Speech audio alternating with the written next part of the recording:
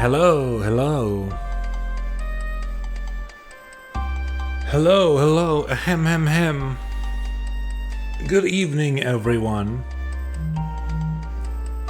We started a little later today because I felt like it. I had some ingredients I needed to use, so I wanted to make a decent meal. That takes time. It was good, though. I enjoyed it very much. Hello, hello. Hello. It's me. Hello. Wait a minute. Is that your normal greeting? Hi. Okay.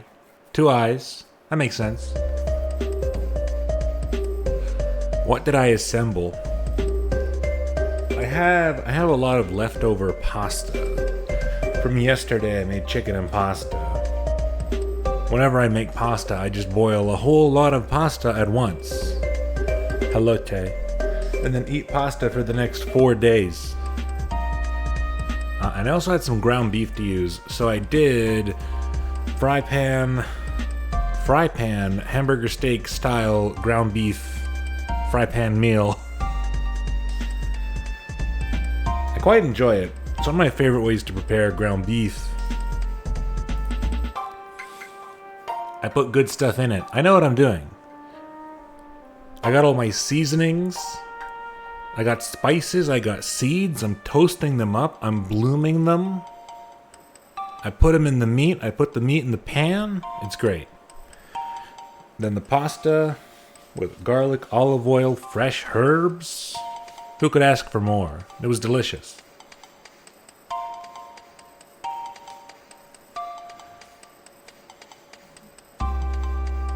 I only used up half a portion of the ground beef, so that's probably going to be what I'm eating tomorrow again as well. I don't mind. I'll use some different spices. It's okay.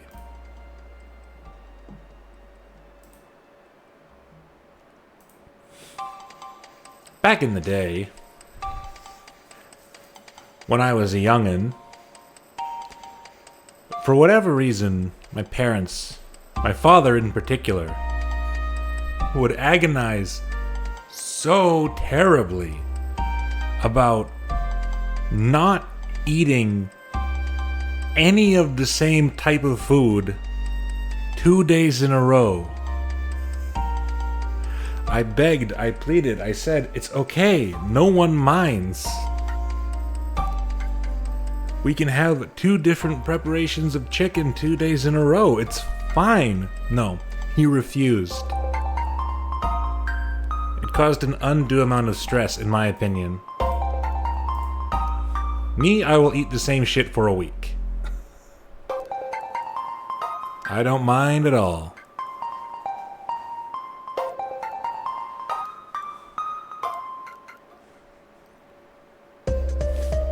Parents are like this? I don't know, man.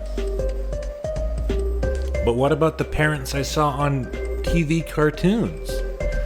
Who would make some kind of vile casserole that looked like sewage and then serve it 30 days a month.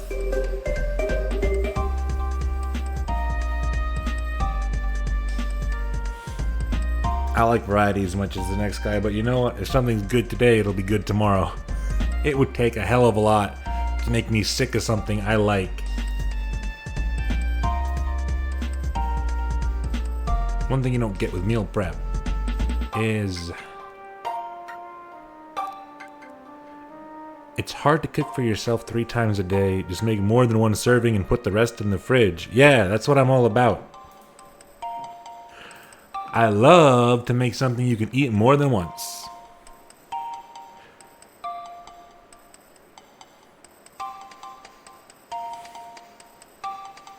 Also, you don't have to cook for yourself 3 times a day. 1 time of the day, you can have toast or oatmeal or a bowl of cereal. It's fine. That doesn't count as cooking.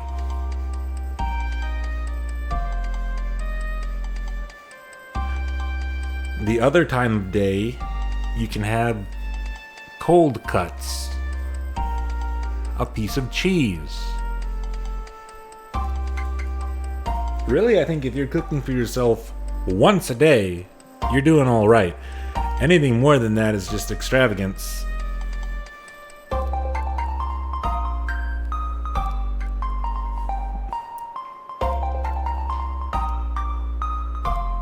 Yeah, just make yourself a little plate. Doesn't gotta be crazy.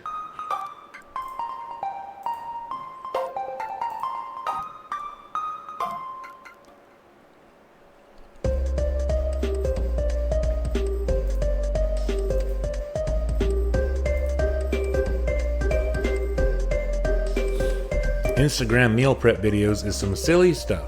Instagram fill in the blank here videos is some silly stuff.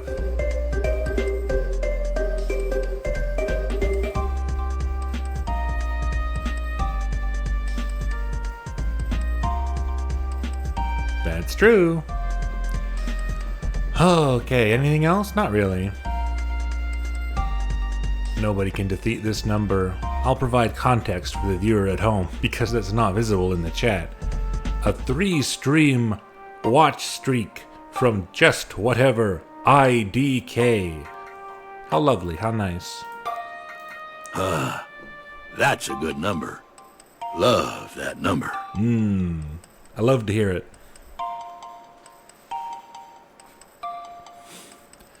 I have elected to simply activate all of the currently re-existing channel point sound redeems. And because why not? It's fun. I got your Karnovs in there. We don't have to have Karnov on the screen when we hear Karnov. I got your strong bad in there. There's hit points in most games. It's fine. Have fun. Landshark is on a 10 stream streak. My god. Now, to be fair...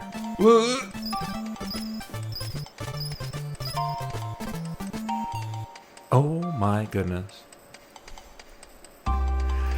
Wow, wow, wow. So impressed by the streaks.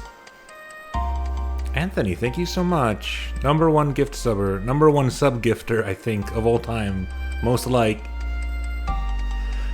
5 gift subs from Anthony Kvarnstrom. Cubit Squared. Maybe Duende. Yuan Duar. Cubix. Dippy. And Belbino.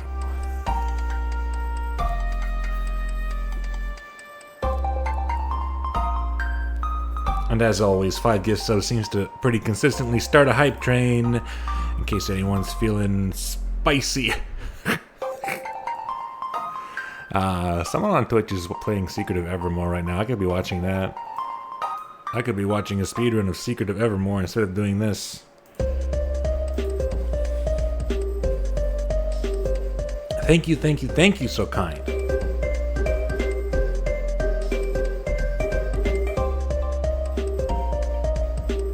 What was I saying?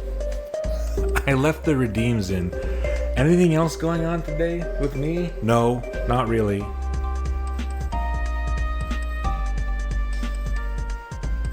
Landshark just continued their sub from Prime Gift to Tier 1. Ah! Oh, you got a gift from Fireman. Oh, that's right. That was the other day. Wait, that was so recently. How are you already continuing it when it's so recent?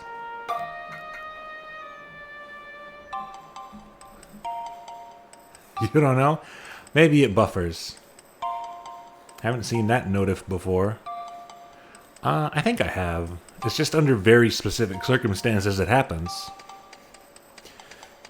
You have to have not had a sub before, be given a sub, and then choose to extend that sub.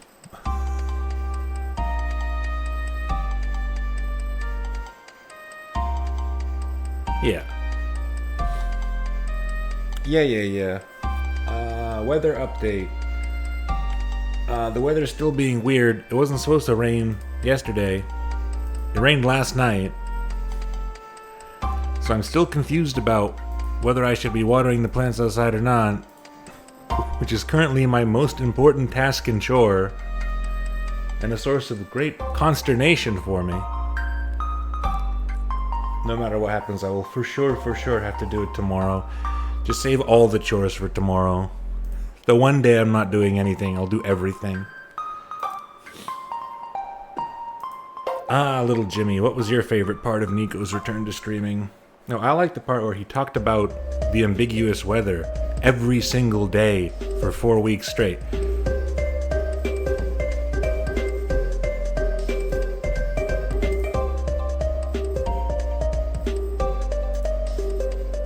I have a cola. Any big cola fans in the audience? There could be a cloud in the sky. Yesterday I was saying it was sunny on one side of the building and cloudy on the other.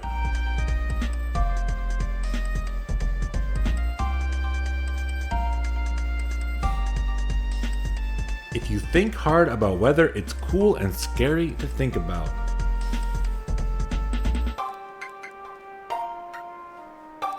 That's true. They're really whipping shit up there. I would like to look at some very up-close footage of clouds. I was thinking about clouds the other day. I was like, boy, they sure look like they're not moving from here.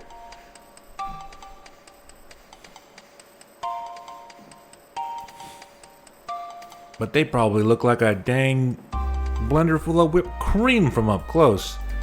We got some thunder over here last night.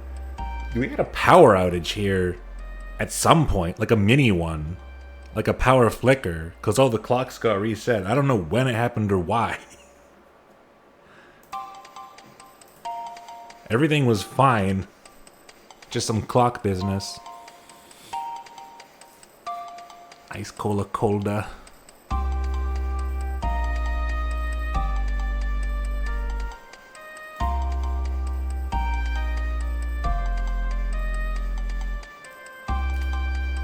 Cola fan here. Oh, I gotta open my hype chest. I got this. Very trendy. Very nice. Every day I will use this, I believe. Had a power image over here. I was struck by lightning, but it turned out to be a gift from Thor, making me stronger than before. Very cool. Very cool, very real, very relevant to the games we'll be playing today, which are also shit someone made up. Stronger than Thor. Speaking of Thor, the first game we are playing today, I got a collection of... Not a collection. Well, I've been accumulating a collection of little interesting RPGs on Steam, some of which have demos. I decided to look at... We're looking at two today. We'll be looking at the demo first because it will end, simply put. And then after it ends, we'll play the other game. I'm playing a game called TORR. TORR! I found it on Steam. I think it was released more or less concurrently on itch.io. TORR is a name you'd expect from a big barbarian dude. This is a little adventure boy. This is one of those little adventure boys. I'm on record saying I don't particularly care that much for the little adventure boy archetype. I would prefer it if it was literally anything else. I just put up with little adventure boys because usually the games they're in are pretty interesting. Tor, or the Swedish word for dry. Actually, based on what I've seen, that might be relevant. We'll see. Quest Lads, Little Adventure Boy. LAB.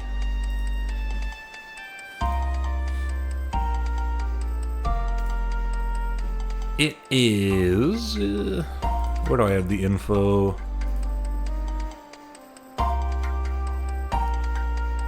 Where did I put the info? I'm glad Twitch.website likes to send me a little notification every time I get an emote from a hype train, as though I didn't notice.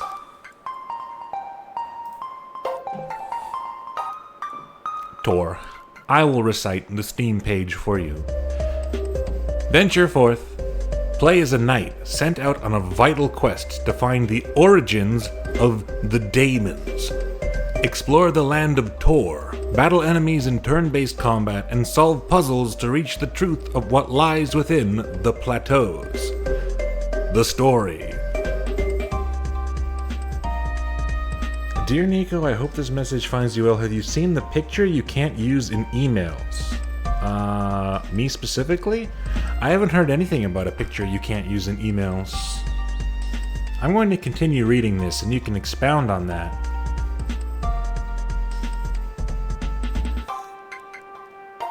Think I misheard a message, a thing you said, move on? Okay. I hope you're doing okay. I'm gonna keep reading this. For as long as humanity can remember, the world has been only TORR, a pair of lone plateaus that breach the sea of clouds. No one knows what lies below. But recently the land has become barren, and monsters, dubbed daemons, plague the plateaus. The Battle of Morona, a one-sided slaughter of human demise. The Eastern Isle of known humanity, lost in a day. You, Sir Knight, you must take on the quest that could save these lands. Find where these plagues originate from. Save our kingdom. The basics. The game is simple, harkening back to the RPGs of the 80s. Venture out and uncover the towns, temples, and hidden locations within the plateaus. On your journey, encounter dangerous foes randomly. Attack. Use learned spells. Consume items. Or flee. If you can, that is. Defeat them and level up your knight. Maybe even save some money to buy that sword you've been eyeing in town for the last hour. And when you finally feel ready to tackle that area that's been a bit too tough, venture forth. Scattered throughout the land of TORR are ruins with puzzles of many varieties and epic rewards that can help you on your journey. Some of them can be out in the open, in the dunes, or tucked away in a hovel. Surmise the solutions and be rewarded with items, spells, money, or even knowledge on how to progress your journey. The Spires. Far away in the distant reaches of the plateaus lies ancient carved spires made of bone. No one knows what they do, much less have been inside one. Your gut feeling tells you they are of importance. And that's the game itself. There's a little bit more I'll get to in a second. Yeah, that's an RPG. Exactly. That feels like a dig at the Moon Goddess game, the bit about buying a sword. Yeah, any game that lets you buy literally anything of value is purposefully taking the piss of that one game I played last week, I think probably is canon from now on. I'll have a game with spires. Spires are popular because it sounds slightly more interesting than tower. For this last bit, this is a personal message from the developer, and I'm going to put it up on the screen as I recite it for you. Sound and art. Everything was made by one person. Me. Hello, I'm Toho Moko, a video game music composer. Before setting out on the journey that was making TORR, I composed for many indie games and still do. What started as a I could do this moment after beating an undisclosed JRPG for the Game Boy turned into a full game project that I've been handcrafting for better part of a year. I hope you enjoy everything from the art, music, and programming behind it. For the art, I tried to limit myself to the color palettes of the Game Boy Color. Most of the tiles are limited to the 4 color constraints that the handheld had, but I break it a few times. Har har. Same goes for the music. I use the same limitations of the Game Boy Color sound chip as well. Every track and sound in the game could technically be recreated on original hardware. I'll be uploading the demo OST to platforms, so look out for that if you enjoy any of the music. If you're reading this, thanks for stopping by. I hope you enjoy what I've made, and if you have any feedback, bugs, or anything the like, please leave a review or comment, or literally anything that can be read. I want to make the game as solid as possible. It's my first attempt at something of this scale. Let's do it right. Thanks again, and enjoy this first slice of TORR. It is sweet, isn't it? It's heartful, it's heartfelt. Anyone can make a game. Anyone can make a game. You can make a game. Pointing at chat. You can make a game. And indeed now, I grab you roughly by the lapels and I insist that you make a game, unless you're really not interested in it, in which case that's okay, and I set you down gently and brush you off sweetly. I care so much about game dev. I want people to make games. I want to help people make games. I'm an open book. Anyone out there, cordially invited. Cordially invited to use me as a resource. If you want to get started making games, help you. What are you doing? Is it cool?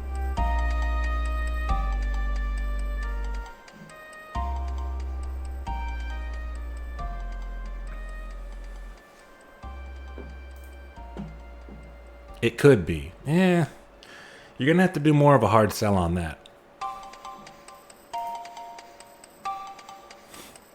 Anyway, we should get right into the TORR demo, I think. I don't know much about it. I saw one comment on the itch.io page implying it would take about 2 hours to beat, so I suppose that's what we'll aim for and expect. After that, just as a little tease, we'll be starting up a non-demo, a complete game that justifies my dragon-like theming of the night, called Crop and Claw, which is also a Dragon Quest inspired single party member RPG, only this one is has a particular theme, it has a particular aesthetic going on. We'll get there afterwards. You gotta get back on your game dev horse. I will not grab you by the lapels again, but I will shoot you a stern and knowing look. You must. If you believe that you must, then you must.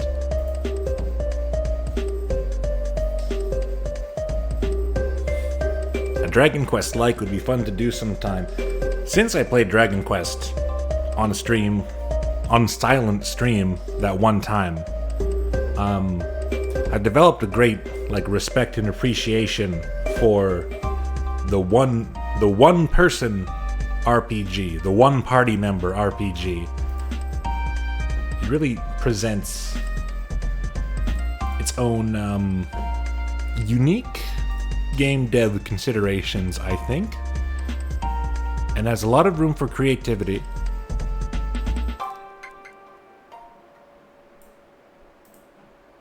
The one guy. That one guy. A that guy RPG. You have ideas about this? Well, of course. Feel free to air them out during a stream, especially one such as this. There's only going to be so much going on. I mean, let me get into the swing of things, and then when conversation lulls, feel free to start a discussion, you know what I mean? TORR demo, I already tested this out. Play TORR demo. Play TORR demo. Ah.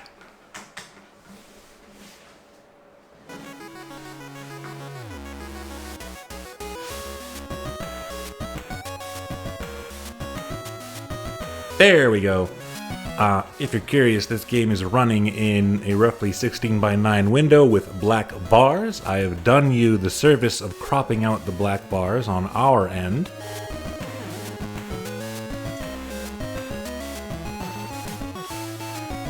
Since this is made by a one-man team of someone who was primarily a video game composer before, perhaps we should crank it a bit. Crank that music. Can I? No, the volume's already maxed in my mixer. We'll see if there's options in the game, but we'll keep an ear out. Of note, it's a controller game, but specifically for these two options, you're allowed to click on them, which is fun. You can do that. It makes me... Well, hang on. According to the volume mixer, this is Godot Engine. I was about to say it makes me think this is made in Game Maker, but I guess that is deconfirmed.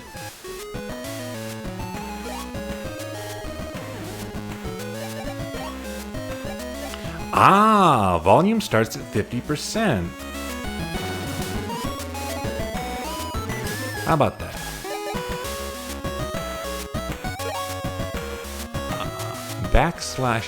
/push. Oh, we're gonna have box pushing, eh? Accept check. Menu is star. On a controller game, even though I know it's kind of standard to have menus on start, I think putting it on a face button is generally preferable.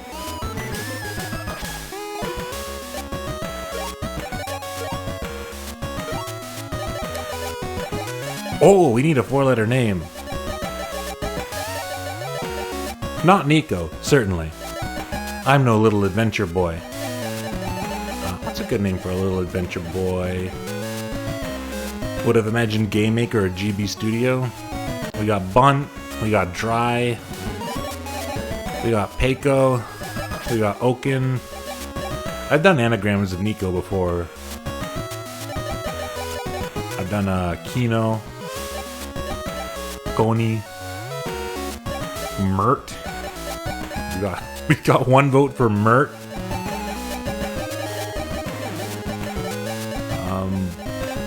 Luigi. Can we fit the name Luigi into 5 characters?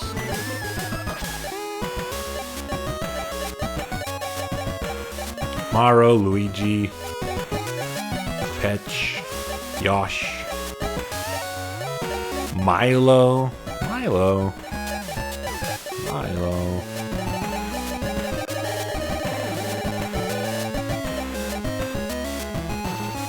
That's 2 votes for names that start with M. So far, the only repeat starting letter of the name is M. Torneko, but 4 letters. Interesting. M. Mild.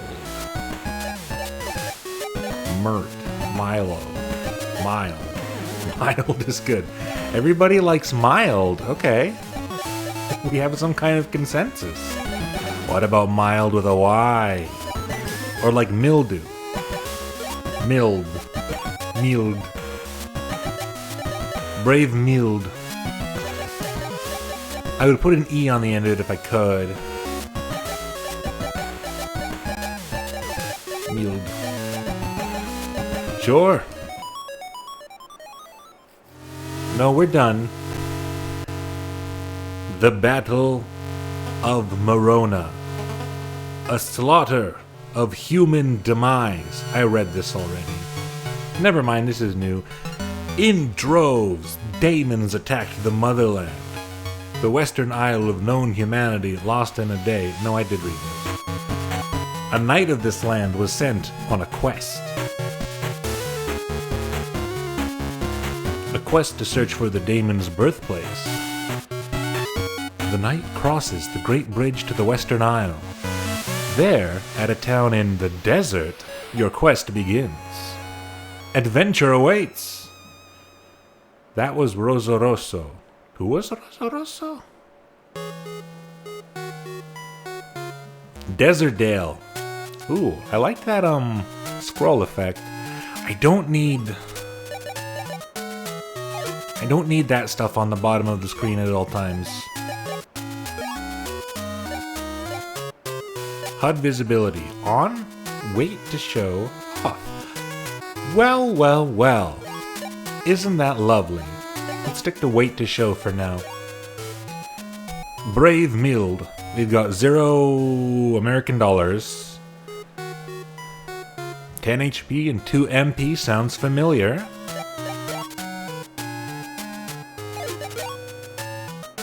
Oh, cool. Base stats, plus the equipment stats and a total, and all the equipment stats on their own. Wow, that is comprehensive. Ooh, some MacGuffins. We gotta get some gym badges.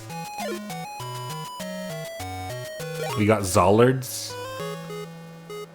If it was the other way, I'd call them Zollards. We are naked. We got room for 2 rosaries. We can worship 2 different gods.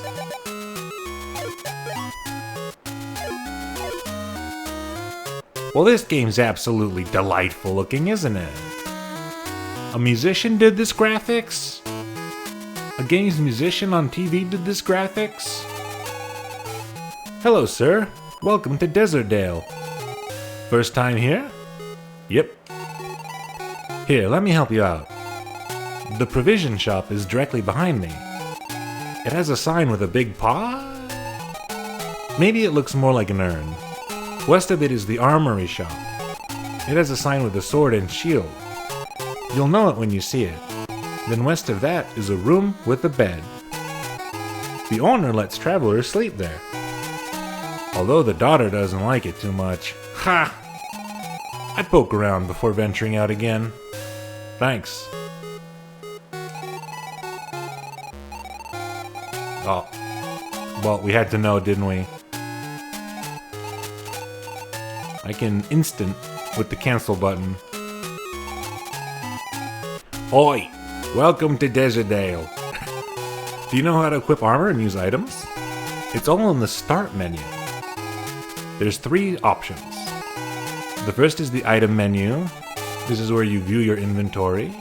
You can use items there. I did it instantly, and it does not stop if there's more text per box. I see. There's an info function. Next is the equip menu. It stands for equipment. If you get a new sword, make sure to equip it. What? Hang on. I gotta look at that acronym again. That's our status.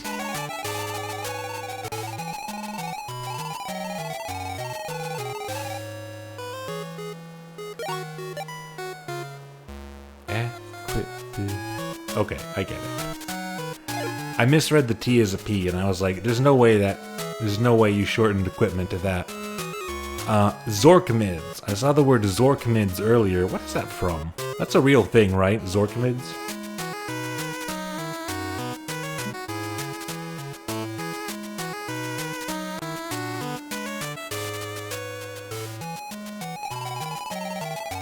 Hello, sir. Care to buy something? Egg. That's from Zork. That would make sense. Ration. I have no money. They've started me with no money. Oh, there's a talk option. Hang on. Are you from around here? The desert, I mean. No, I'm from the east. Past the Great Bridge. Oh, you're a visitor then. You should go to the Overlook. Follow the waymarkers outside the village. I've even heard there's an abandoned building on the way. Be careful though. The desert has been overrun with monsters. Thank you. I'll give it a look.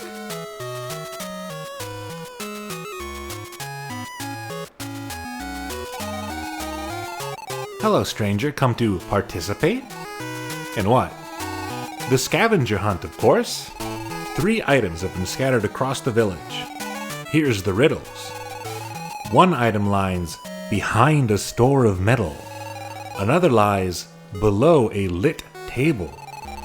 The last lies in nature's bald spot. And remember, press A to check the ground beneath you.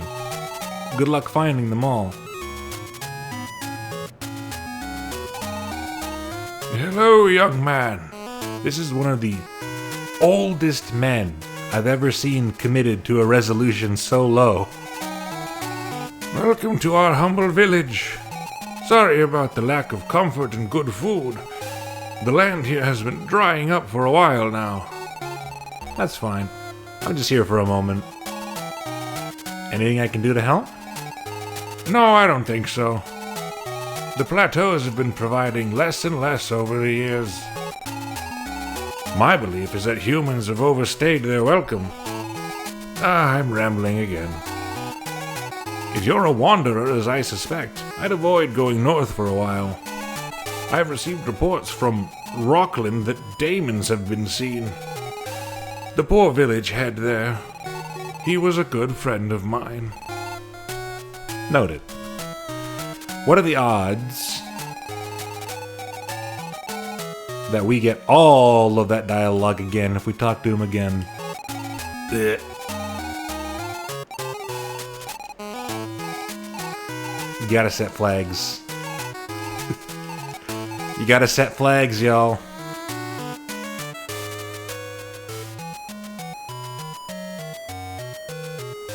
Is this the bald spot?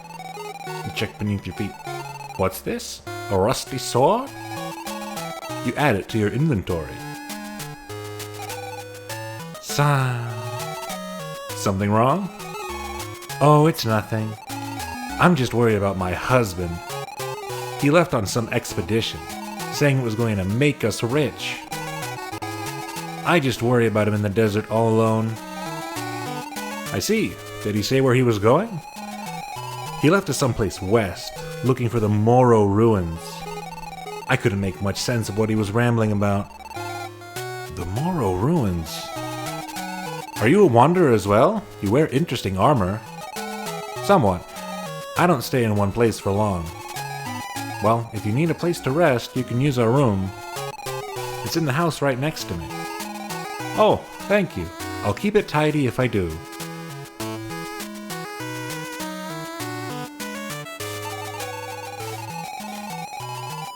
Do you always just barge into people's homes regularly? Trying to make it my thing. Also, I might sleep in here. Is that okay? I don't care. Have you heard of a desert temple by chance? Question mark? My dad said he was going. He said he was going west? Never mind. Oh, free. Spawn set and game saved.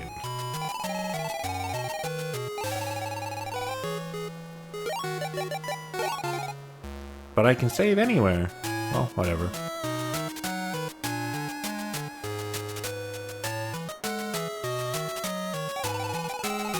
Hello, sir. Welcome to the armory. What's with the getup? What? You look all, like, soldier-like. You a soldier from the east or something? I was. Heard about the stuff that happened over there. Pretty nasty stuff. So what you think? We screwed? Of course not. Sounds, good to me then. Anyways, you check out the scavenger hunt? There's a chick outside the chief's house running one. If you're how you look, you might want to check it out. Thanks, I might check it out. Ooh, I just found $8 goddamn on the ground, didn't I, with that rusty sword? How about that? Iron Man mode where you can only save at beds. I guess that's how you would do it. The other one's supposed to be behind a shop of metal. What's this? A ration. You add it to your inventory. What was the last one? A lit table?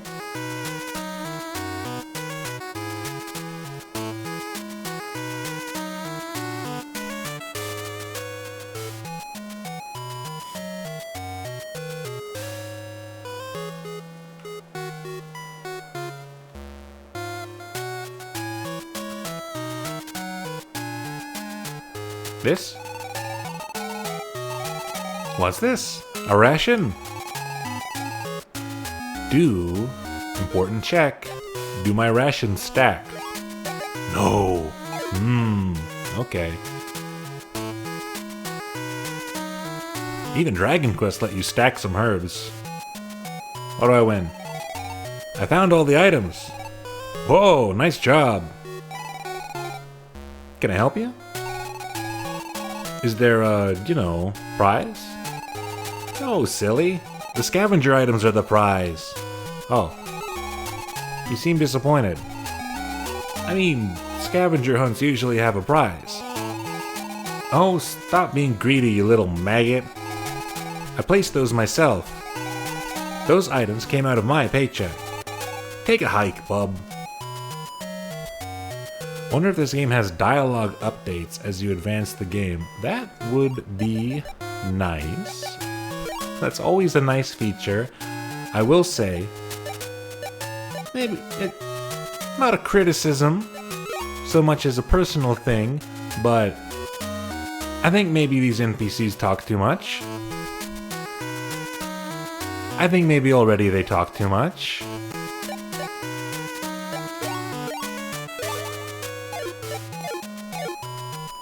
We perhaps needed an editing pass in there.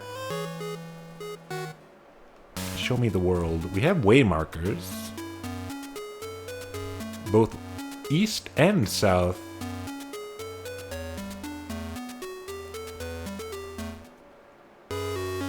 The dialogue in this is reminding me of the Metal Saga dialogue, if people remember me complaining about that. Hello, traveler. Hast thou come herest to learneth spells? Spells? In here? Quite. Simply approach the altar. Consult the tomb upon its brazen face. Prediction in the chat, did they mean tome? Is it an actual tomb or did they mean tome? Informal prediction. If thou hath no spells, talk to the nun besideth it. Why do you speak like that? Leave me be.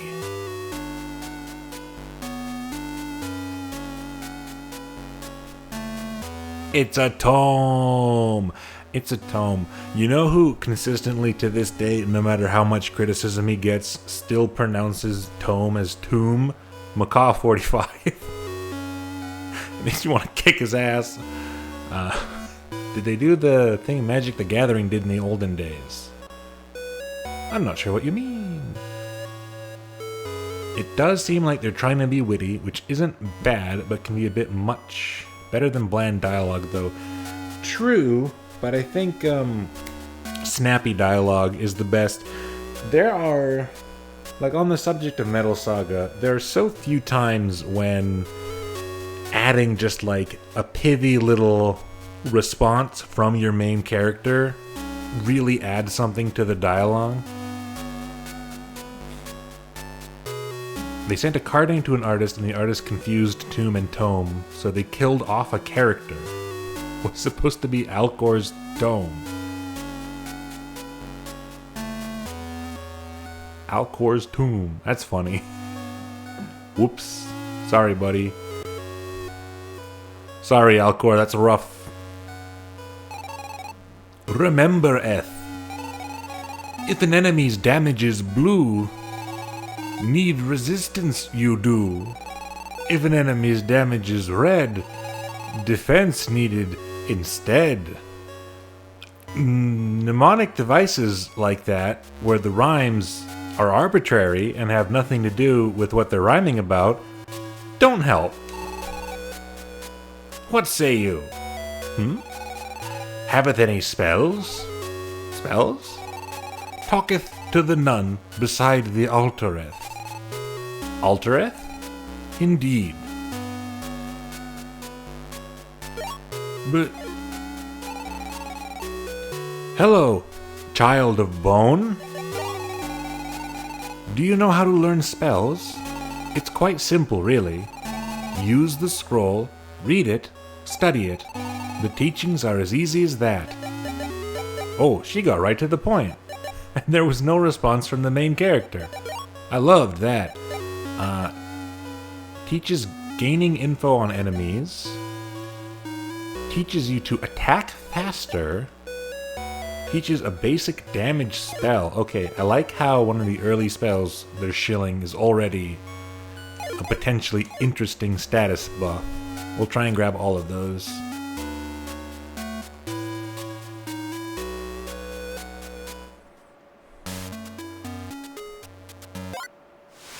Oh, that was cute. Cute little word bubble.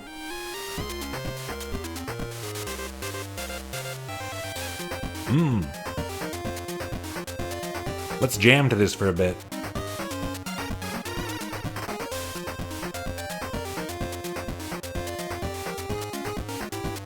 Yep, I like the battle screen. It's the first thing that caught my eye. Doombat swoops down. Miles took 1 damage. Miles attacks the Doombat. Doombat takes 5 damage. I gotta point something out immediately. This is a problem I see with so many amateur game development projects, indie dev projects, even like super polished ones. They don't do the character by character dialogue writing correctly. They don't word wrap it correctly. I think 90% of games I see with letter by letter text writing doesn't do it correctly. You see that on the points? It keeps writing until it reaches the limit, and then the whole word goes down. The line swapping, yeah. Moving on to the line break.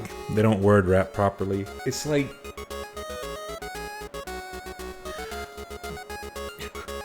I'm gonna open up Game Maker and show people how to do that one of these days. I swear to God, it's like one extra thing you gotta put in there to make it word wrap clean. It's so important. You either do that or you have to like manually put in line breaks, which is no good. I got $1. I want more than $1.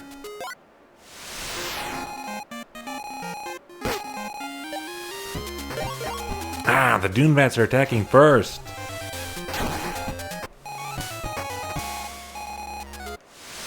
Unavoidable attrition damage. Oh. What is this supposed to be? The mountain pass. That didn't look like a mountain pass to me. That looks like a yawning abyss.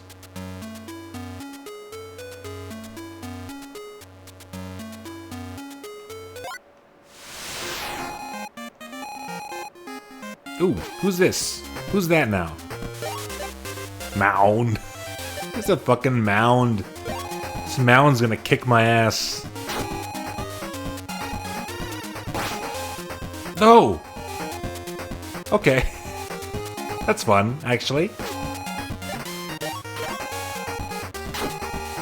I'm a little disappointed it's not just mound, but hey. Cool gimmick. Shit. I'm getting hurt.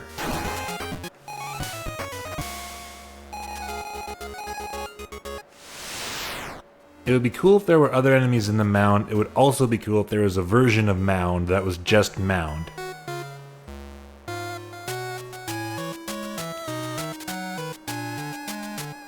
I've seen people have the dialogue right all at once, but with transparency set to 0. And then instead of adding each letter to the text box, they reveal each letter. There are nicer ways to do that. Like, whatever works. Whatever gets your game out, go for it. There are elegant ways to do this kind of thing. $6.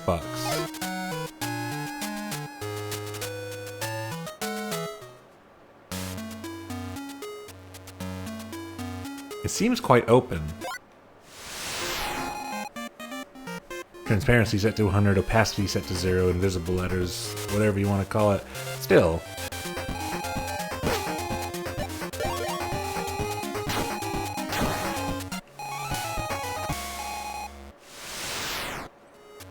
Sort of a roundabout way to do the same thing you'd be doing anyway.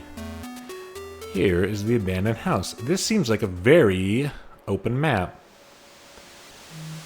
Doom Room. I don't think bookshelves are going to have anything.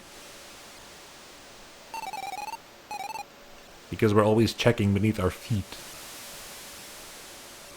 Revealing the letter, I think, helps with each letter revealed needing to move a word at the end of the line for automatic wrapping.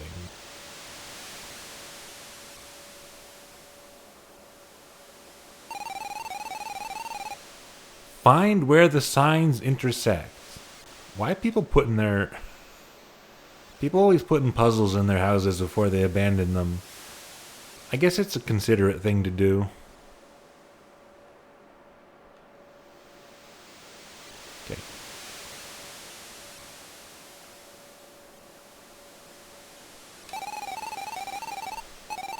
What's this? A ruby. You add it to your inventory. Sellable. Oh, I love a sellable. I love something that's just for selling. I don't think we can reach anywhere else in the house, but that's good enough for me.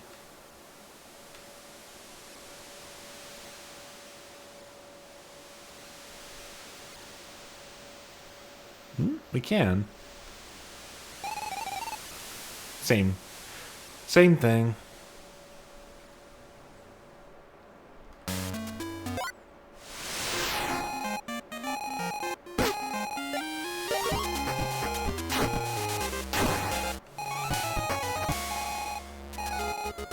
Mild leveled up. Ooh. Ooh, fun. Fun little accumulation there.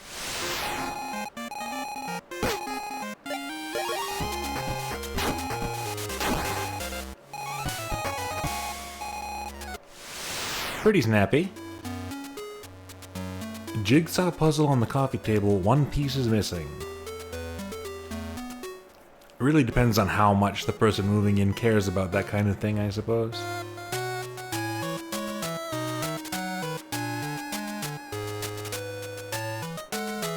Jigsaw puzzle on the coffee table. It's glued to the coffee table. One piece is missing. The piece is in the other room. It's glued to the table in the other room. You have to pick up the table.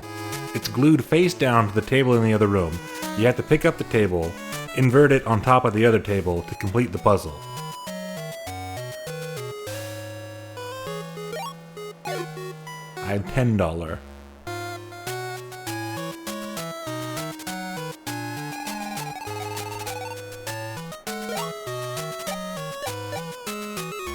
I can afford nothing.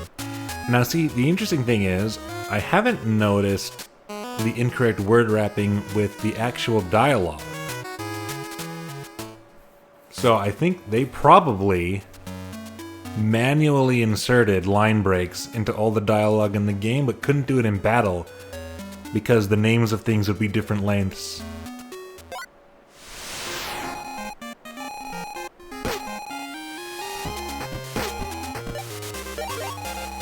You did that with a Gorlak? You gotta have a system.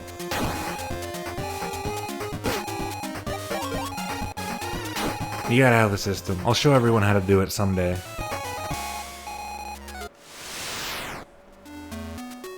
I don't need the area name popping up after every single battle. So how much am I grinding here? I wonder how much grinding went to... Ooh, what are you? Some manner of repugnant worm? A burrower. Ooh. That was a lot.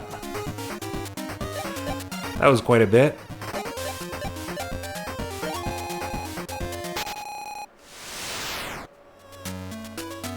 I think we gotta grind, y'all.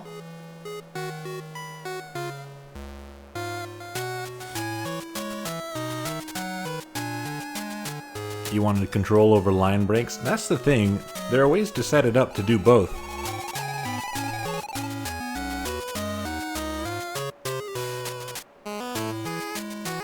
Ah, but you were using RPG Maker, right? So that's kind of... That's all manual line breaks.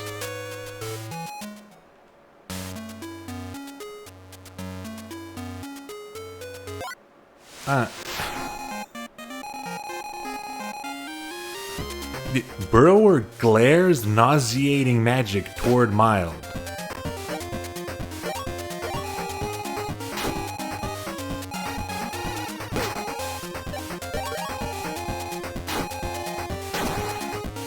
Some manner of nauseating worm? You got a plug-in for it, but it can be slow sometimes. I see. What do you mean? Area not available in demo. You're saying I could go right up there? from the start of the game? Ah, what happens if I smack a mound?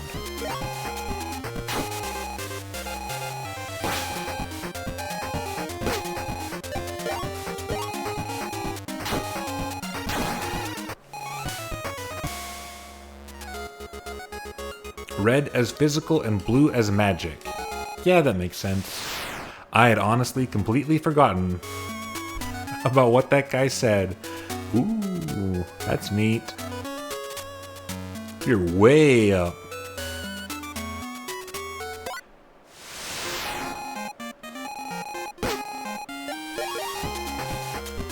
Anyway, if I'm taking 3 damage from some stuff that can spawn in this area, I'm gonna need armor. Interesting that none of those 3 early spells were healing spells.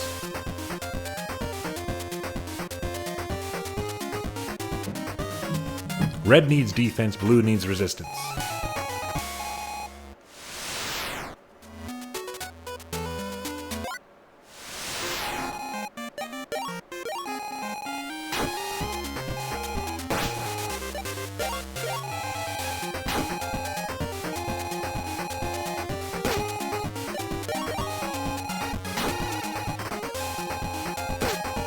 Well, I've died.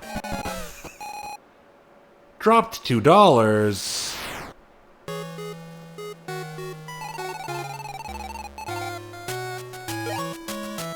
I guess that's better than dropping half of it.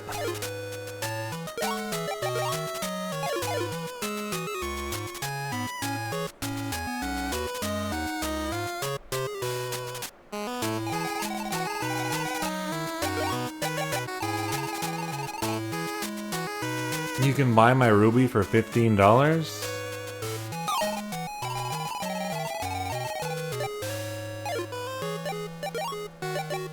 You can buy my ruby for less than the value of an iron shield? Oh, well, I hit 32 on the dot, so... Wards off evil, +2 resistance. Shiny and sturdy, +2 defense, -2 speed. Everything is outspeeding me already. A dull but reliable blade, +3 strength, that's +1 strength. Well, I'm still getting hit more by physical stuff, so let's get this.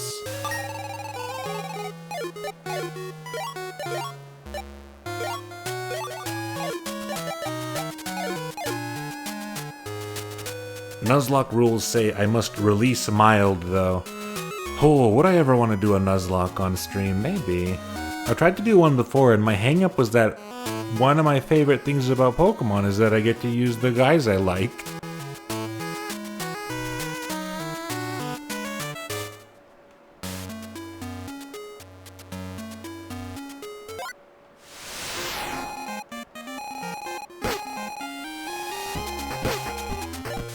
Okay, they're both doing 1 now, at least with their physical attack, so that's good. Here's the problem with me doing a Nuzlocke on stream. It wouldn't be that exciting because I'm too good at Pokemon.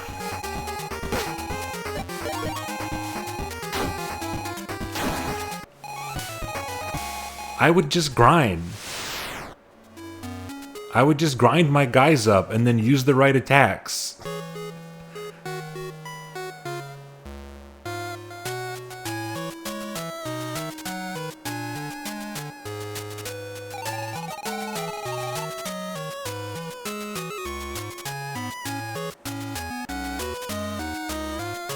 You can just play good. Nuzlocke is only tough if you are impatient, really.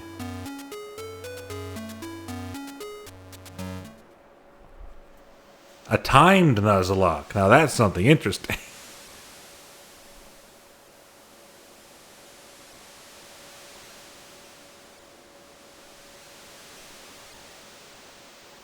You just play SMT or something? Yeah. Huh? The dragons have arrived early. I didn't know. Time does make grinding a limited resource. Yeah, exactly. This sure is a long mountain pass that might lead to somewhere I'm not supposed to be yet. Oh. The bone worm's jaw unhinges, breathing flames. Ooh. Dragon time, baby. Well, that was cool. Cost me $6, but it is neat that they're just like, nope, can't go that way yet, and here's why. I had fair warning. I can't complain. Let's go hunting. I like, the map is intriguing. How interesting the map actually is depends on how much secret stuff, secret optional stuff there is available to find on it. But I like the idea of a big open explorable map like this. I cannot handle 2 burrowers.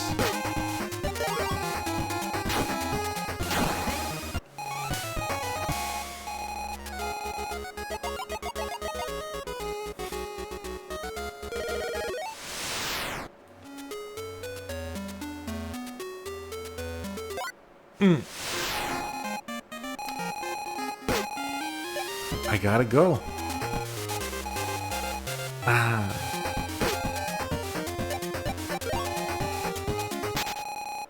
Random stat ups. I don't know how random it is. Maybe it's seeded based on your name, like Dragon Quest.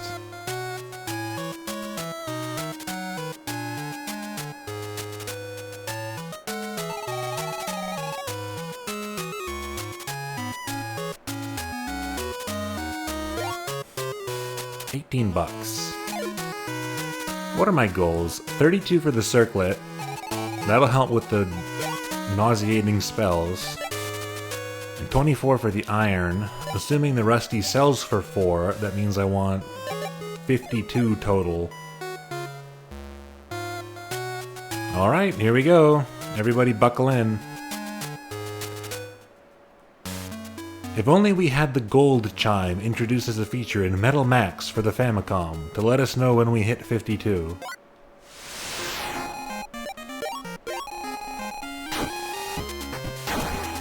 Mound was slain. Do I get more from Mound?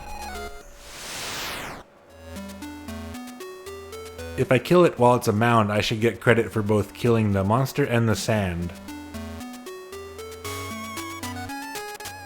Ooh. East Annex. Ooh. Oh, I thought this was going to work like ice. We go up from there.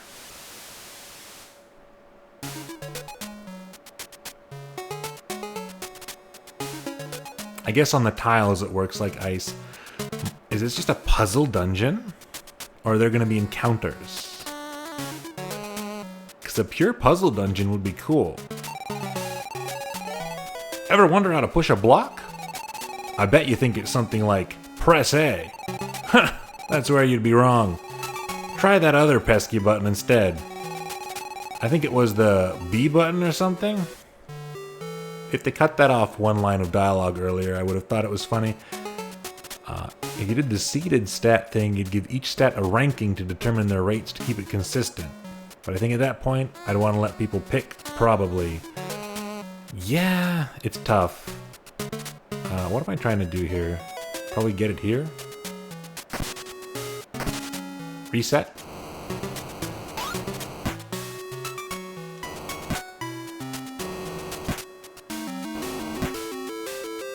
I have thought a lot, like kind of piggybacking off of our Final Fantasy Tactics stat gains based on your job discussion from the other day.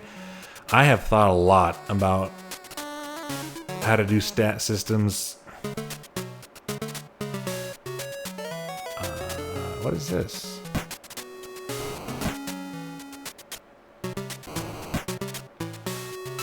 The inactive one, I guess.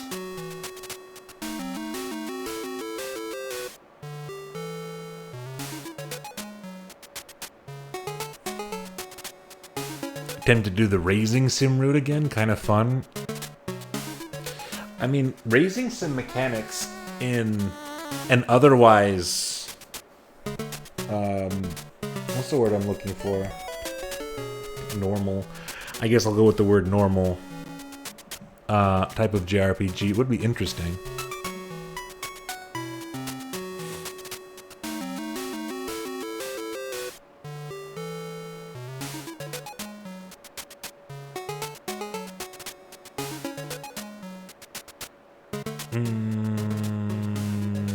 What am I not seeing? I gotta use this one to block the other one's space, right? I can't do it this way, though.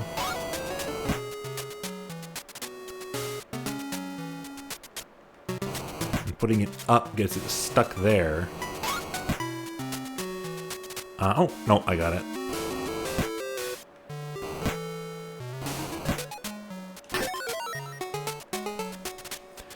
DQ3 has the personality thing, and you can change it at whatever point with items.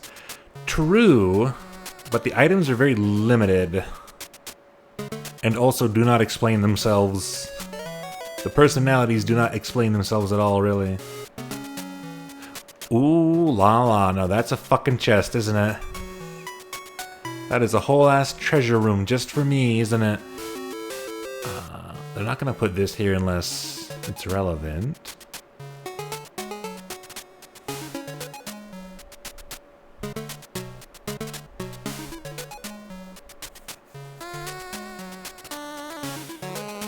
Raising Sim is like basically how all those browser-based RPGs were doing it back in the day. Spend your energy on an activity. I gotta get here. That means... What does that mean? It depends. Is it going to stop here, or do I have to stop it here manually? It means if I get the gray block in one of the corners, and the active block in another corner, I can push it down and then across.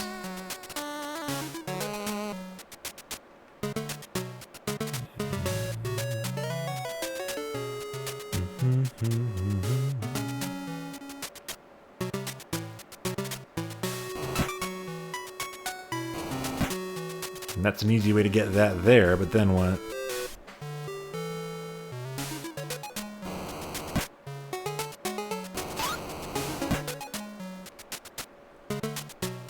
That does nothing.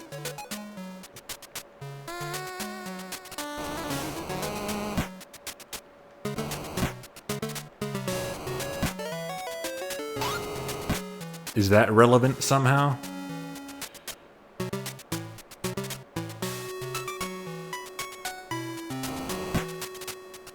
Probably not. It does kind of let me... revolve these forwards. Hang on. Maybe that is relevant.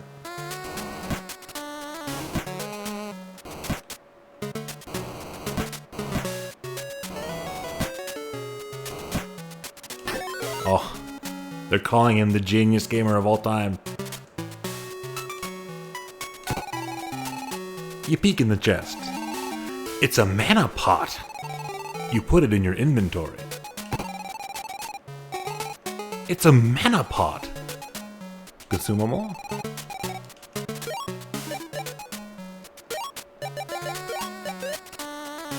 Bubbly. Plus 2 to 8 MP. Oh, fuck. That's a hell of a roll. That's a Dungeons and Dragons ass health potion roll.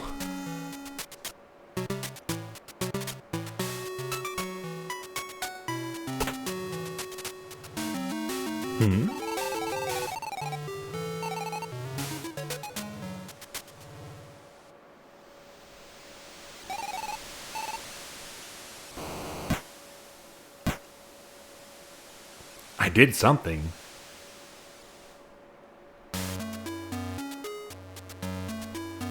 If that's max MP or just current, I'm gonna call that a consumable because right now we have 4 MP and potentially increasing that by 16 if we get lucky would be kind of nuts. I activated some manner of beacon. Uh-oh. That is not an adder. Try again.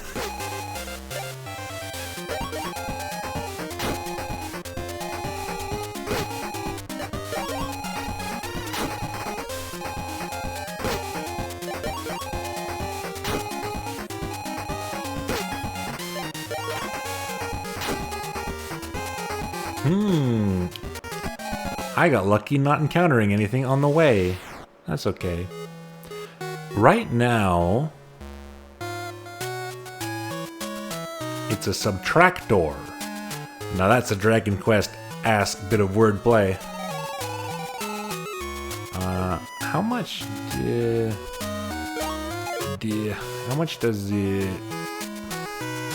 a ration cost? 6. A ration is $6, and I'm losing $4 to $6 when I die. So, oh, a robe.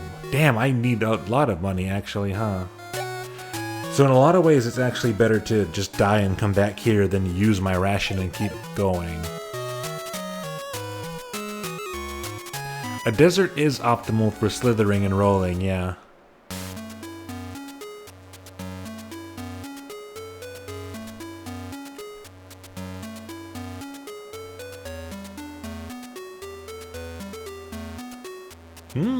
There is stuff.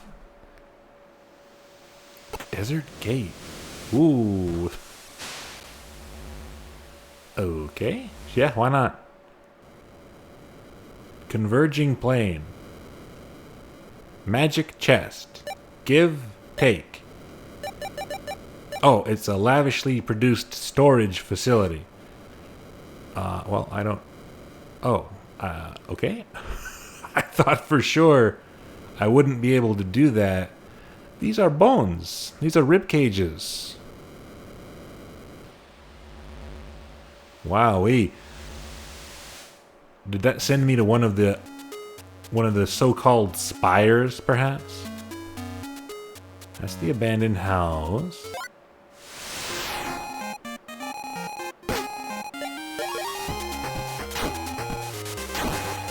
The Yumeniki zone.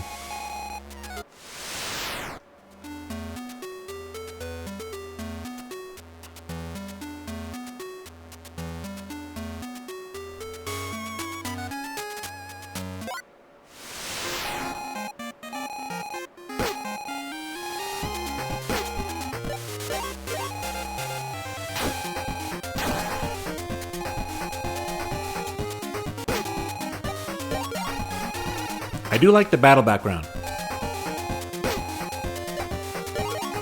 It's very subtle. Good use of dithering. This tune is a bop. Yeah, you should assume every tune in this game is going to be a bop until proven otherwise, because this game is made by a one-man team of a video game composer.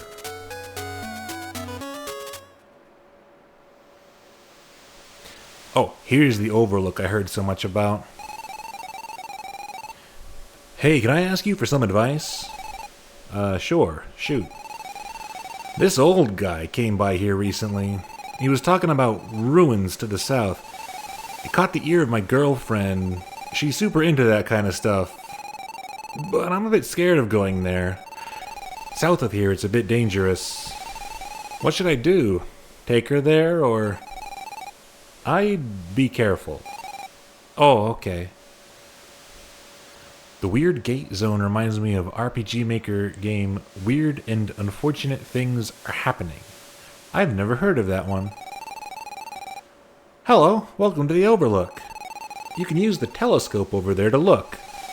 Someone set it up to view the spire. It's also weird.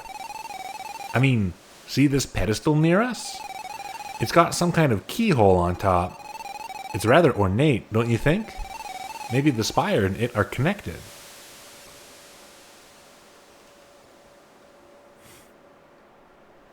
That's a spire, all right.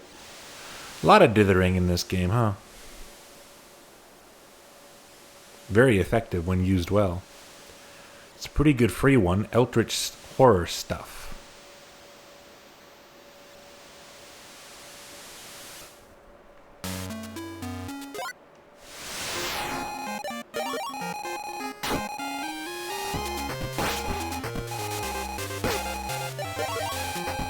Okay, well, we have a task. We were directed toward the Overlook, and now we've been directed toward the Southern Ruins. We just have to be able to get there. Unfortunately, like I said before, none of the available spells are healing spells. Mound looks left and right. Mound moves a little bit. Is this gonna be something fucked up? No, it's just dead. That was some kind of sand crocodile.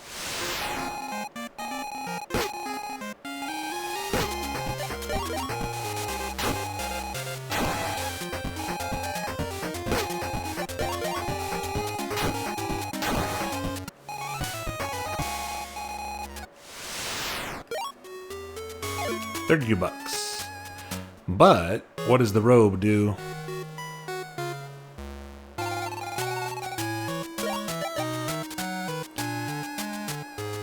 +2 magic, +1 resist. That is not as much resist as the circlet. And that's what I need right now.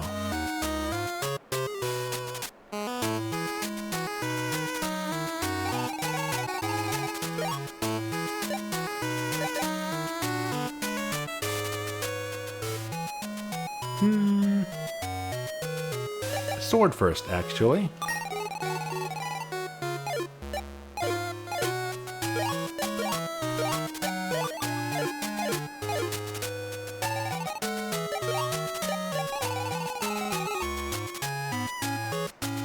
Rude, but sure. Just get rid of it. It's not like I'm gonna be blacksmithing sword orbs into it to give me more charge levels.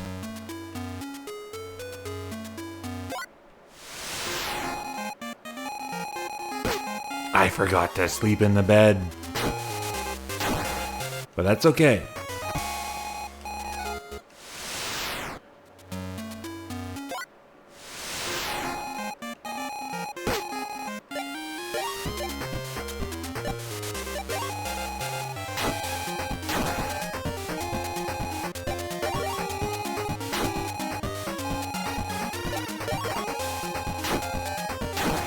We're getting mound behaviors I didn't see before.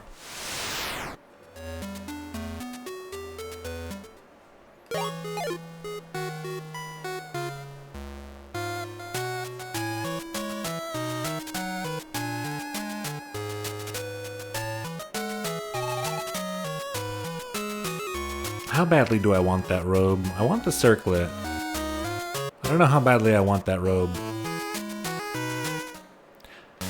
It's a bit weird to,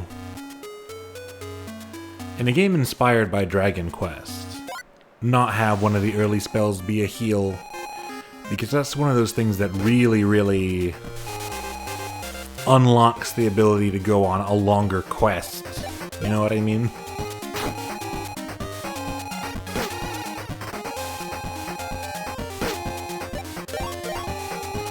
Getting a heal spell is one of the first things that activates your resource management.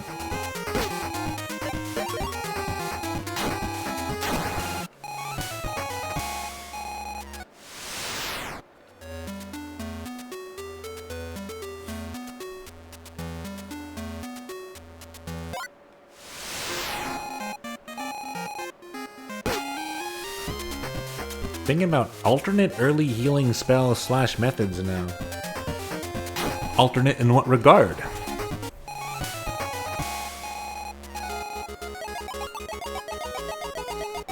Ooh, big level. I like that.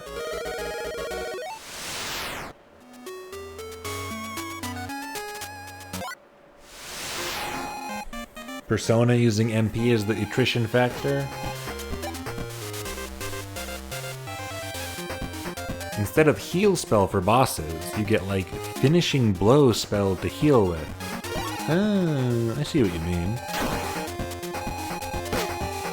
Like as long as you're fighting correctly, your sustain is a lot higher. As long as you're doing the math right, as long as you're planning your finishing blow correctly, that would be pretty good.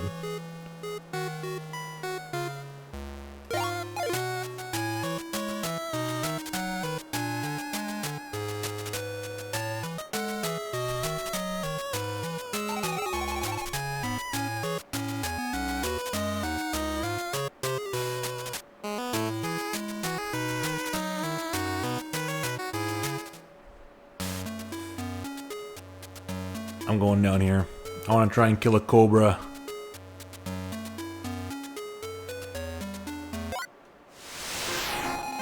Oh, this ain't cobra. Geoids, level 3. Alright, not bad.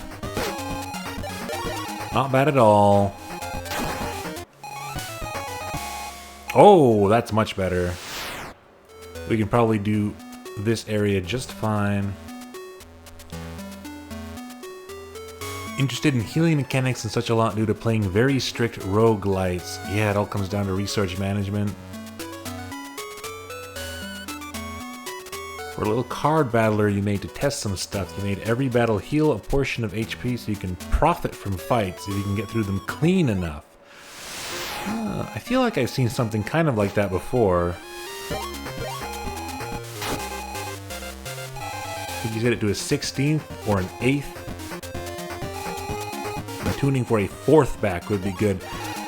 Yeah, the more you get back after a fight, the more dangerous you can make an individual fight, and the more rewarding it is to do it clean. I am astonished that of the geodes and the adders are what I have to watch out for. How am I killing geodes in one hit?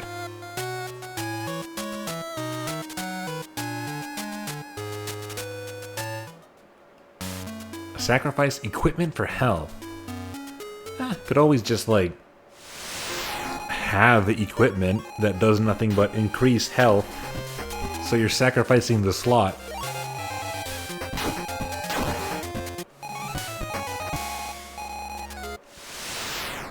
Getting HP back after a fight. Yeah, that's one of the features of, the Prince and Princess in Etrian Odyssey 3?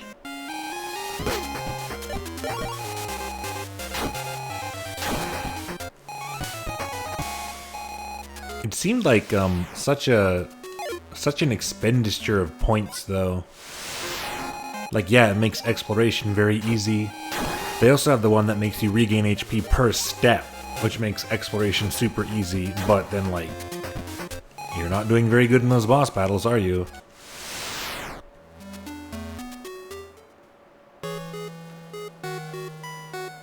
In theory, you can have your exploration party and your battle party, but the leveling in Etrian Odyssey is simply too slow for such a thing.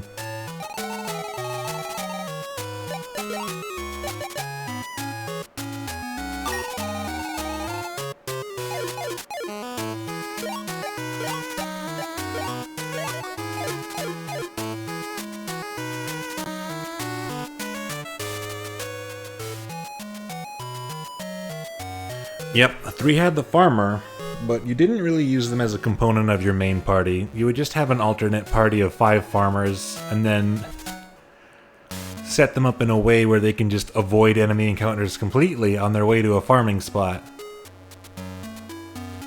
I played Etrian Odyssey 3 quite a bit. Never beat it. I kind of lose motivation at the same part every time. One of your favorite optimizations in Slay the Spire is when you get the item that heals you like 12 HP when below 50% health at the end of battle. So sometimes you want to try and take a few hits. Interesting, interesting. Yeah. Little things like that. There's lots of little strategic things you can do to make basic RPG combat more interesting. It's kind of, if you're making something in RPG Maker without adding too many crazy plugins or anything, it's kind of, that's the #1 thing you have to think about to make your game compelling. What are the little things?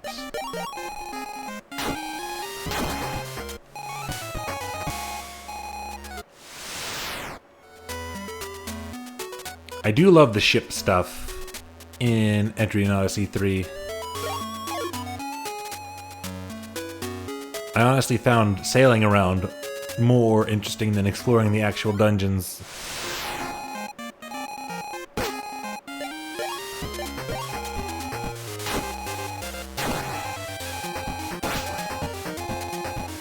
The most fun I had with an Entry in Odyssey 3 run was when I was using an arbalest with front mortar ability and just doing an all-in single target boss killing kind of build where the whole party was about keeping the arbalest safe and buffing it up.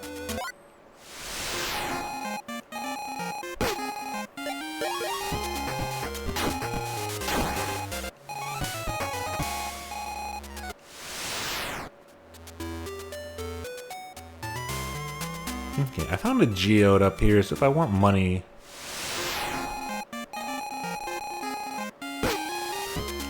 Okay, 1 damage from the nauseating magic glare. It was 45 or so. Oh, but I want the spells too. Let's just do the most classic version of the 80s RPG experience. We're gonna grind right here until I can afford everything I can get at this first town, and then we'll move on.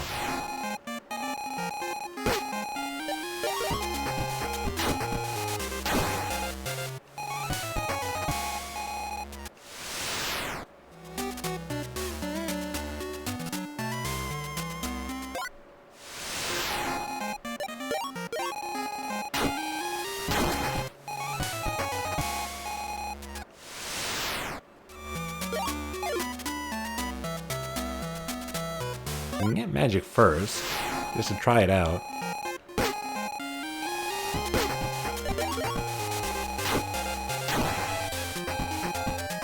The Dune Bats are no good, they're always attacking first.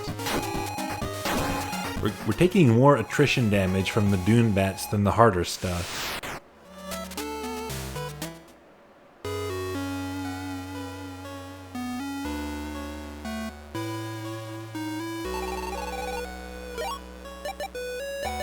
Magic's pretty cheap. I can get all of it.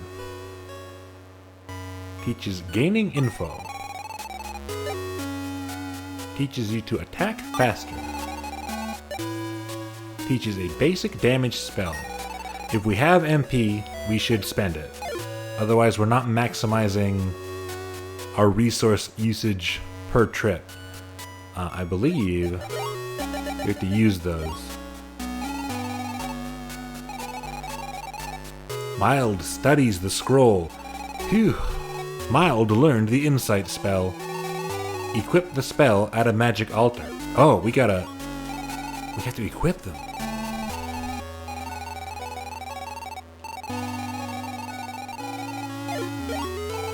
Does that mean I can only have a certain amount prepared at one time?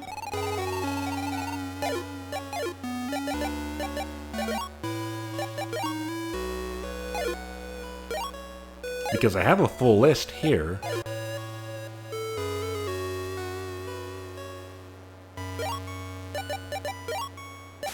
I have 4 spell slots and only 2 right now.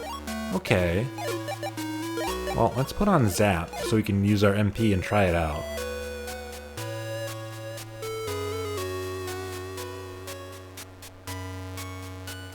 Interesting, interesting.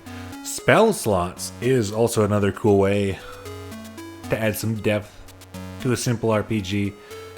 Another thing you can upgrade potentially.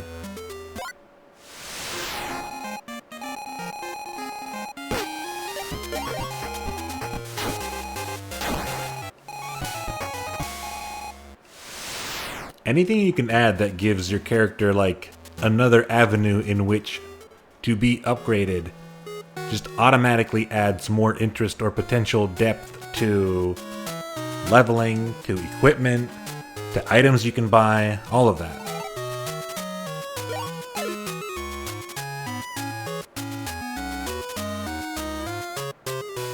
I'm gonna go see if Zap spell will help me kill a cobra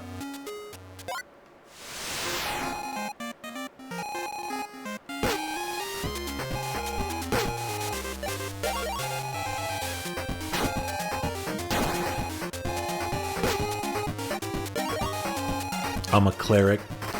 It's kind of the way to do it in a single party member RPG most of the time. Your character has to be a bit genericized.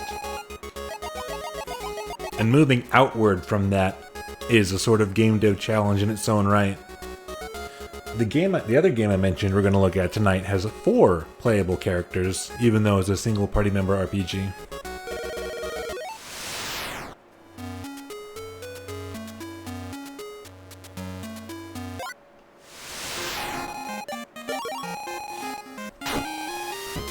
As I've said before, kind of the classic D&D style cleric, where it's a tough warrior guy in armor who has support spells, is one of my favorite things to do in a game.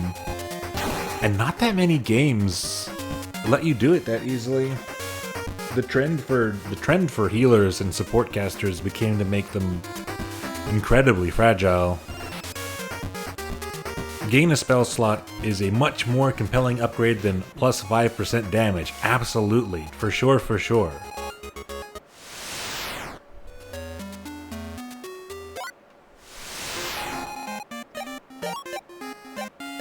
Catter's level 4. I just leveled up. How much do we take? Still 2 damage. I want to know if the spell has an animation, because nothing has had an animation so far. No. 11 damage, though. That's pretty good. That's a nice gun. That's a nice gun in my holster.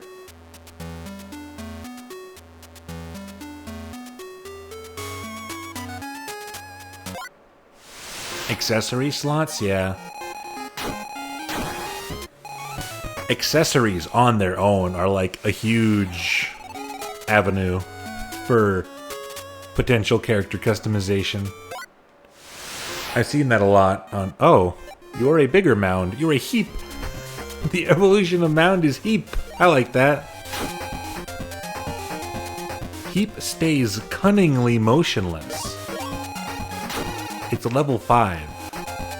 Heap shuffles menacingly. Heap burst open. It's an adder. I thought so.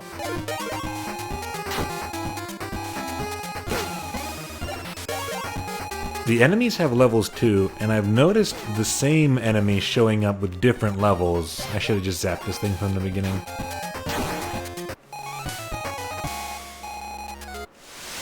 And yeah, we got more for beating that. Considering my zap does so much damage, those mana potions were a valuable find.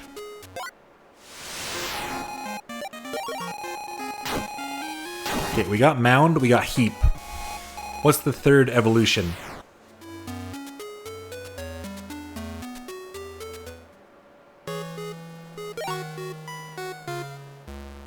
Ooh. Pile? I was thinking pile, but I feel like pile can mean pretty much anything. How's the gaming tonight? Quite charming so far. We really haven't made it out of the first area, but that's as per tradition as far as games like this go. Egg. A cooked egg from Rockland. Plus 1 to 15 HP. Oh, that's too broad. That's too broad, my friend. Ration. A small brick of mash. That's interesting. $4 for a roll of the dice that can potentially get you more HP than the more expensive one, where you're just paying for assurance. That's interesting. That's what we've been talking about this whole time. Just little ways to make games like this more interesting. I'm not gonna roll my dice on an egg. The danger egg. Egg coming in the clutch. The TORR speedruns are gonna rely entirely on clutch eggs. It's all egg RNG.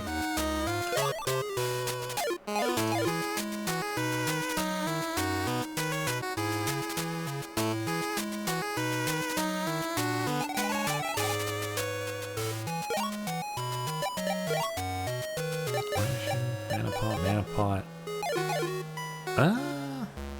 Yeah, let's try it. Let's try and get to those ruins.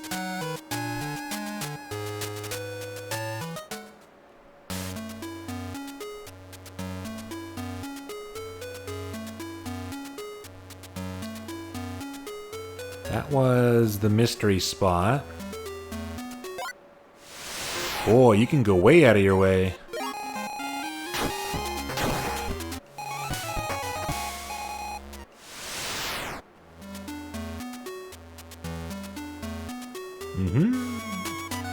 Another abandoned house. Where what? The where what? Where what hideout? What is a where what? Ooh.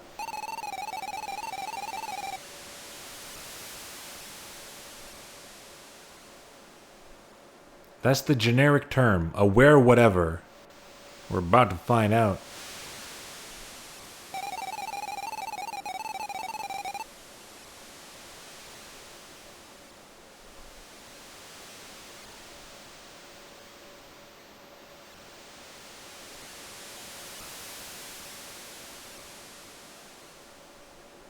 Hi.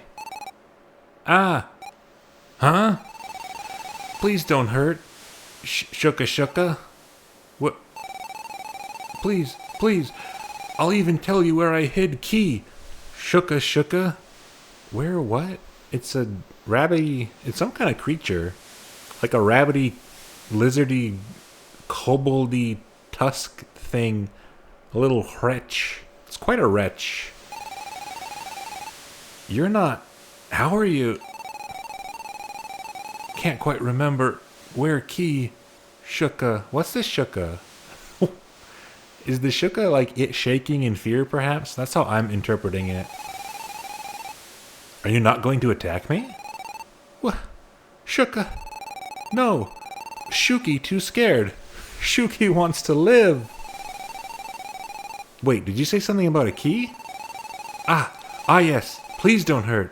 Key is, outside. Next to pillars. On right side of pillar. Buried. Please don't hurt. I told where key is. I won't. Thank you. Shuki? Wah, you said name. You friend. Friend no name. Shuki made friend. Only heard of in stories. Shuki happy. Right.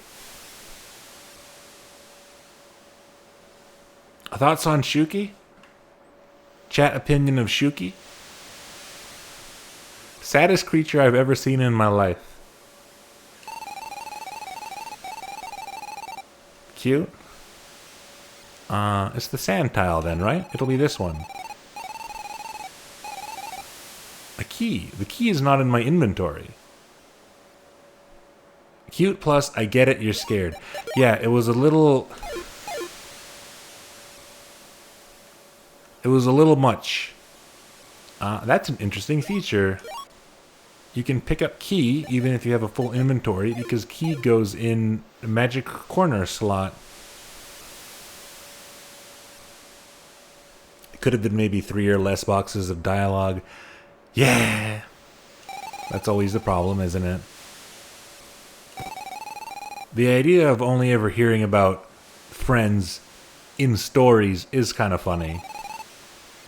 It's a savior necklace. Ooh. It's 18 golds. Ooh. But when is Shuki going to join my party? Like the baby in Guardians Crusade.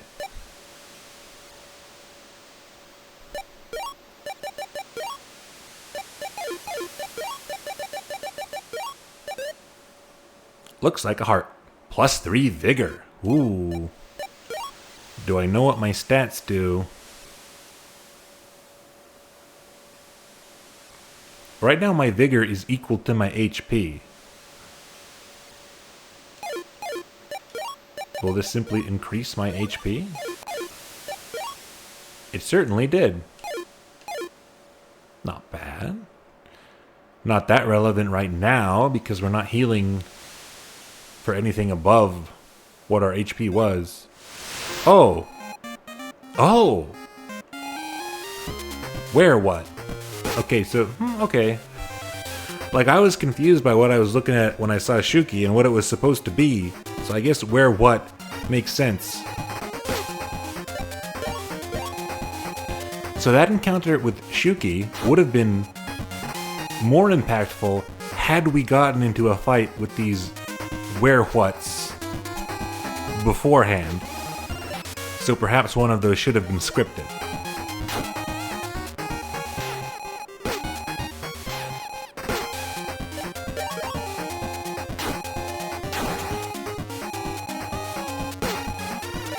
Jeez, they got magic wind strikes?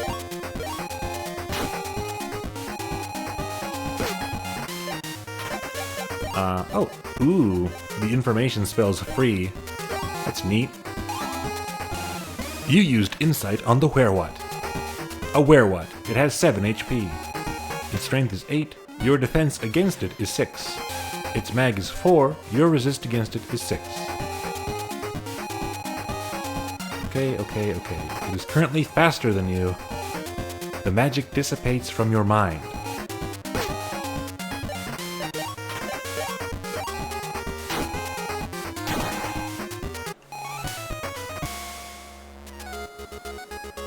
Thinking about the etymology of werewolf being that were is like man. The man what? Yeah?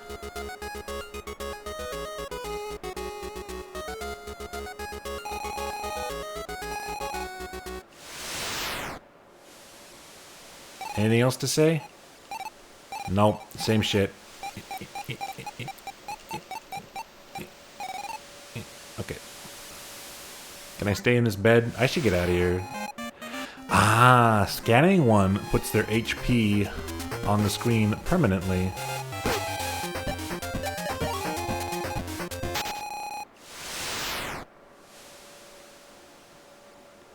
Keep thinking this game's 8s or 0s. Did I already go up? Oh yeah, that's where the treasure was. Now I recall. I am not gonna be able to survive the trip back.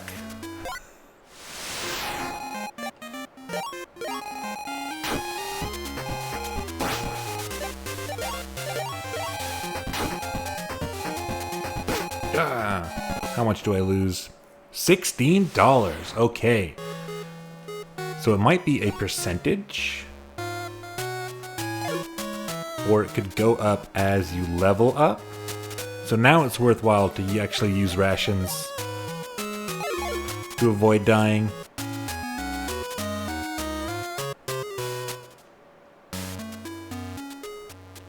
Well, that was interesting. Another fun little interesting side area. That's what I was hoping for. Whenever I play one of these simple RPGs, I'm looking for cool stuff to find on the world map. Because that's the kind of thing I would do a lot of if I were doing it myself. That's where this was.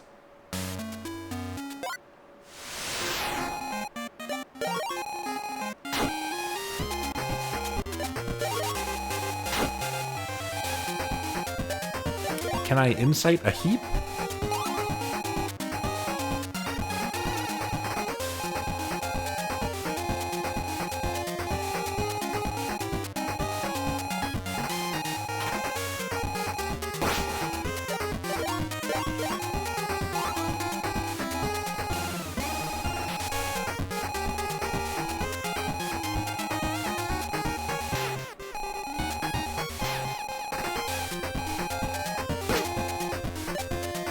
Not that much real information.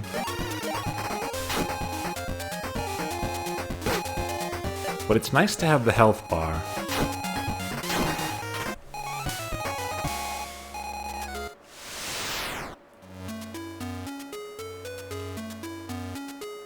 Boy, they just let you fucking go. Okay, I'm gonna try and get where I'm actually supposed to go, I think.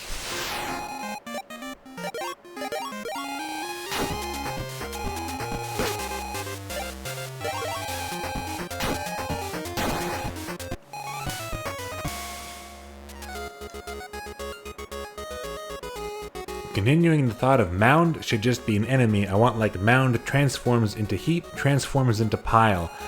Once we saw heap earlier, I did ask what the third evolution of heap would be.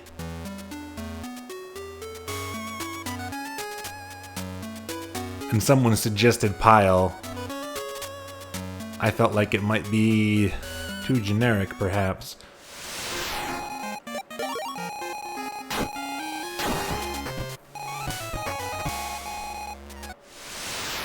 But I guess any of those words can mean any size of heap, any size of mound. You can have a big mound.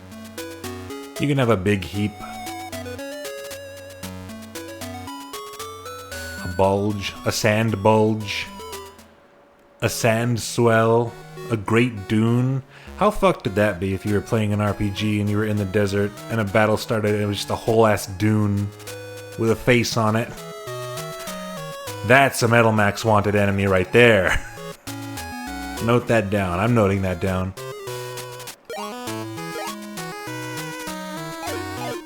A lump.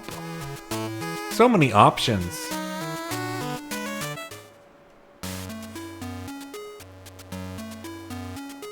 Okay. Presumably this is the interesting shrine the boyfriend at the Overlook was talking about.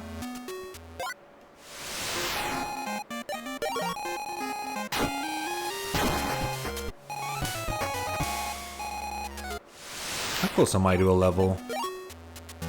Not. I'm not close. Well, unless that's cumulative. Yeah, that has to be it, right? I have to get to 285 to level up. I thought it meant I needed 285 more experience points. Are these separate? Desert Temple. Bird! Hello, darling. The enemy's out here beating you down. Sugar? Don't worry. I can take you to somewhere a bit safer. It'll be a one-way ticket though.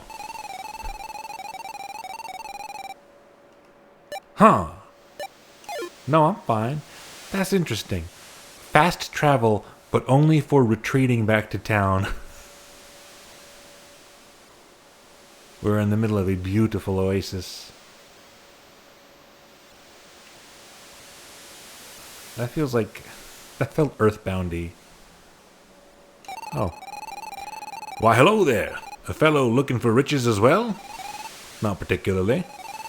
Phew. Thought I was gonna have some competition. Say, you know anything about these ruins? I've been trying to open this door for a while now. Left my notes somewhere. Perhaps they're on the shelf or the table. You been to Desertdale? I have. Ah, man of good taste. My wife and child there must be sick with worry. Well, if you're in town again, say hello. They'll give you a nice bed to sleep in. Speaking of, you can use mine too. Traveling out here makes one weary. I'd make sure you're geared up a little. Enemies here are stronger than up north. If it gets too hard out here, go back. There's some remnants of a town directly north. Maybe there's something. Unless you've already been there, ha ha ha. I found a book on the shelf. It caught my eye. Here I will record my findings of the Moro ruins. Ha ha! How exciting! They lay right before me. I can't. I don't need to read all this. You flip the page. Today I had some jerky from my... Not this part either. You flip the page. Today I scoured the surrounding dunes. More structures of similar architecture appeared before me. I was too afraid to go in. Now we're getting somewhere. You flip the page. Today for lunch I had... Don't need the response from the guy, just flip it. I've discovered 3 of the aforementioned structures.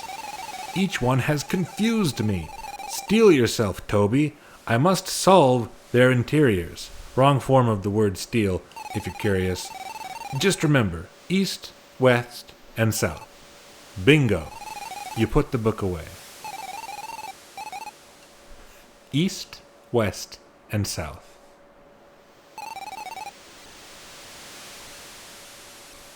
We are currently west.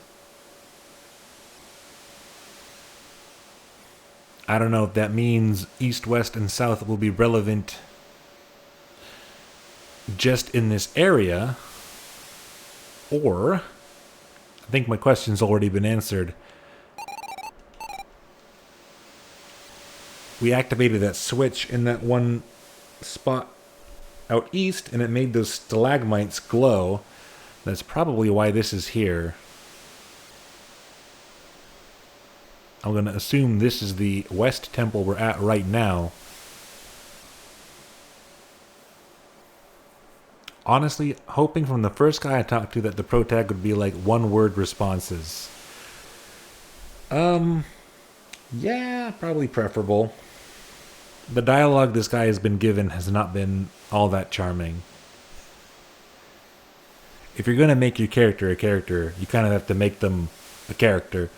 Know what I mean?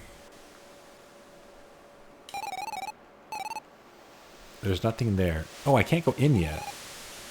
Bone levers of 3, scattered in housings of brick. The door will open.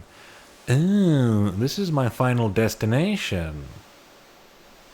So I have to find 2 more of those areas. Not what I expected, but shouldn't be too bad.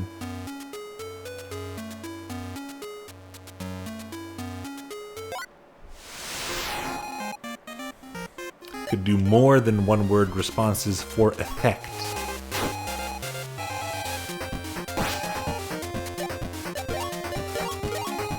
That dialogue with Toby there. I'm trying not to be too critical, but boy oh boy, him and the book, that was an assault.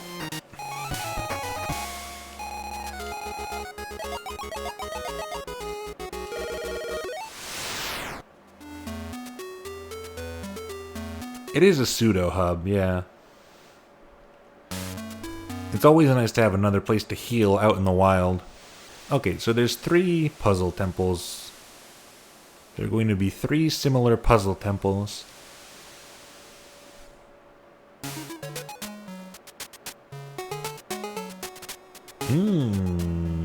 I see X's.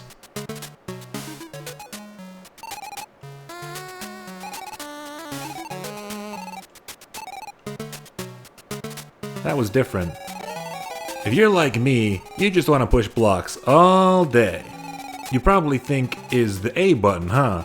Yeah, guess again, buddy. The B button is where it's at. It's so much cooler to push that one. I figured. I figured that would ruin things immediately.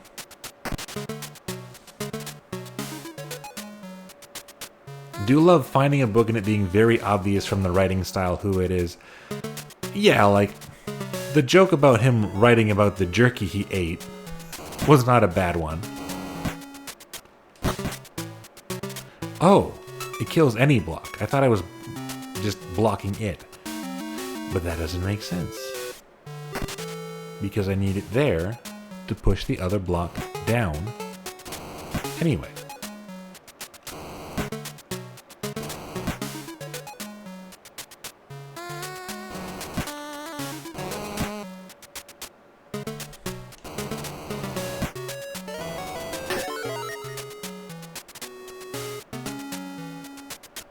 All that to say, when a game made entirely or almost entirely by one person actually does have very good writing and dialogue,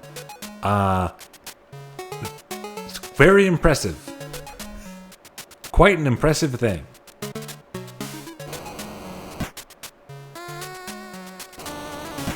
All the more impressive.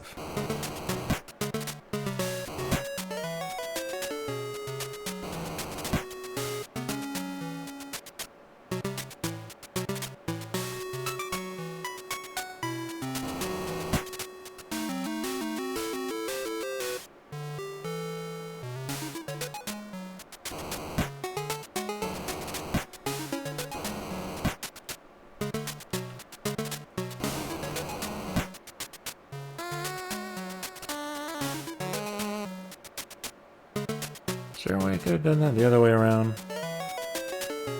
Because I don't think this does anything. Let me try that again. pretty clear to me I have to do this.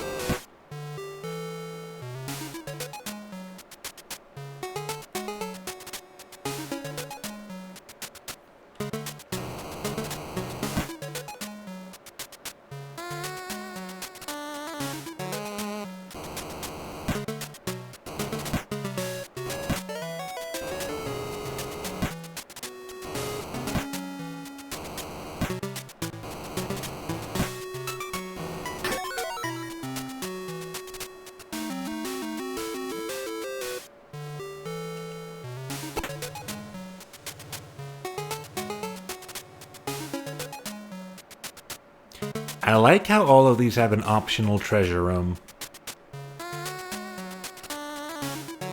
Ooh, baby, this one looks...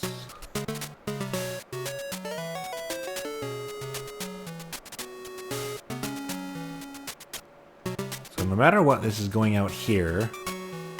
If I put it up here, it can't get through that. So we don't want it up there.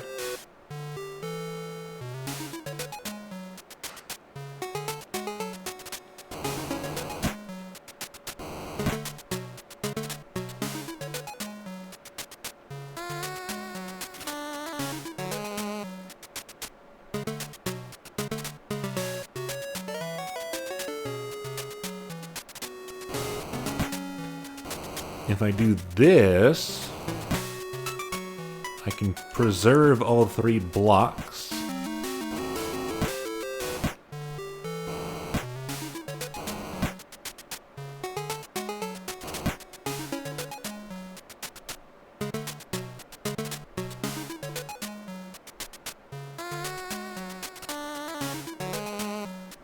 Squinting.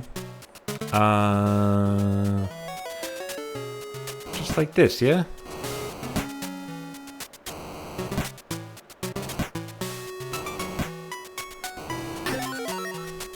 Don't gotta worry about me, chat room. Ooh, I got a swift, thing.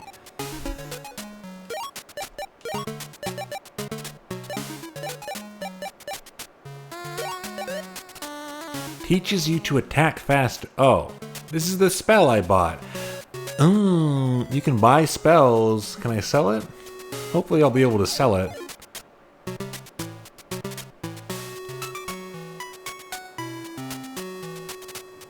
You can just find spells in the wild. How do I feel about that?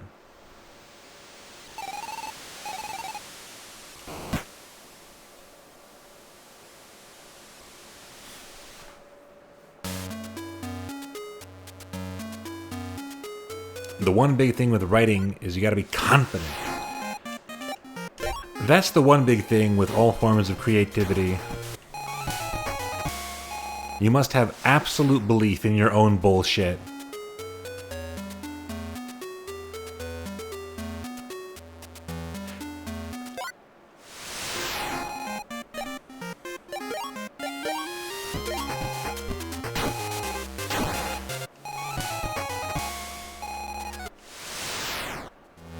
Yeah, that's a trap I've fallen into before for sure.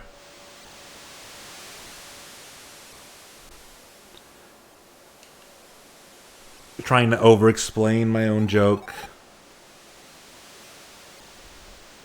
Or trying to add a little bit to it just to make sure it gets all the way there. Thinking the punchline is not set up enough, so the setup is overwrought.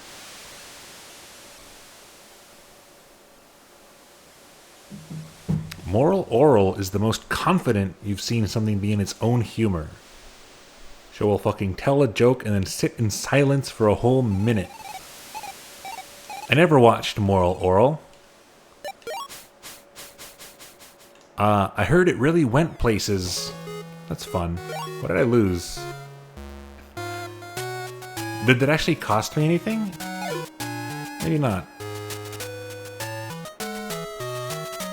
I heard it went places in the back half of the seasons.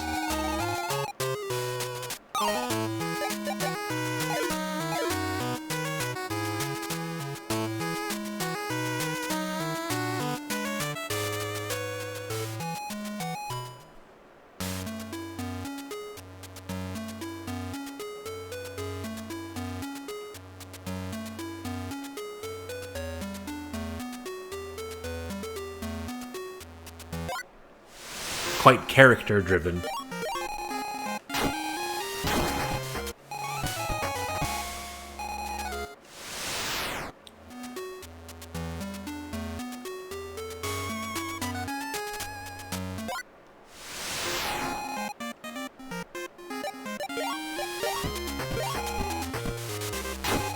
We simply have to zap every snake we see.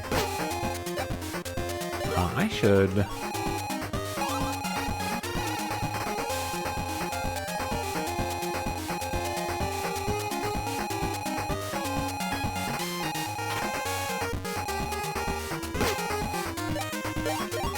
Okay. All that information they're showing me off of the insight spell would definitely be better as like one big window that just pops up with numbers.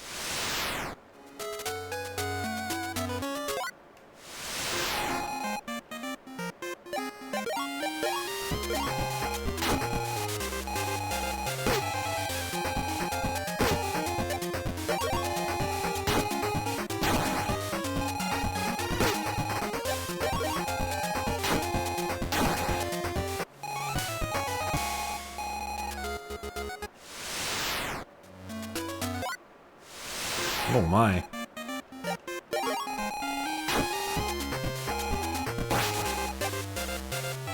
Ah. When a heap reveals itself, the new enemy is at full health. But if you can destroy a heap, it counts as killing it.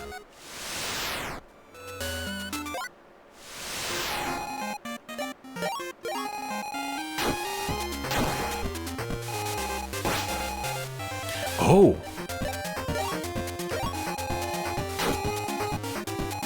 I was kind of expecting this enemy to be confined to that one area. These frickin' womp rat. Color it green, you got a womp rat. It's a pretty fun creature.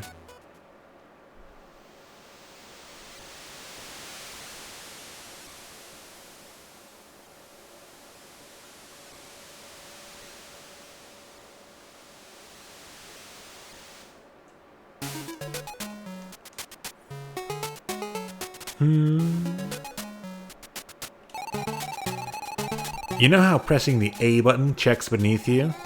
Imagine that happening when you try to push a block. Yeah, that happened to me all the time. That's why you should push the B button instead. This way you're not looking down at your toes so often.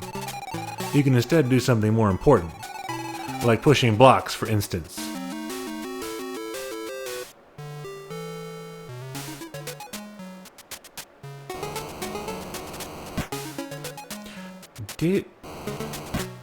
Did they perhaps just not know how to code a context-sensitive use for the A button? No, they already did that for dialogue with the NPCs.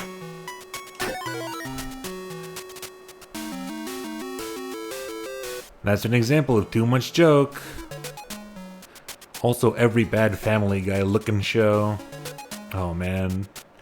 Family Guy really was just a genre of show for a while, huh? Maybe there's a time where you're gonna want to look at ground near blocks. Maybe. That's a possibility. I guess it hedges your bets.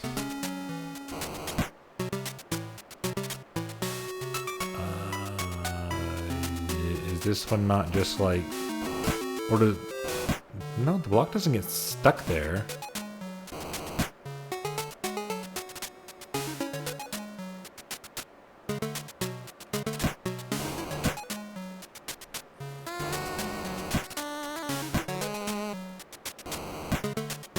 Yeah, the sliding puzzles are done well. Obviously, they're all the same type of puzzle in this area because they're all connected. But I am curious to see what variety of puzzles there would be going on ahead. Ooh, symmetry. Wouldn't bother with a joke on the signs. I guess, like, if you're that It's more like having no confidence in the player to know that you have another button to do stuff. Ooh. Only one treasure, probably another piece of equipment. The joke should happen on the first sign you read and then be skipped on the other ones. Also a way to do it. Much you can do with flags. Event flags. Also, you do really want to have a gag where you encounter a puzzle like this and you refuse to do it. So the puzzle is subverting the puzzle, and the puzzle is literally not hard.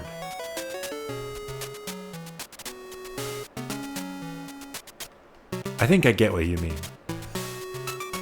So dedicated to avoiding the puzzle that you go through a 10-step process. Absolutely refusing to do the puzzle out of principle. But in order to get past it, you have to do an extremely hard precision platforming jumping challenge on the outer wall of the temple.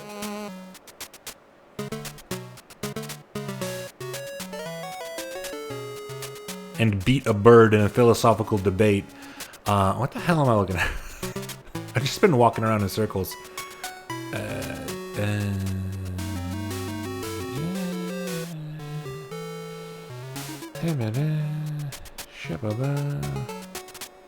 Shooby-doo. It's not symmetrical. Okay, let's kick some rocks. Let's kick some rocks around. See if it triggers anything in my mind palace.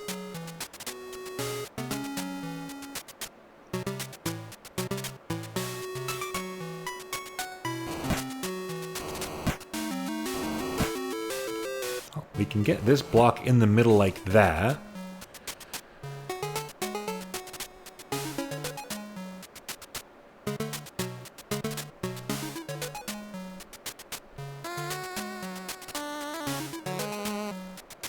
This block can't go anywhere.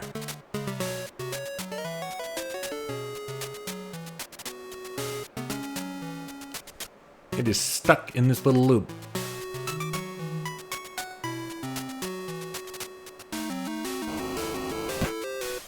You had to feed a cat? Congratulations. I'm proud of you. This block is also stuck in this little loop. There's no escape from the little loop once a block is in there. So I have to get at least one of those gray blocks into here.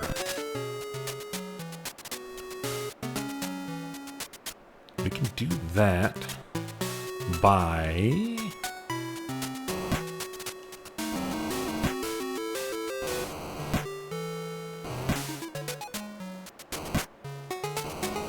And then because of these stoppers, we can send this one right back quite safely.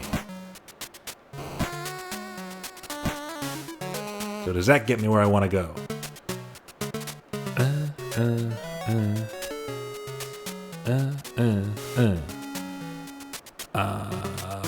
The noises I just made don't mean anything. I wasn't even thinking about stuff while I made them. You fed yourself a matcha mochi brownie. That sounds bloody good. I can kick the block here. Then what? Just up and then up. Yeah, that's good. That's fine.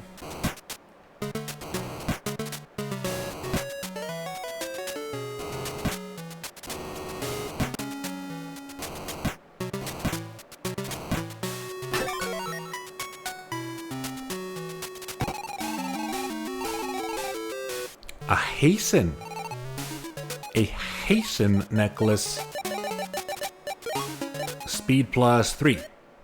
Speed plus 4. Run faster, jump higher.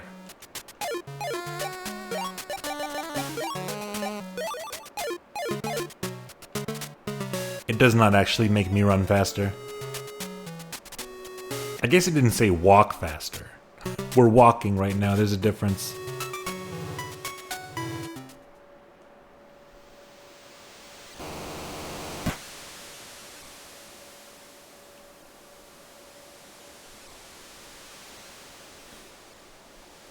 I do love a good sweet matcha treat.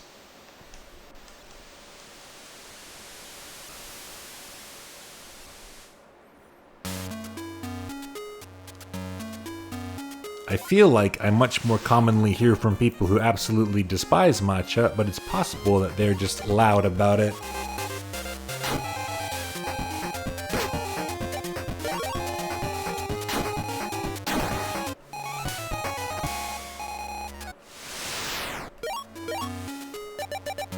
Well, that's a full inventory. Unless there's extra pages they haven't told me about.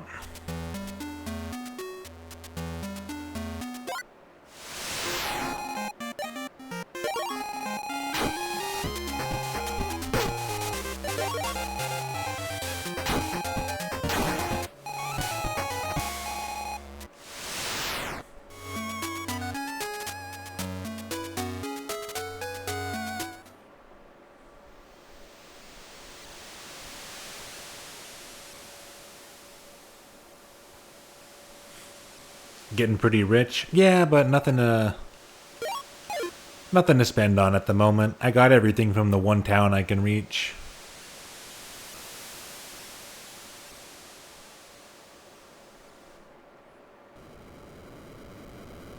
Ooh. Ooh. Atmospheric buildup. Ooh, what the hell are you? One moment. I got business with these back corners. Alright, alright. What am I looking at? Like a helmet? On a robe? It's definitely transparent. Oh!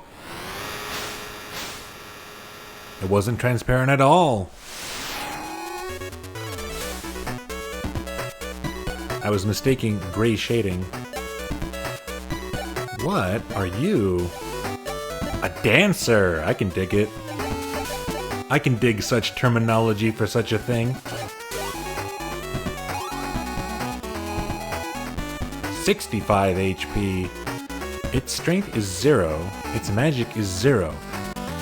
Only its arms do anything, probably.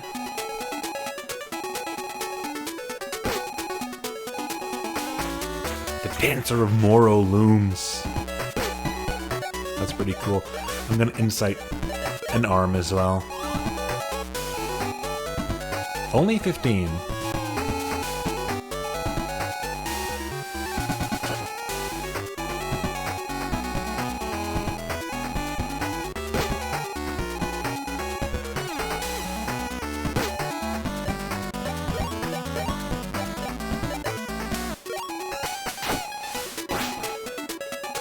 Turned off. Okay.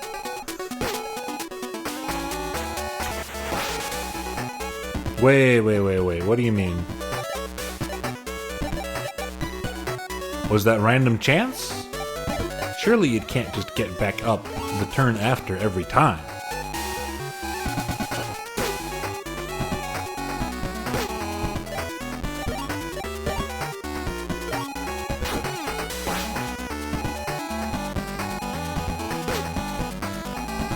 Tries to start back up. Its fissures pulse blue, but nothing happens. Okay. So we can put him down. But how likely is it that it'll get back up? This might be pointless.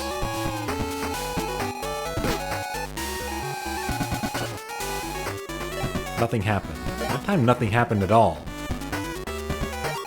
I'm going to continue trying to put both arms down for data. Nothing happened.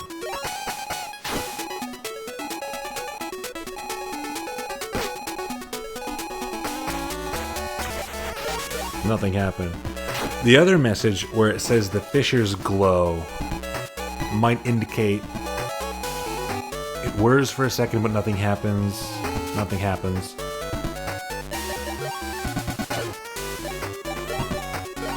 How much damage do we do? 6 damage. Fissures pulse blue, but nothing happens. We'll see. If it starts up next turn, that might be what it means.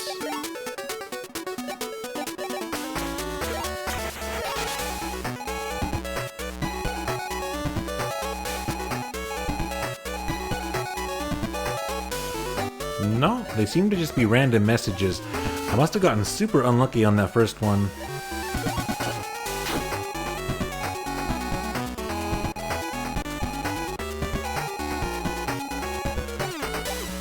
Or, perhaps, there's a limited amount of times they can start back up, or the more you put them down, the longer they stay down.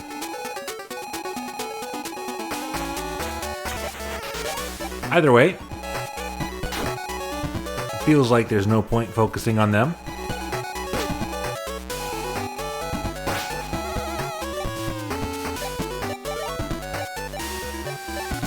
Little bit of a layering issue.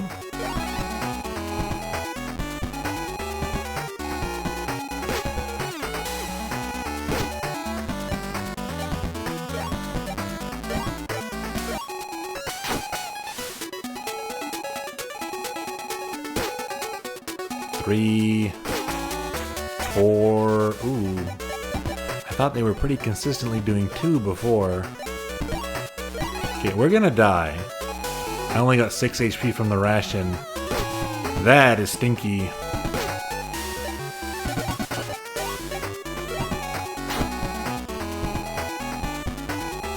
We're gonna die on the next attempt. I'm just gonna use all my MP on the dancer immediately.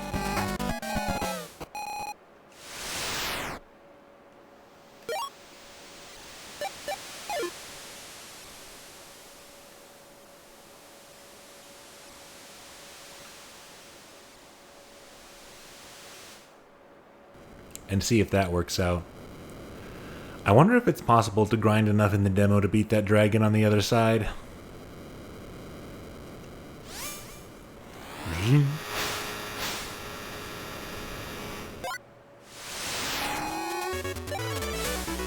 Oh, that's neat.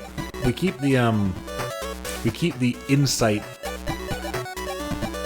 the health bar from the insight even when we die.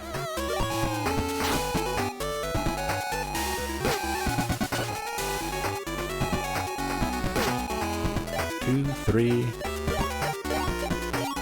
We'll assume an average of 3. So we'll assume 6 damage per turn.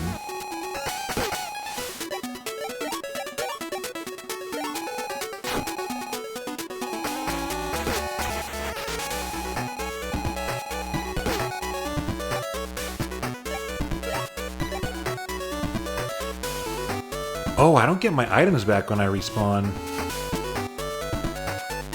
I thought it was kind of reloading a save, but I guess no, it is just transporting you back. That's not what I expected. If we get very low rolls on the next 2 turns... 1 damage, okay, we have a chance. 2 is fine. Okay, high roll on this one, we might be good. There we go. No! A magic pixel! Okay. I guess I actually need to go back and restock my inventory. I'm close to a level, too. Getting 1 more MP would be very, very useful.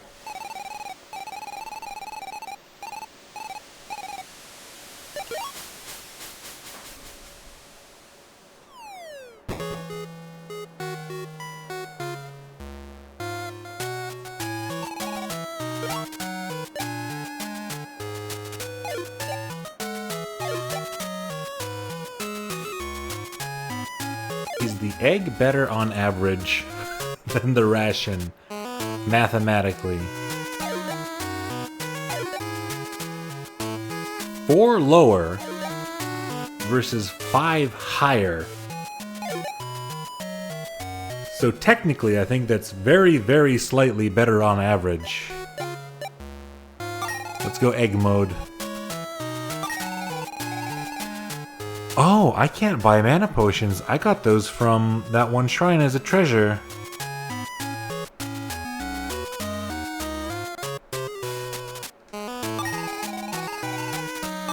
Full egg. Full egg mode. We got 4 zaps. If we get 1 more level, we should have 4 zaps.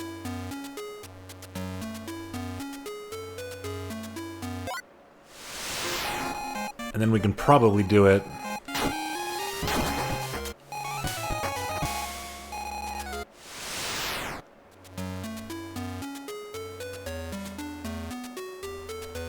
That'll also probably make the damage a more consistent 2 to 3.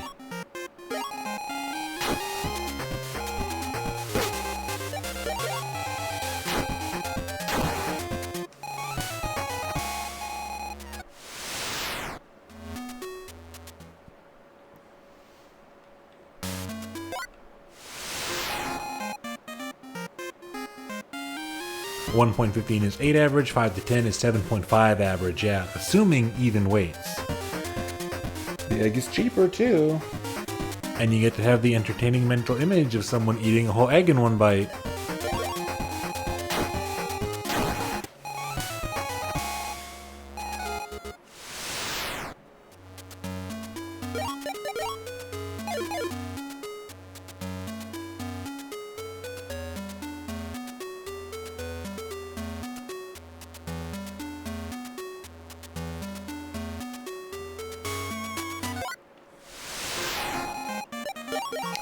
Pretty nice looking desert in this game. With a biome like desert, you run the risk of it looking very boring, but they took great pains to texture it quite a bit.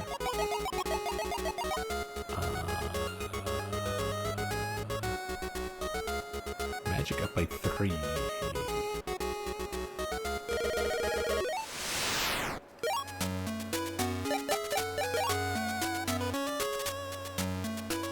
Okay, we got 14.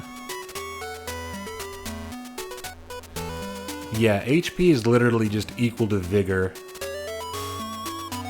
And your MP is literally just equal to your magic stat. Which makes me think that the spells are kind of like Dragon Quest in that they do fixed amounts, but no, because the insight thing...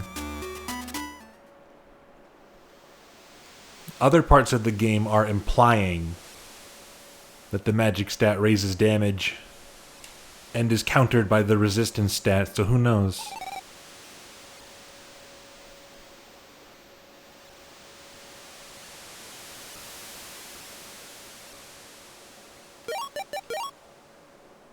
Experience?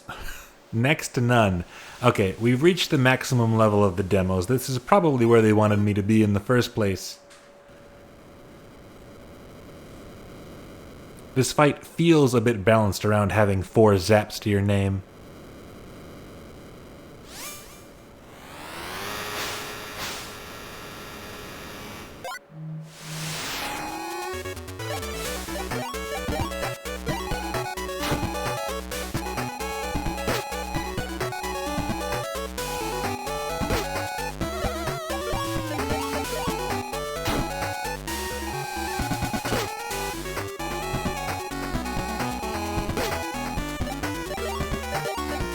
Okay, yeah, this is way easier.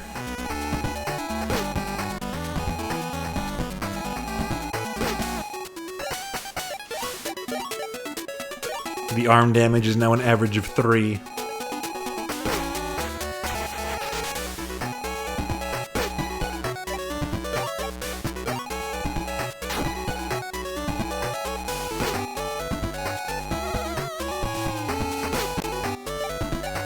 You gotta eat at least 1 egg mid-fight for the culture. Ooh, max roll!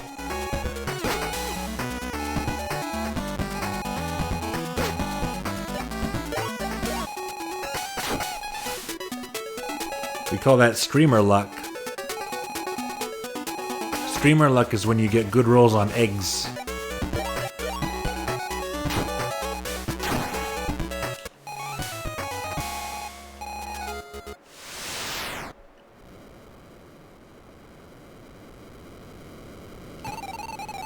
You peek in the chest. It's a pale key made of bone. It glows with a faint light, pulsing ever so slightly. You take it. View bone keys in the collection screen. Oh. This is a bones game. This is a game about bones.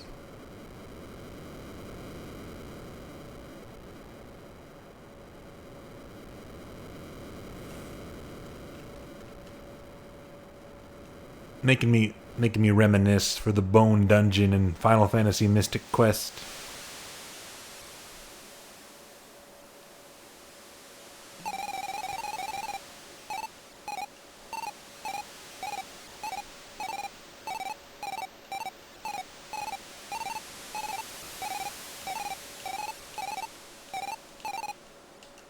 Okay.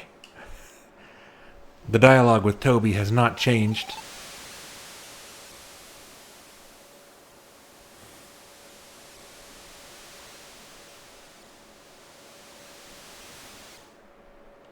I'm going to assume the demo will end as soon as I place this key in that slot.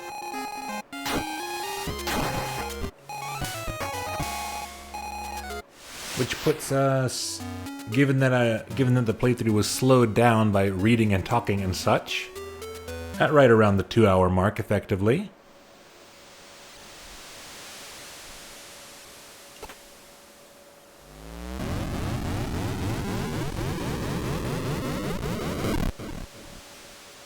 Hey, did you see that?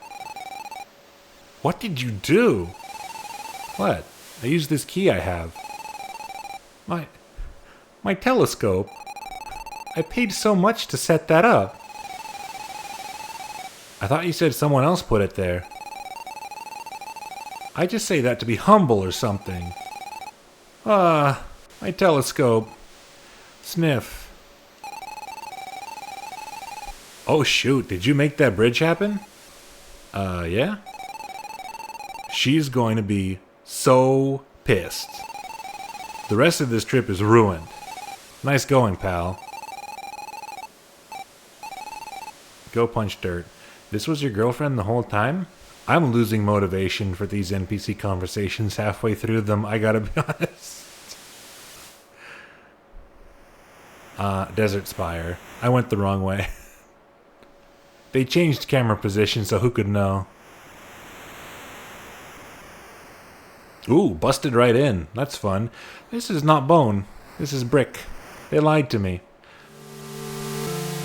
Right at the back.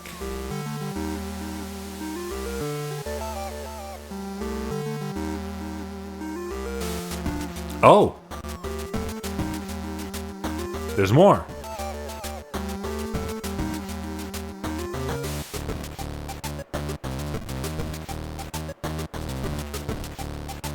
We've reached the final exam.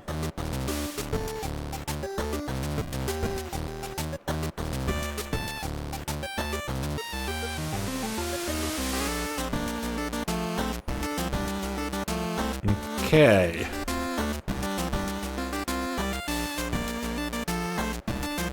This needs to go there.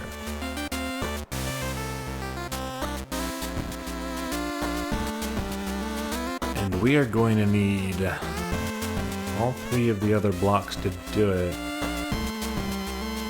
This seems like quite a rigmarole. What is even the way to do this? Hang on.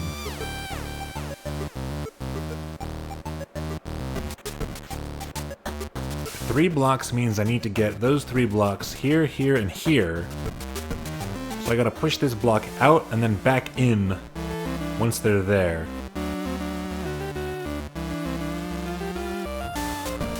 I mean...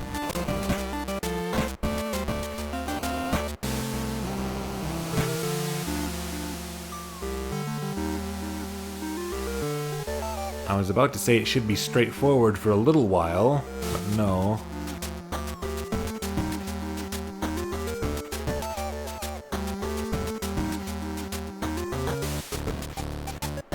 This one can't go anywhere without help.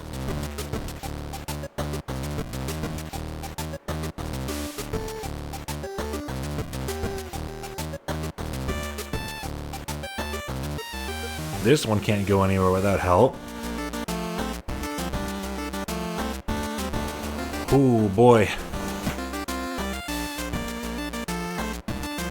I don't think there's going to be another boss after this, so I'm not sure about having the ultimate climax of your demo being a big old puzzle. Alright, we're going on a journey. I have a reason to go up. No.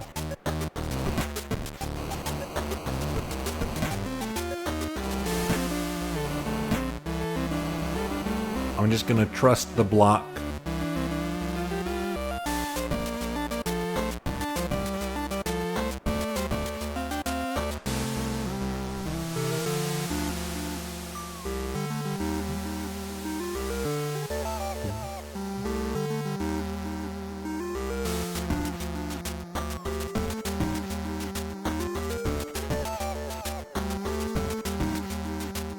Yeah, I can free this one now, I think.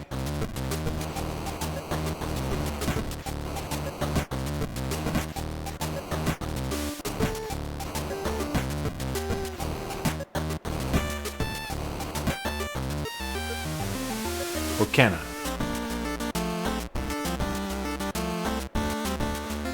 No, not yet. Okay. Well, it's in a better place.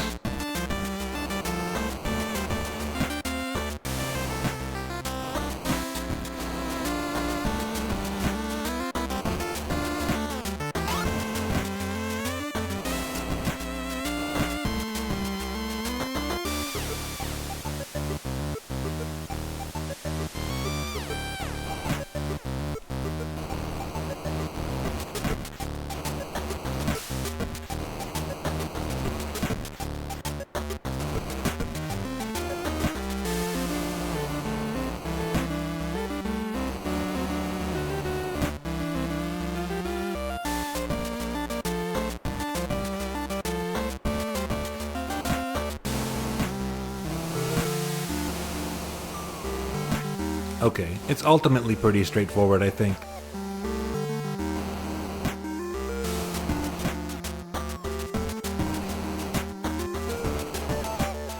Once you have the blocks where they are supposed to be, it's not that complex to get them out.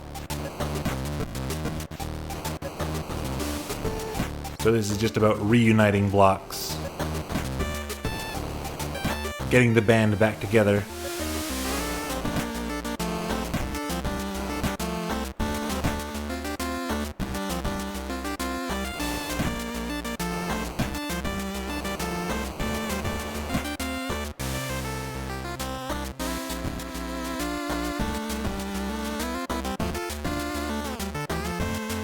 Stop it, and then, yeah, he can just go doot, doot, doot, doot and get it in. So all we need is that third block.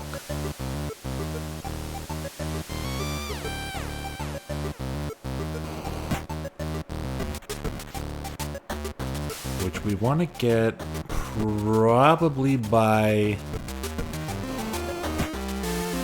leaving one there.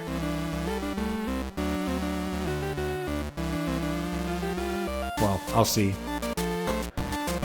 The thing we want to absolutely avoid is losing a block to the big X, because that would absolutely necessitate restarting the whole puzzle. I dare say a better version of this puzzle would not have had... oops. I've trapped myself. That too. That's also an issue. No, I can get around this way. If instead of destroying the blocks, the X's, like, sent them back to a certain spot,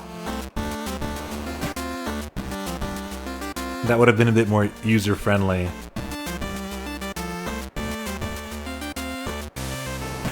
Okay, let's see. I can go straight up. I just have to get a block right here, which will let me get this block out.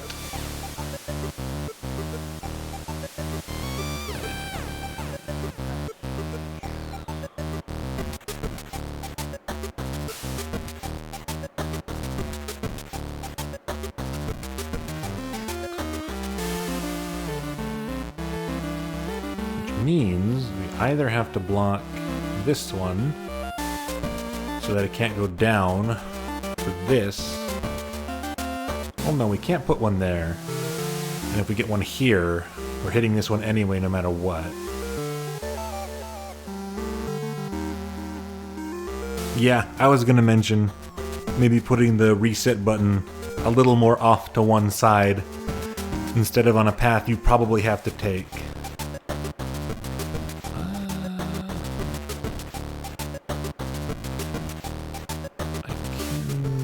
That doesn't do anything, I don't think.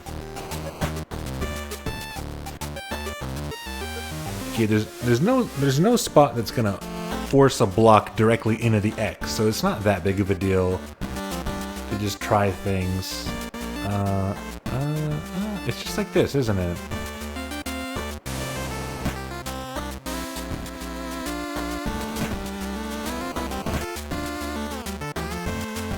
And then that stops that block there.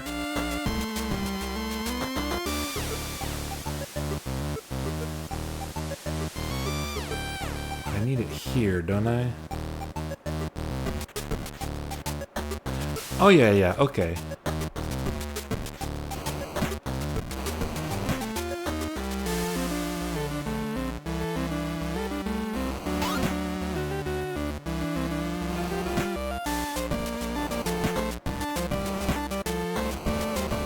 Ooh, okay.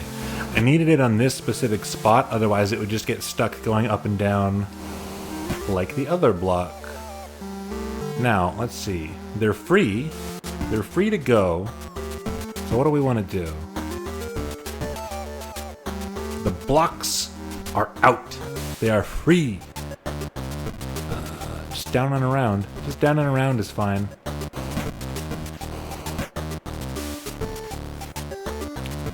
Even that one can just go down and around, right? Yes.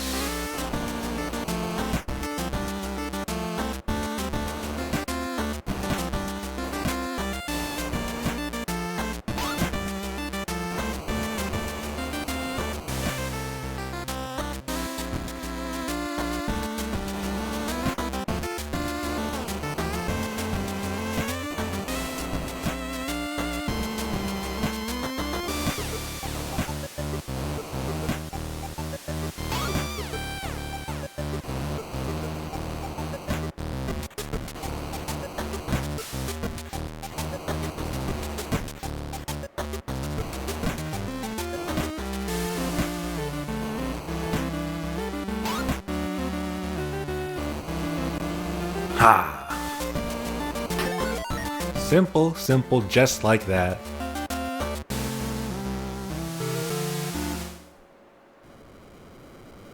Oh, the big switch.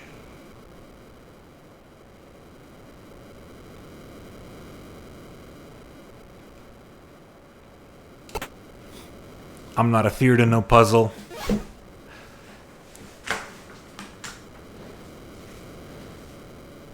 You won't find me panicking at the mere sight of a puzzle.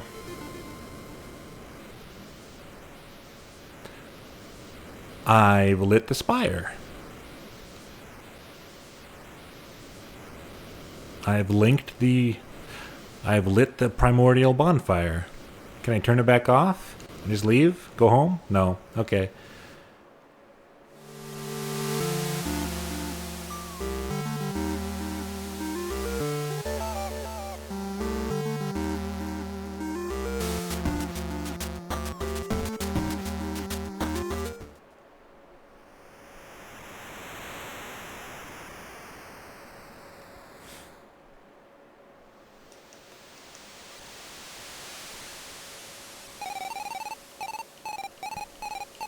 Same stuff. Okay.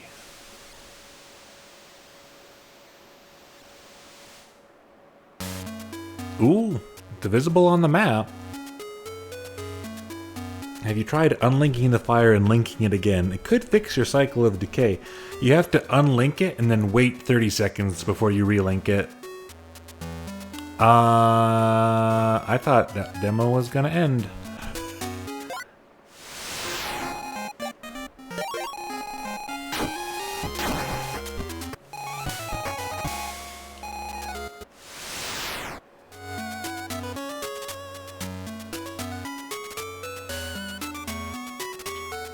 Could this be one of those demos that does not have a concrete, hey, you've done everything moment?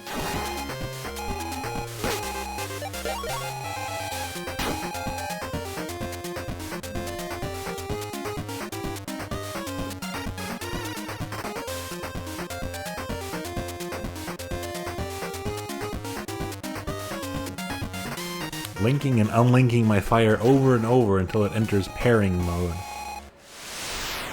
See, that was the whole problem with the Souls series. All the tech support guys, they were the first to go, unfortunately, during the calamities. Hey, I found your dad. Same dialogue.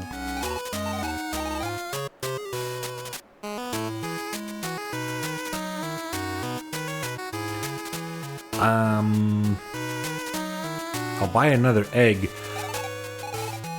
Okay, the village guy also has nothing else to say. We can't go north anyway, that's not part of the demo. We could try going through the mountain pass again. We probably won't be able to beat the dragon.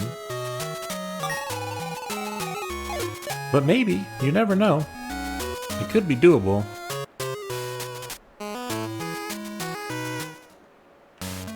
I could also see if something changed in that mysterious alternate location down here. Other than that, I have no information about whether this demo ends concretely or if I just run out of stuff to do and then it's over. I am already at max level.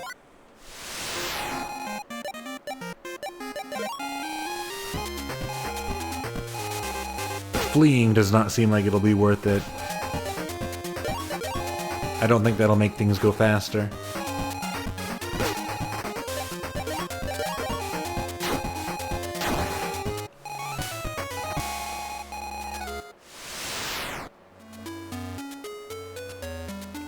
So where was that place? It kind of looked like a sword stuck in the ground or something.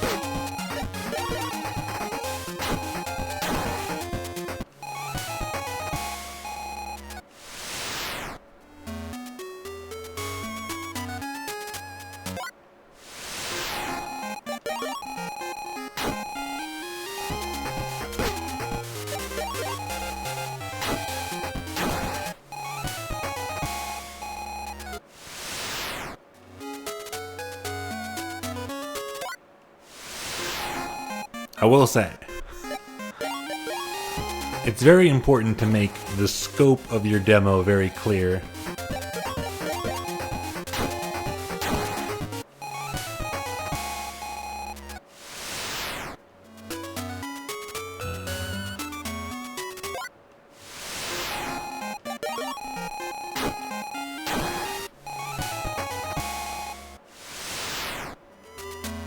No, it wasn't here. Where the hell was that?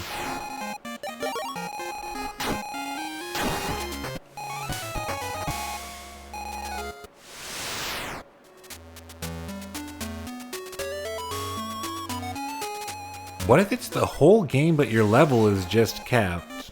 Well, I'm sure some enterprising speedrunners or challenge run types will still be able to make it through there with the right strategy.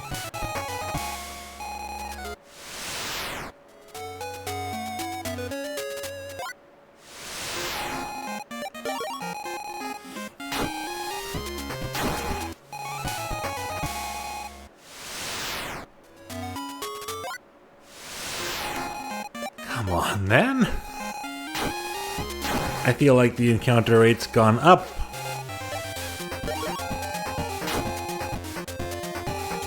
Pushing a block back and forth to manipulate RNG. I wonder how manipulable RNG is in games these days. Is there some kind of quirk in Game Maker people don't know about? I know by default, every time you start a Game Maker game, at least from the client itself, it uses the exact same seed, and if you want it to randomize the seed, you have to put in a line of code there to do that. Converging plane. Okay, that's just storage. Oh, I think I get it. Like, we teleported in from the desert, so later in the game we would find another one in this area that would take us here, and another one in this area that would take us here. And they're not showing us the other ones. Can I just go infinite void? No. I get zooped back.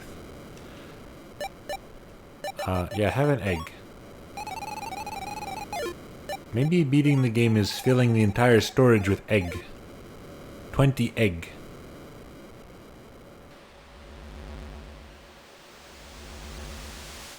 Well, we can't go north. The only thing left to do is check the dragon. And if checking the dragon doesn't do anything, I'm going to assume that this demo just doesn't have a concrete ending. Which is fine.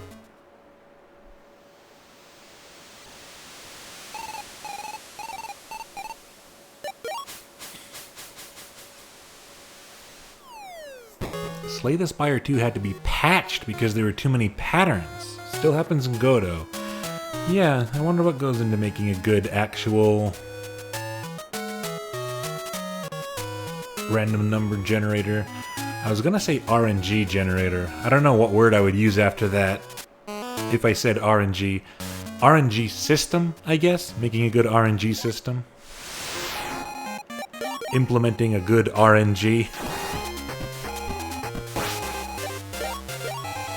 Methodology, sure. Just RNG code, making good RNG code.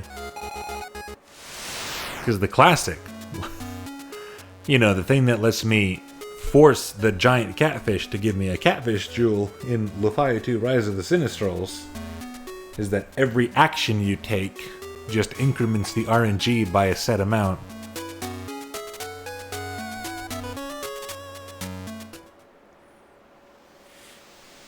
Giving the player some control over the seed is usually fun. Yeah, there's something else you could do. Spells and accessories that tip the RNG in your favor in a mathematically consistent way. Dragon.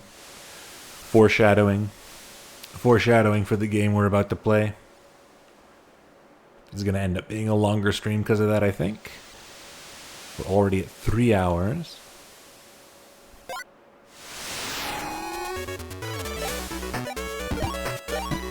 Bone Worm, level 7. 80 HP. You know what? That's beatable. Assuming it doesn't do an insane amount of damage. That seems beatable. Yeah, it only took 2 damage. Or we only took damage, rather, now.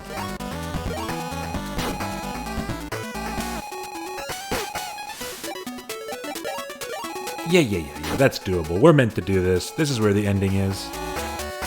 Its nape become a gape, releasing a toxin. My body feels weakened to magic, lowering resistance by 2.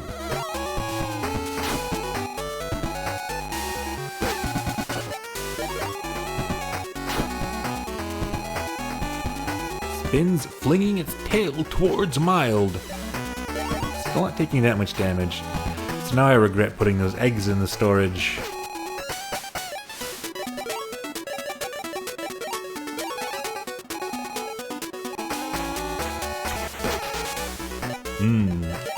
We're taking more damage from the fire.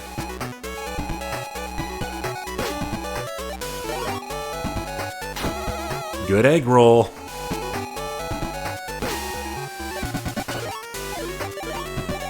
Eggs are so cheap. I'm just going to use both to gauge how this is going to go.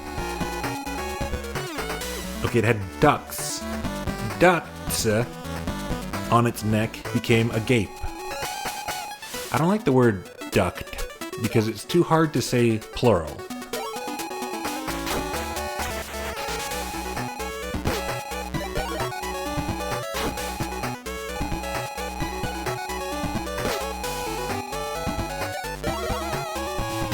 That's snowball-y. Every time it does that, we're gonna take more damage from the fire. Ugh. It's doable, though. It's doable. Let me get in there with full magic and full eggs.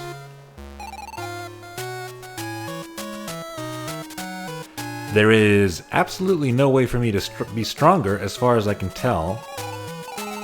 Because this, the Swift spell just says it helps me attack faster. I don't know if it's going to... Because, like, we're already faster than the dragon, right? So unless it has another effect, that's not going to matter.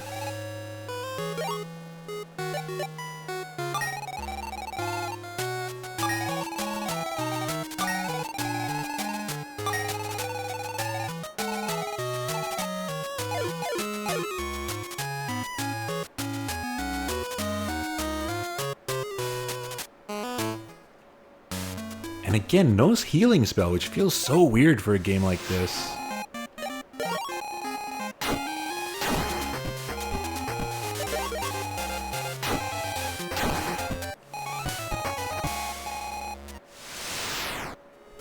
So this is really our only strategy.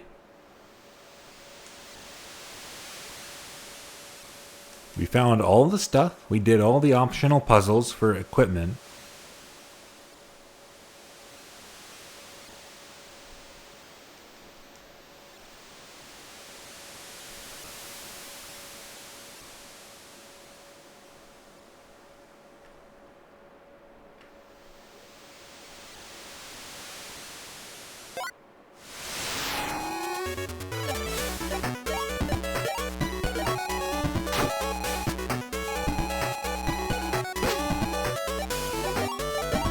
Yeah, it starts out doing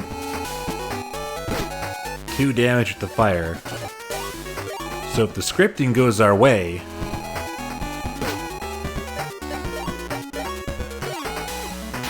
and it spends more time breathing fire before the debuff than after, we can do this.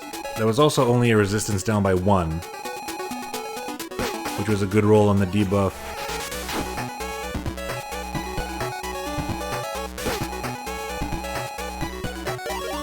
Another only 1, okay. We're up to 4 damage from fire, that's not bad. Last time we took 10. Take it up. 3. Take it up. 11. I need you to believe in these eggs, chat room.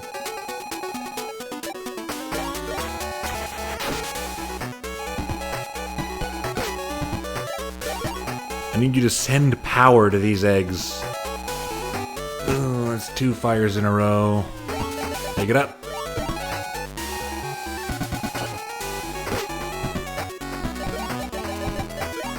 Last egg. 1. Chat room. What are you doing?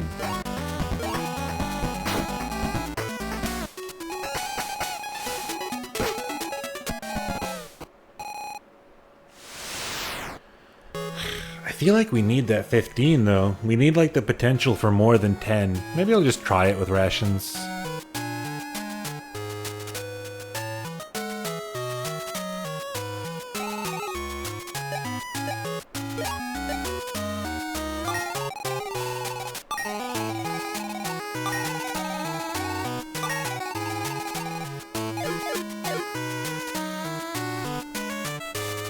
And we can equip our other spell just to see what it does. It's right here.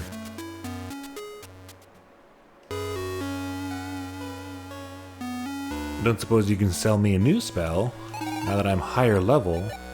No. Can I have 2 copies of Zap?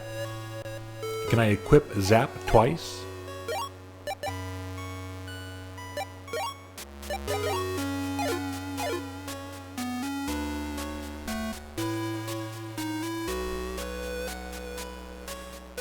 The mysterious egg it's hatching. When I think of a hatching egg in an RPG, I think of the one from Super Mario RPG. So it costs 2, which means we can use it during that fight and still do our maximum amount of zaps. It raised my speed by 1. The effect lasts for 3 turns. That seems very bad.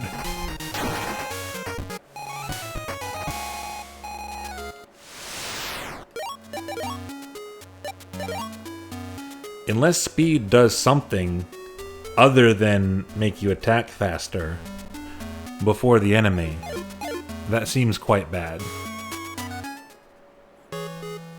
And I'm a buff believer.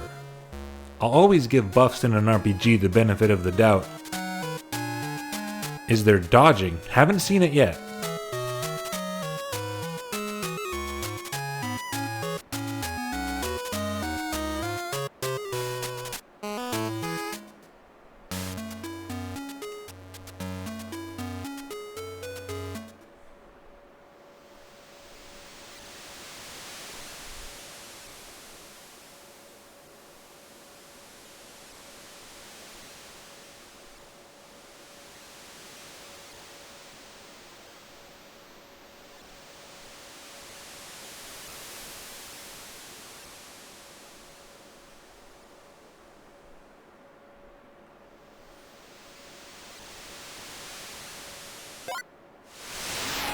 Do I still have those MP refills? No, those are long gone.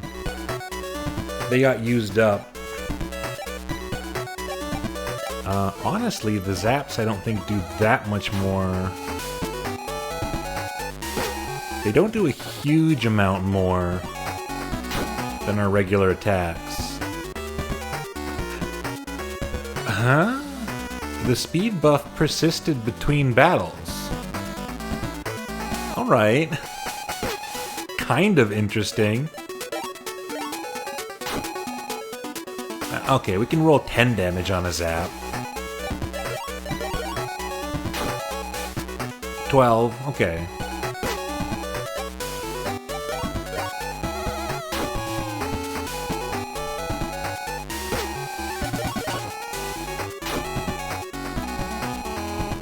Okay, yes, the difference between, like, bottoming out at 3 versus maxing out at 12. It's this ducked attack. The entire fight is based on it lowering our resistance.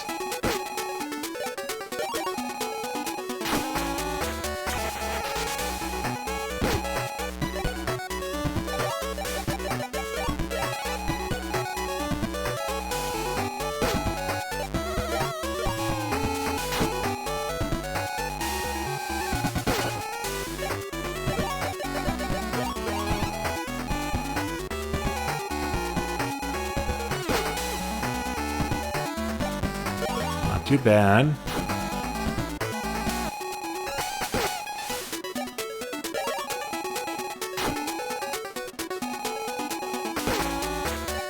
We can still survive fire. Okay, we've done it.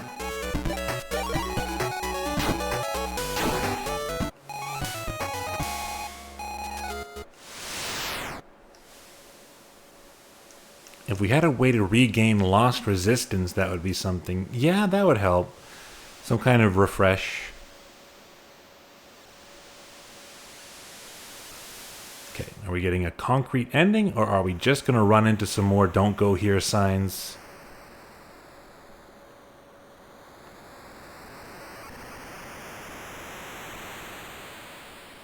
We need a teaser.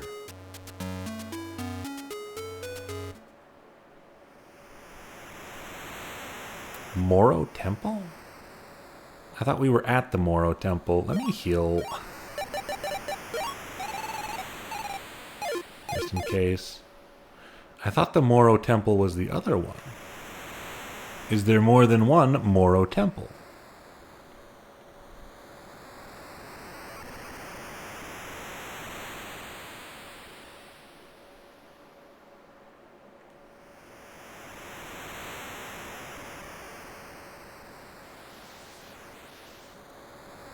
Ooh, I should have gone down those stairs.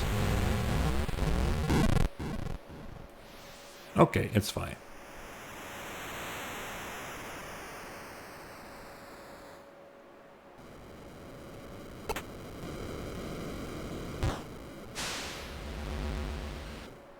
Okay, yeah. Like I said. Sure. I'll take my 2 eggs.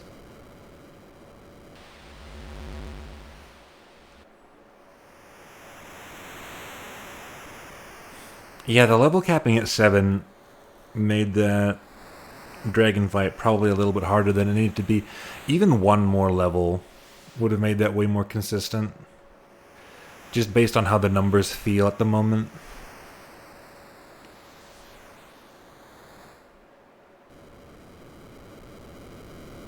Oh! Okay, we've reached the end. What does this unassuming little boy have for me? Hello! Congrats on beating the demo. Oh, are you the Tohomoko self-insert? I hope you liked what I made. Took about a year to make all this.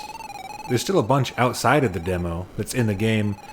I just roadblock all of that though. Hehe. Anyways, thanks for playing. Consider wishlisting. You can leave now. Okay, my bad. No, you're good. I just don't have anything else to say, haha. Haha. Haha. We're done. It ended. What do you think? Game looks really nice. All the terrain graphics, all the monster graphics, they're very charming and effective.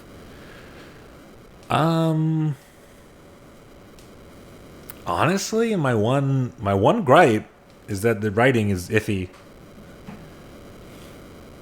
The writing is iffy, which can be an issue when in a simple RPG like this, the writing can be a lot of the charm and a lot of the spice, a lot of the unique appeal. So the writing being lacking can be iffy. Other than that, obviously the music was great. The guy's a musician, so that's what I expected. The graphics are really nice. All the systems seem to be working. It's got heaps and mounds.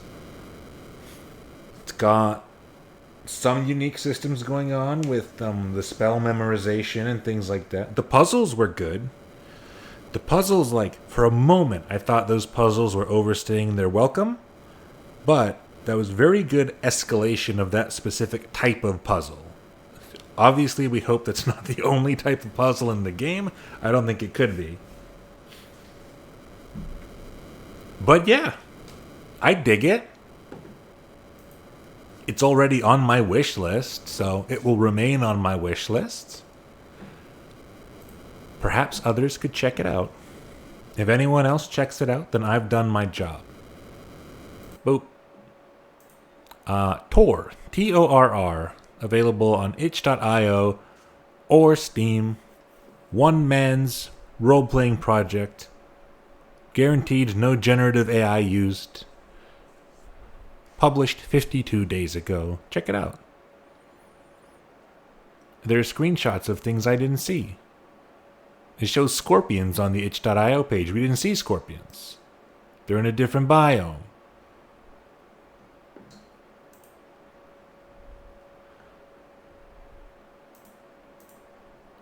Does the Steam page... The Steam page also has that screenshot. They're chickens. We didn't get to see the chickens. The chickens aren't in the demo.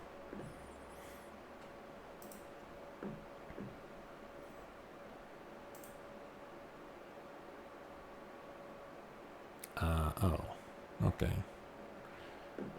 Sorry, just looking around a little bit. That means it's break time. And when we come back, we will be going from a Dragon Quest-like game with one dragon to a Dragon Quest-like game with nothing but dragons.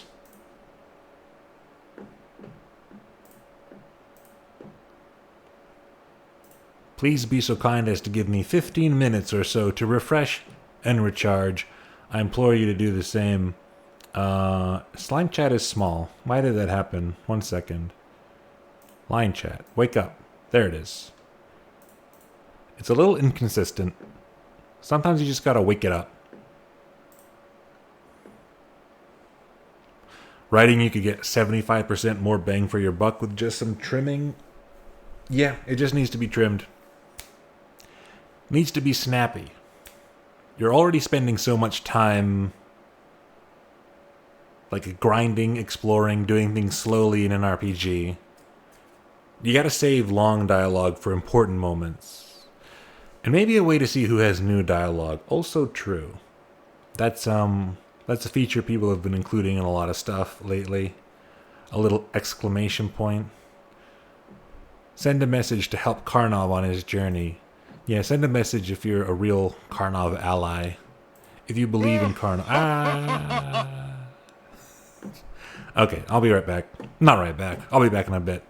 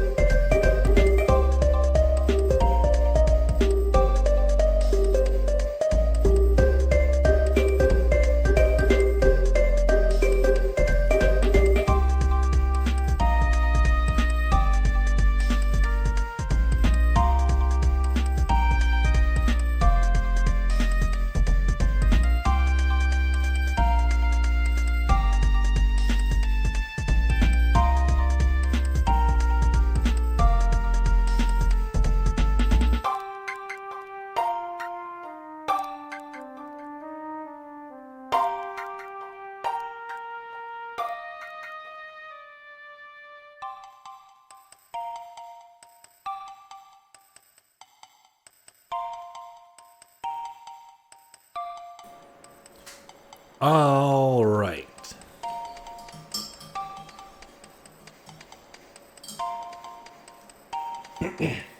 Excuse me.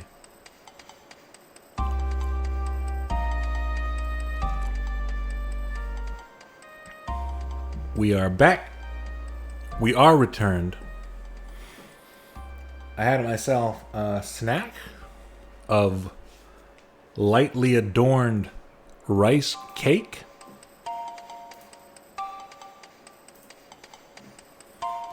I made myself a honeyed tea. I tell you what, the honey we have right now is in a jar.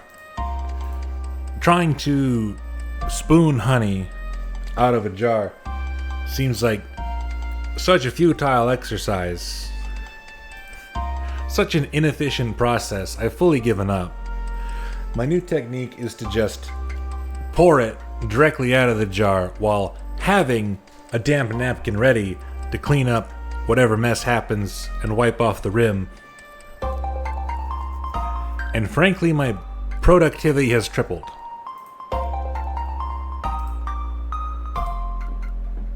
Okay. Clap. We did the TORR demo. We played TORR. Remember TORR? That was like 20 minutes ago. Remember it? It was neat. I will now remove the resources from OBS. We are going to start another RPG I found on Steam. Like everything I find on Steam, it originated on itch.io. Not everything, I guess, but stuff like this. Little RPGs and stuff, statistically speaking, are more likely to originate on itch.io. This is brought to us by a development team called Dino Leaf is their logo. Is their little mascot and their little logo. Ain't that precious? Ain't that just the sweetest little thing? I would like to give a special shout out to the Dino Leaf team for providing an entire full press kit for available, a full press kit available on their website, which is where I will be sourcing all of these images from. Crop and Claw. Dragon RPG. This game is dragons. This game is all dragons. The NPCs is dragons. The enemies is dragons. The heroes is dragons. Game is dragons. Do we have any big dragon heads in the chat room? Any huge dragon fans I should be keeping an eye on? Yeah. Press 1 in the chat if you care about dragons more than you care about me. Crop and Claw. It's another single party member RPG. Very much inspired visually, mechanically, by old Dragon Quest. A sequel was actually announced relatively recently, and there is a demo for the sequel. So perhaps when I am done with a playthrough of Crop and Claw, I will check out the demo, but for now, we are here. How do you feel about these two dragons? Not 100% my style, but I can appreciate them for what they are.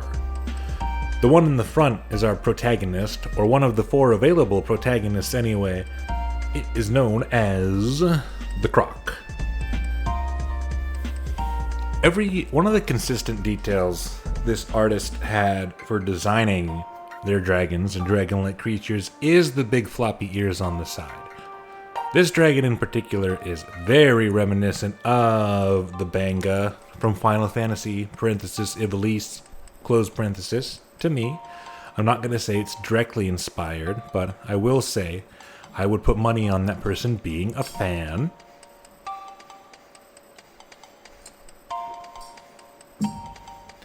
Other options we have for our playable character include the Druid, one consistent thing about the dragons in this game is that magic ones seem to get wings. The chameleon, serving as our thief function, I would be curious to know how mechanically that differs from any other melee class. And the wizardling. I have not resized these images at all from what was given to me in the press kit, so I'm going to assume these are all to scale with each other.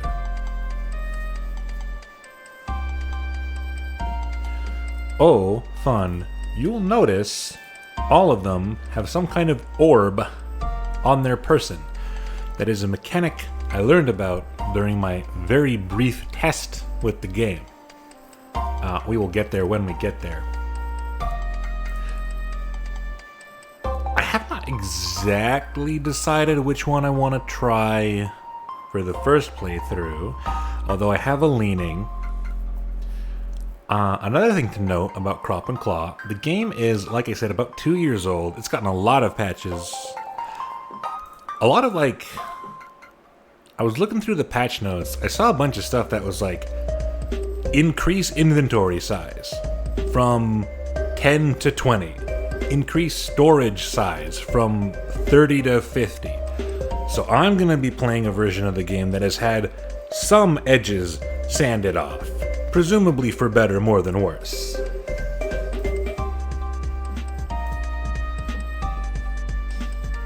Is it chameleon because that's where you're leaning? Unfortunately, no. But if the game seems, relatively short, as the game it draws inspiration from would be, so if it's cool, there's always room for another playthrough. And another thing that might encourage another playthrough is that in one update they added what they called repainted mode. They included this promo art for it. Repainted mode is a full graphical overhaul and musical overhaul from approximately NES era aesthetic to, I would say, Super Nintendo aesthetic, but the music sounds so much like it came straight from RPG Maker 2003 instrumentation wise that it's a little bit muddled. The point is, there's two visual styles and two musical styles present in the game. I am inclined to play it first with the original graphics, but I will show you both for posterity. SNES to PS1 port? Maybe. The graphics are still very NES sized.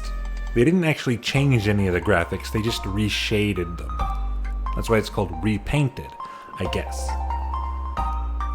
But yeah, that's all I have to say about the game itself. We are going to skip over to the 16:9 side real quick. We're not going to stay here, but I would like to show off what I'm working with. We will close the music so it doesn't get in the way. When I open Crop and Claw, it has a few different modes you can play the game in.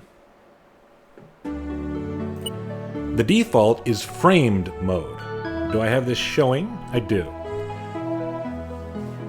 They took their cover art, converted it into a little Super Game Boy style frame for us. I think it is probably too large.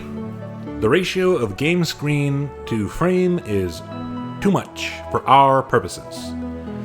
The game also defaults to starting in the repainted mode. This is in windowed. If I maximize it, it looks like this. It automatically stretches, so we can't be doing that. If I full screen it, it also... If I full screen it, it also automatically stretches somewhat, so we can't be doing that either. We gotta keep it square.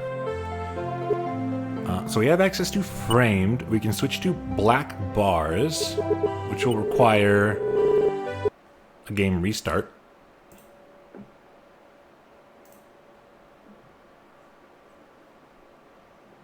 Black bars is as it sounds.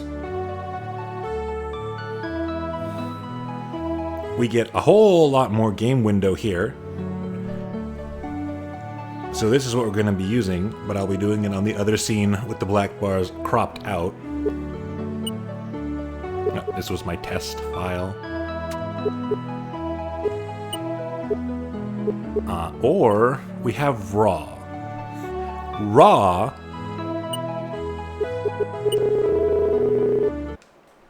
you might think raw might be the easiest one to work with, the most useful one for a stream. When you start up raw mode compared to the others, you get this.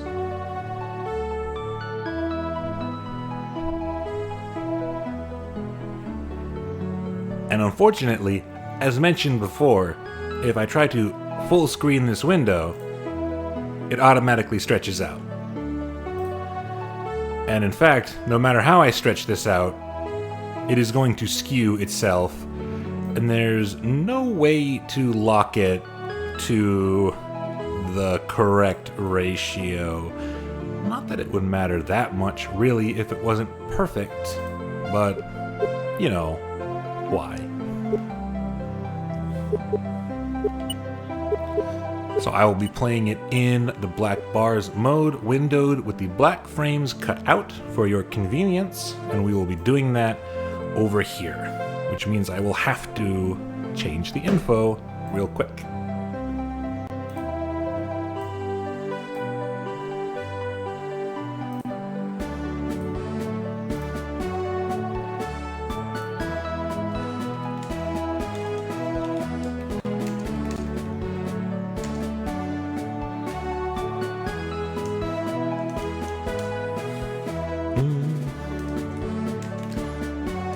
I like having the exact day.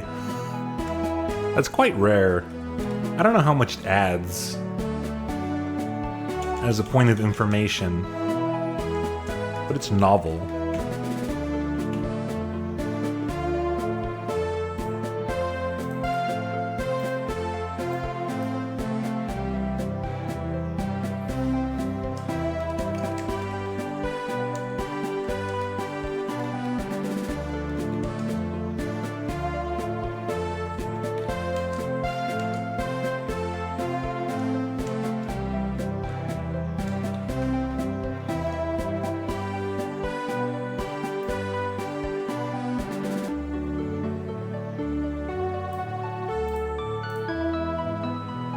I think that works.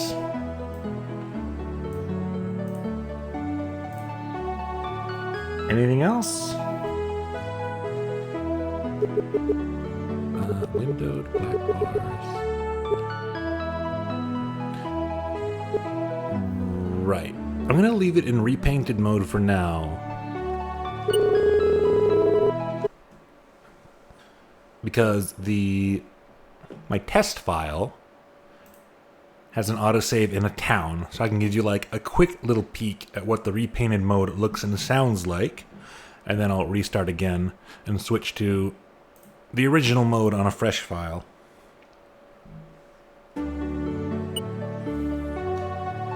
So we should be, let me delete that old TORR capture. We should be good here, they should be just right.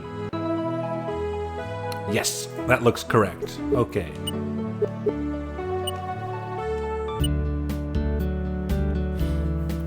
So this is the graphics. I don't know if something about that guitar sample, something about that very specific fidelity of guitar sample is screaming RPG Maker 2003 to me.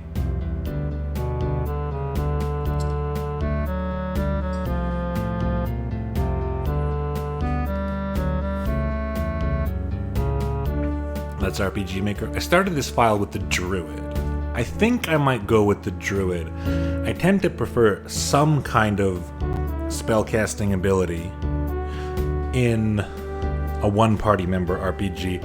I'm pretty sure the other two, the Croc and the Chameleon, have spells of some kind, but the Druid appeals to me the most, I think, including design-wise. In general, this particular style, this particular brand of dragon is not the most appealing thing in the world to me, but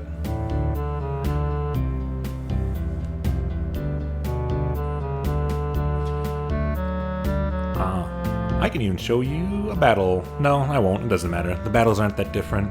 One thing of note is that there is some kind of sprite jittering problem whenever I move. And it's more noticeable in some directions than others, but no matter what, it is consistent. I couldn't figure out a way to fix it. I tried every single combination of graphics modes, I tried every combination of resolutions, frame, no frame, windowed not, full screen or not. This keeps happening. I didn't actually look at any footage to confirm whether or not this is a consistent problem with the game, but I think we're just gonna have to live with it. I don't believe it's that big of a deal. Like, nothing else in the game is jittering around. The NPC sprites don't jitter around. It has no effect on the battles as far as I can tell.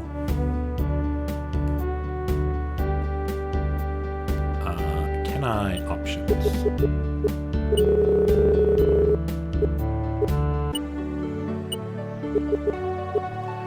So I don't know if anyone has any advice on that, but for now we're just going to live with it. The language option has English, Japanese, and bootleg, which definitely has the potential to be a bad joke, so I'm not going to fuck around with it for now.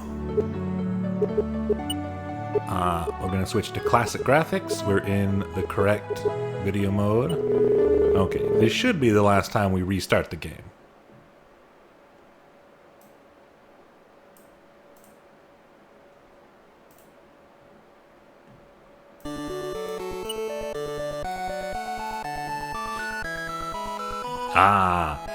I much prefer a bit of classic chiptune to that particular era of musical sample, I must admit.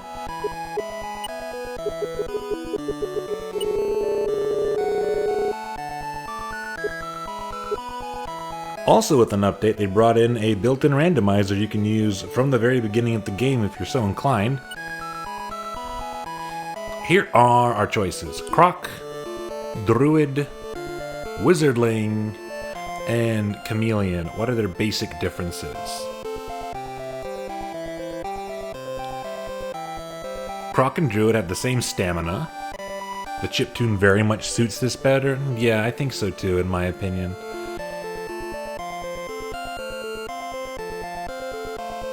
Wizard has the worst stamina, that makes sense. Druid has the worst strength, even worse than the Wizard. Equal magic, more technique on the Wizardling. The Druid's also the slowest.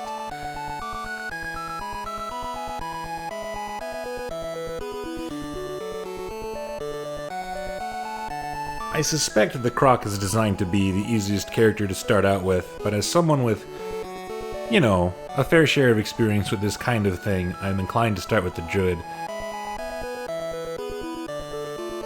That seems like the closest thing to the sort of cleric I talked about before.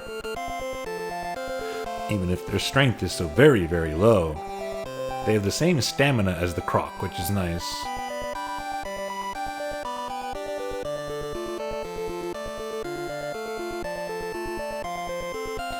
We have a lot of space for a name. However, while our full name will show up on the status screen, it will only show 4 letters on battles. So ideally, we would have a cool name that is also still cool when you shorten it to 4 letters. That said, I think we already have an idea, because our last guy was named Mild, which was short for mildew.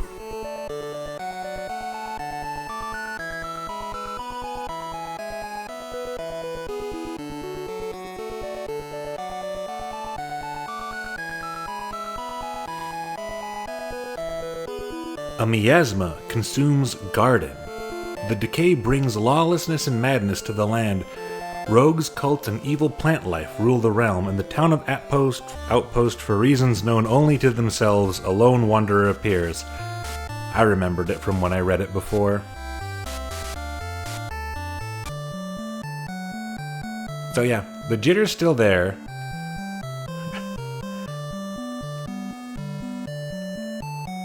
Looking at the capture, it's actually worse on my screen.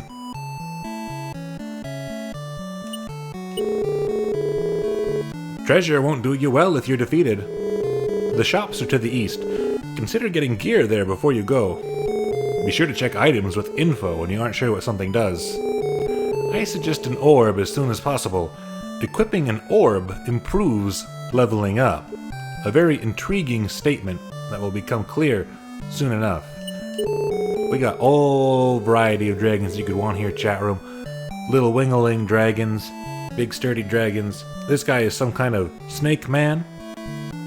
There are bandit dragons in the cave to the north. They've disrupted our shipments with other towns.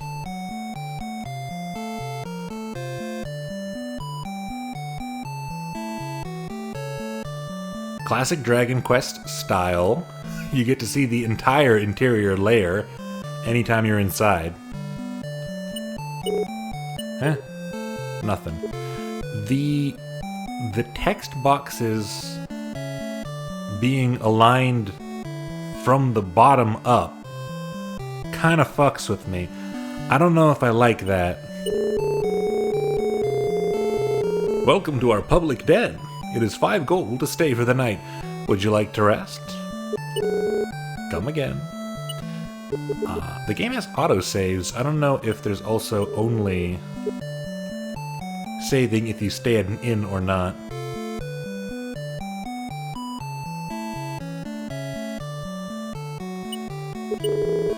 It is locked. I have to wonder, does the chameleon perhaps have an ability related to locked chests? That would be interesting, but maybe outside the scope of this game. It's a long way between Flutter and Sandstorm. This outpost was built as a rest spot.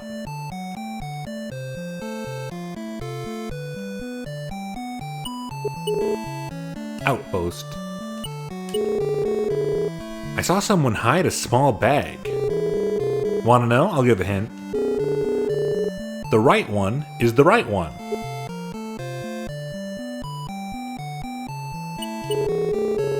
Pay me 50 gold and I'll talk. Off with you then. I only got 50 gold to my name. I think I have 60 gold to my name actually. Nope, I only have 50 gold to my name. We gotta use that on an orb. We gotta grab an orb, get on down there, and then we got free phone credits. I'm the captain. Outpost is a small village. Bandits intercept our work with Flutter in the north. We're too busy playing defense to find their hidden base.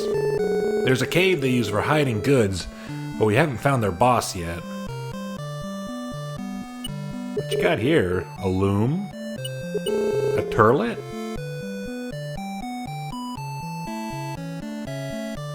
Someone hid a bag. Do they mean in the bushes? Got 30 gold! Thanks, buddy. You're a real pal. Oh, you found it! Kids pay attention too, see?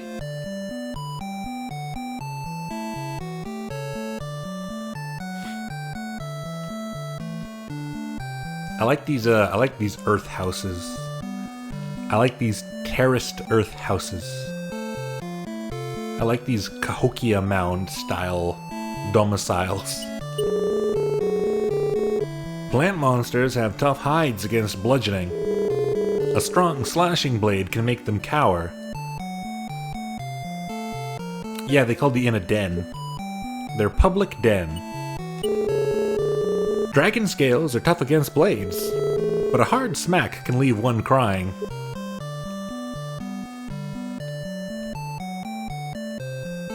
So our two damage types are bludgeon and slash, and it seems like our two main enemy defense types are dragon and plant.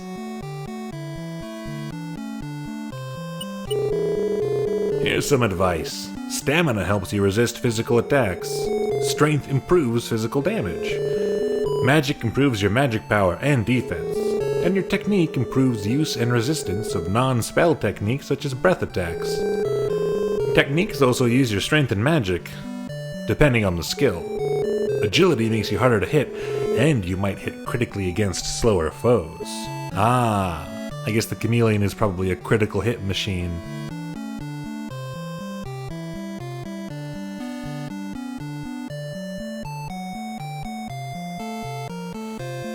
We have a wooden staff and a robe. Something I tested earlier is whether or not there are equipment restrictions for the characters, and there doesn't seem to be, because I was able to buy and equip the thief's starting armor on this character. I cannot access my gear menu at all without gear to switch to. I start with Thorns and Bark. Inflicts slash damage using magic and technique. Inflicts bludgeon damage using magic and technique. So it seems like the druid is perhaps unique in that they're inflicting physical damage types with their magic, making them quite versatile at the beginning. Bark plate, robe, gambesson. Iron plate, steel plate, silver cloak. We have a robe right now. Magic +3, so no physical defense at all from the robe.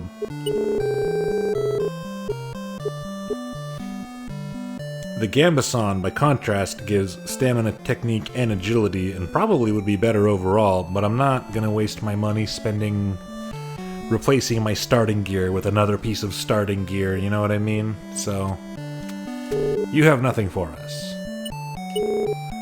Welcome.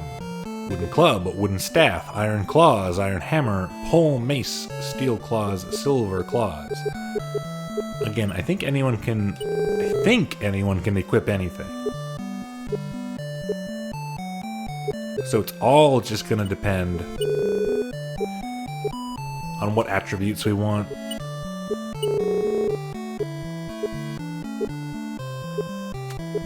Looks like there's a lot of trade-offs.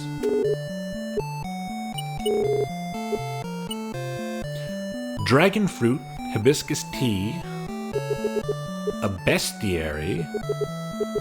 I hope that's a one-time purchase. Restores 40 HP, the classic. Restores 40 TP.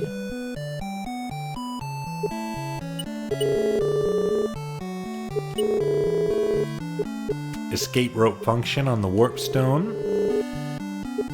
Chimera wing function on the light wing. A small book that contains information about flora and fauna displays enemy data when used in combat. We should pick one of those up, not right away though. And strength +1. What do you mean strength +1? What do you mean strength +1? We can't equip a bestiary. Camp works like camp. Are you the orbsman?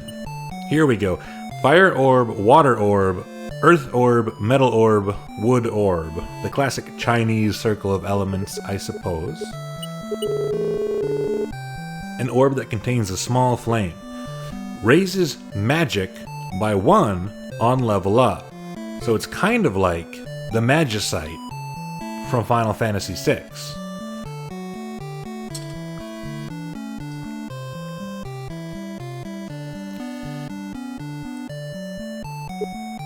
Also increases your fire offense and fire defense, and teaches Singe inflicts magical fire damage. Every one of these orbs is equivalent, just with a different stat and a different element. So that one was magic by 1.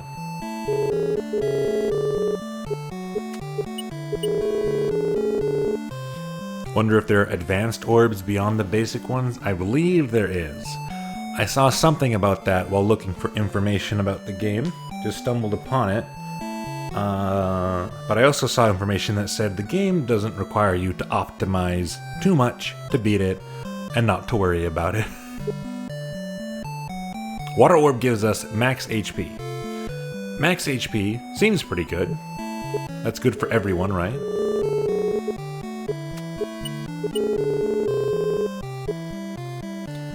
stone orb gives us strength, so I could buy a stone orb and turn myself into more of that cleric I want. But I'll wait and see what kind of magic we learn naturally. How dedicated to magic will the druid be?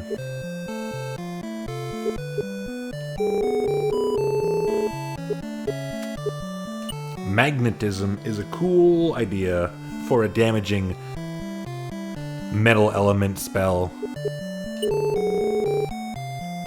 I don't know where the metal necessarily comes from, but just make it fly toward. Max TP by 3 on level up. Maybe I want wood orb. TP can go a long way.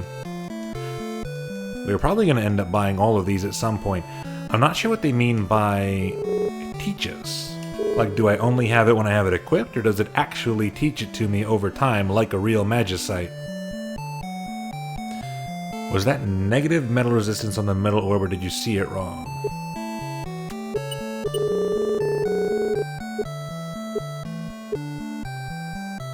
It does say minus. Could be a typo.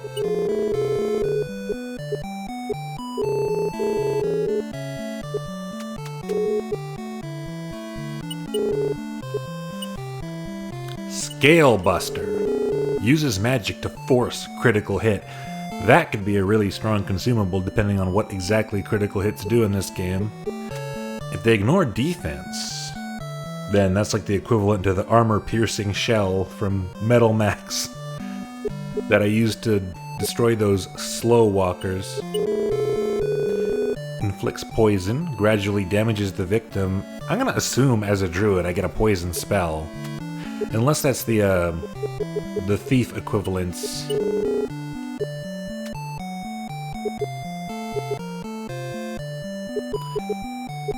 Or wait, are these consumable? Or are these spells? Because you wouldn't think removing poison would require 100 G. There's an antitoxin in the other shop, so these are probably spells I buy, eh? So I can force crits with magic. That's kind of cool. There's a reason to get strength on a character like this.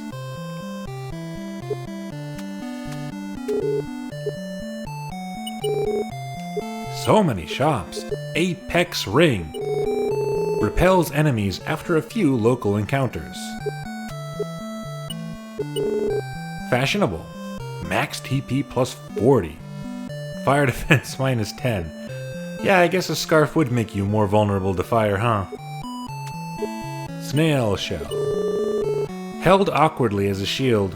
Stamina plus 10. Bludgeon defense plus 20%. Water defense plus... I don't know for sure. It doesn't quite look like an RPG Maker game, but a lot of the stuff I'm seeing in here does look like the things people do in RPG Maker games with the equipment to make it interesting. Preserves gold value when bought or sold. A deep berry red, warm to the touch, magic plus 10, max TP plus 24, and firepower. I like items like the gold bar. I like it when you can protect your own money. And this is the storage man, I think. Yep. So we have 60 gold to our name, chat room. We can't afford shit except for some orbs, I think. None of these accessories are any good for us at the moment.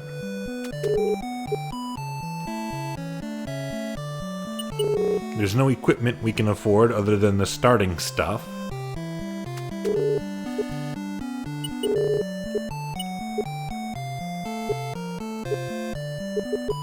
We could get a better weapon if we want, but I think most of our battling is going to be done with magic at the beginning anyway. So let's grab an orb. Let's grab an orb, get on down there. And we'll have free phone credit. I'm going to try to stop making that reference. I'm going to slowly wean my way off of that reference over time. What do I want? What do I want? What do I want? What do I want? What do I want? Chat room, what do I want? Let's go normal. Which one gave me TP? Wood? Yeah, wood. Let's go with wood orb. That feels appropriate. That feels appropriate for druid in every way.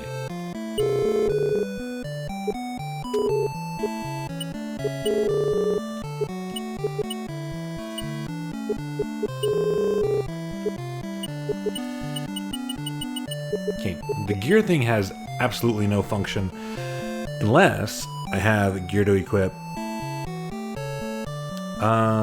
Gear. I guess the gear option is also my items menu. Perhaps I should buy an item.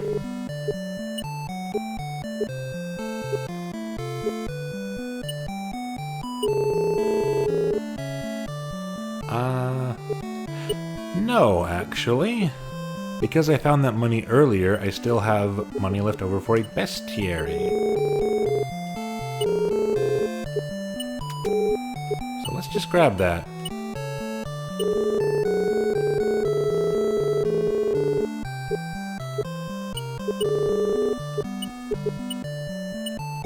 Equip.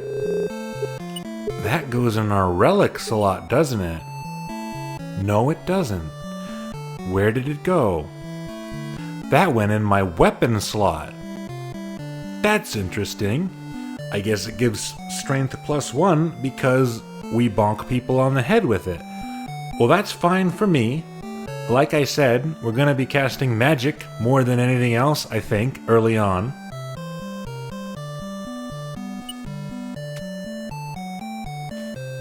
Okay, there's one guy I didn't talk to. Ah! You startled me. I'll just be on my way. Please don't check my bag. The shifty dragon pulls his bag away from you. Yikes! The dragon attacks. Bandit approaches. Mildew takes a swing. Bandit snuck 10G, you motherfucker. I better get that back. Can you swap gear mid-fight? You can. The bestiary is supposed to show me info during battle, right? It's not really doing that. This is a dragon. This is a dragon man, which means bludgeon is supposed to be good. Mildew conjures a hardwood branch.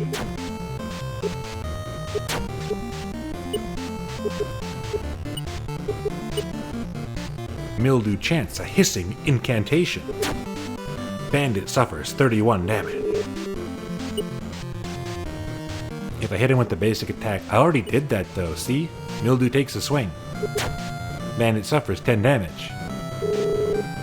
Bandit snuck 0G. Mildew pulled out the wooden staff. Yeah, we can switch. It still says wooden staff.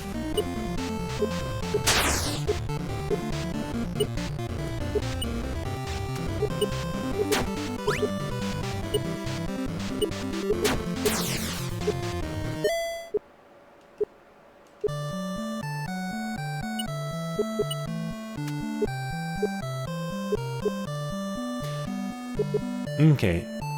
Pulling out the wooden staff is probably not equipping it then. It's literally just using it from the item menu, because the gear menu is also equivalent to our item menu. So I think it is being funny, letting us equip it, and when we use the bestiary from the item menu in an actual fight, it should work as intended. I will buy 1 dragon fruit for the road. Yeah, see? So you can, in theory, use pieces of equipment as items that might have some effect.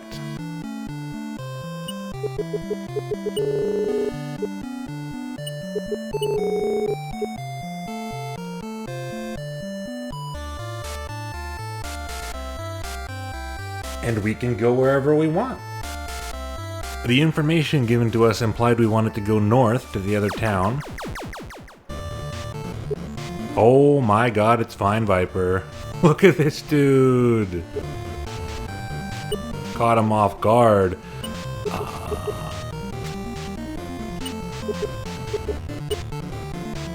Pretty awesome, dude. Presumably weak to slash. I mean, it's a vine viper, right? That's more plant than dragon. That has to be a plant monster. Vine viper, the type of dude who shows up to the function and you don't know who they are and you wonder why they're there, but everyone else there is like, yo, it's fucking vine viper! And vine viper's just like, hey guys.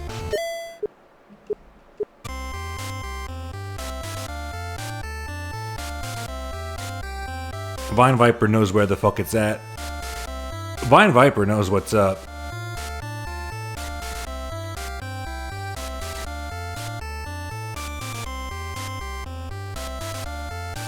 Foe? Okay. I was starting to wonder if special power... Mildew pulled out the bestiary. Mildew analyzes the Vine Viper. 60 and 10. Very weak to slash. Very weak to fire. Very resistant to water. Do they fight, or are they just playful? Vine Viper is swaying to and fro.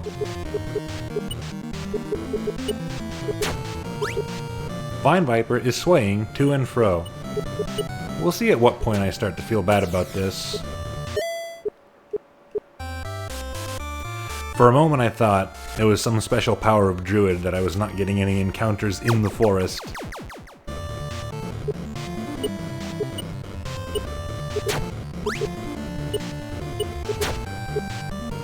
Vine Viper chomped down! Oh dear.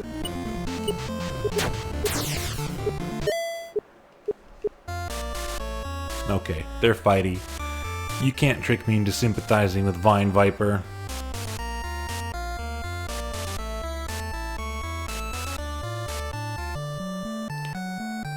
Oh my god, did I just find a secret area in a fully innocuous spot on the map? Oh my beloved.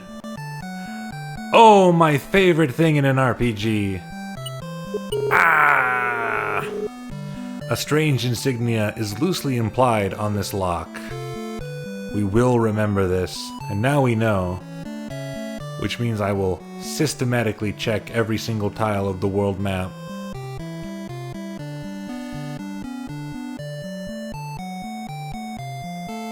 We'll keep that in mind. We'll see if we get a hint about that later. Maybe that's important. Maybe that's where Bagu lives.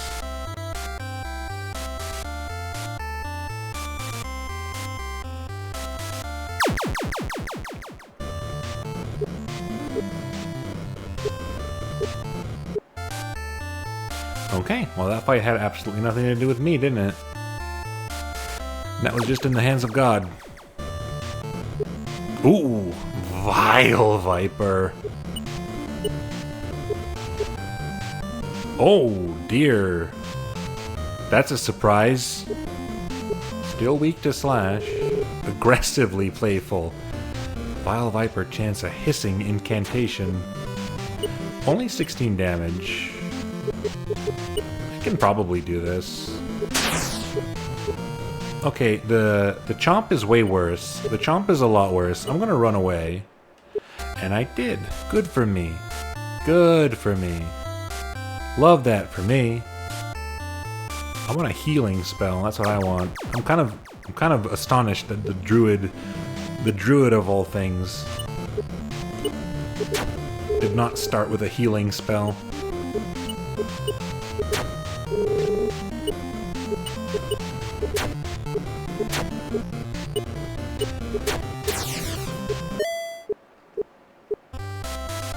Oh, I need to bestiary the bandit too.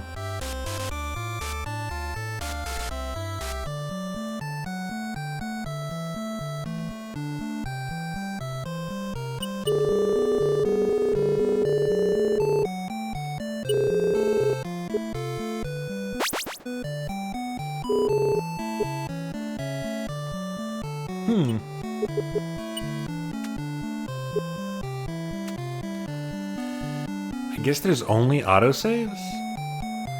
I thought the autosaves were an option.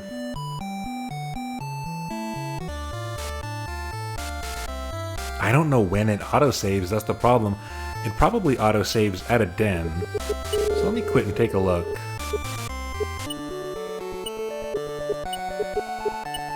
Autosave yes or no? Why do you have to restart to apply that change? Well, sorry, I lied to you earlier. It wasn't the last restart after all. What does this mean then? There was a save option right there. Oh, am I blind? Can you just save anywhere?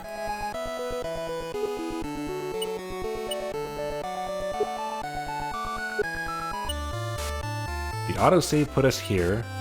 Oh, there is a save option. Oh, you can just save anywhere.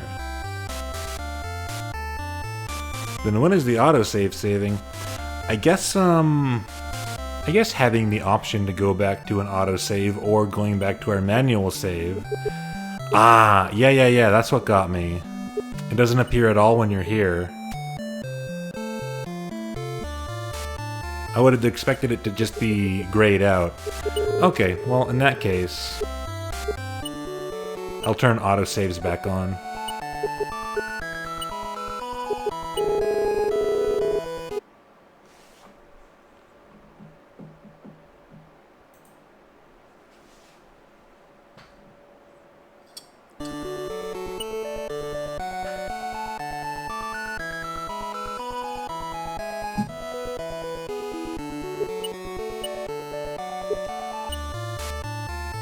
Yeah, and that's where I saved. Okay, do we have a goal? What's my experience to next level? Level 1, experience 21. So I guess 1 experience point to next level is how that must work.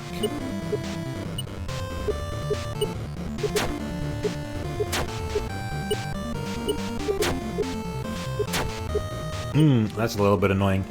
There's no confirmation on the fight command, so if I accidentally hit it, it just goes through. Which, you know, that's how it would have worked in the olden days, but hey. I've ascended to level 2. Stamina raises by 1, strength raises by 1, technique raises by 1, magic raises by 2, agility by 2, HP by 1, TP by 5. I have learned sicken. I've learned disgust. How do I see my spells? For 7, emits a sickening aura, inflicts magical wood damage, low chance to poison. Well, this is a wood spell. I don't really need that other wood spell, do I? But I do want TP, so I'll leave this wood orb on for a little while longer.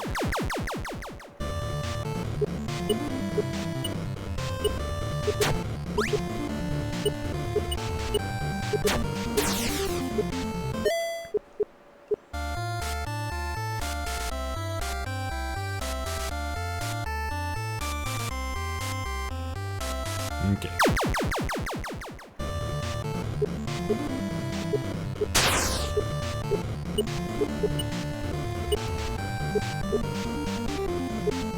Very weak to bludgeon. Can't seem to decide whether to fight or flee. We're gonna have to do that on every single enemy, aren't we? Sick. Ooh, it did a lot.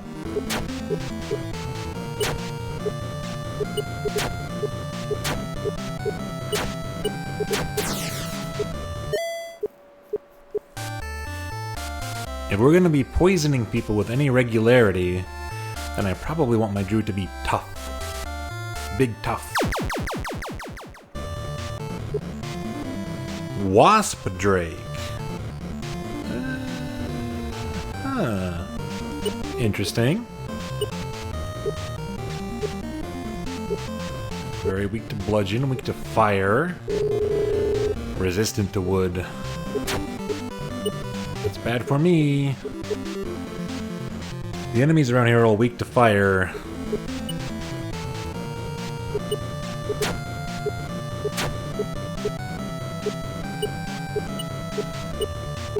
Oh,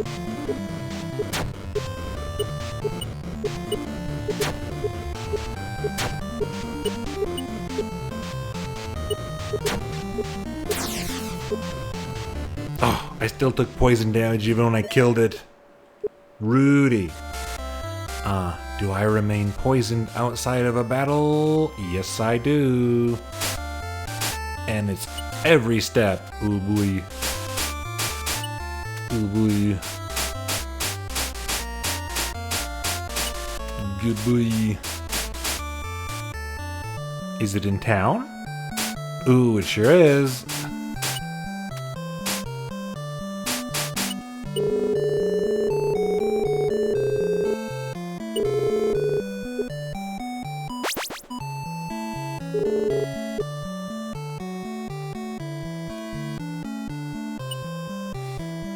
I am not making gold very fast, am I? Let me think. What do I want to do? I don't want to switch orbs just yet. In this font, 31G looks like big. Too bad. We'll never see it again. There will never be a single other time in this game when I have 31 gold pieces exactly. I'm so sorry.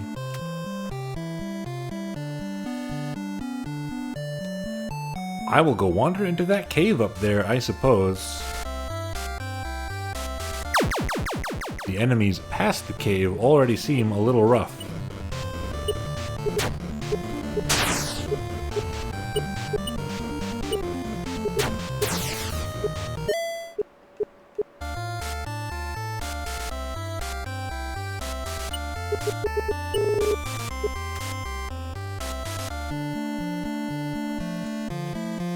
Ooh, I wonder if that's for me.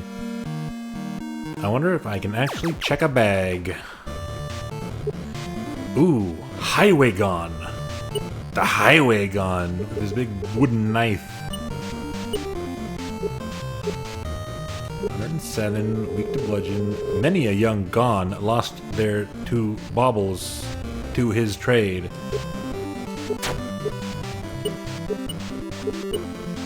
Proofreading. You need a proofreading pass.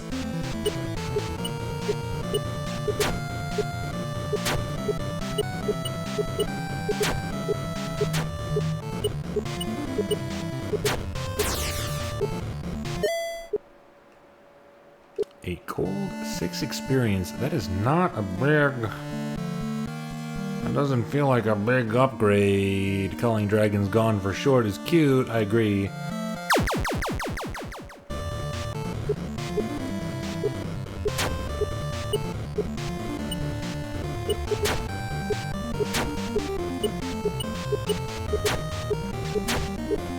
Right now the difference between very weak or not doesn't seem like much, but it could just be that these starting spells are no good.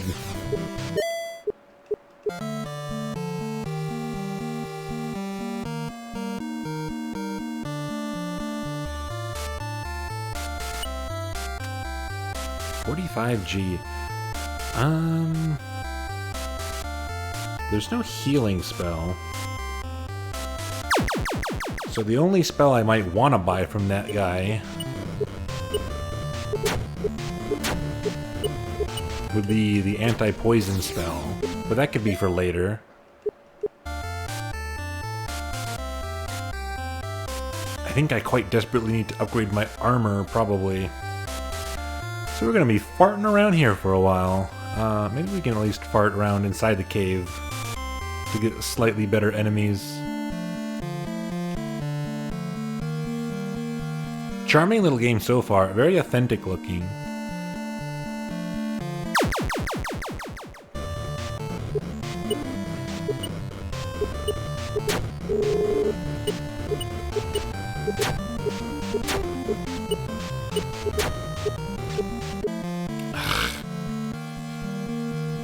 Just wasted my own MP, didn't he? That's his strategy. Sicken. I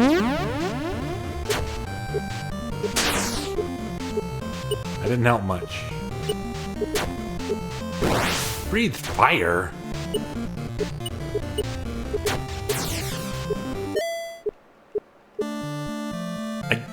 I mean, I guess at no point in this game should I be surprised by anybody breathing anything, right?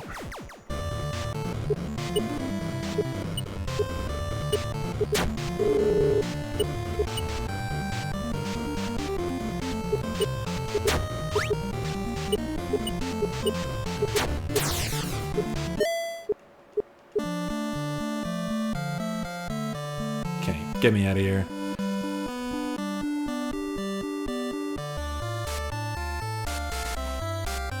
Boy, I don't know. I feel like we gotta upgrade quite a bit before I have a real chance in there or anywhere.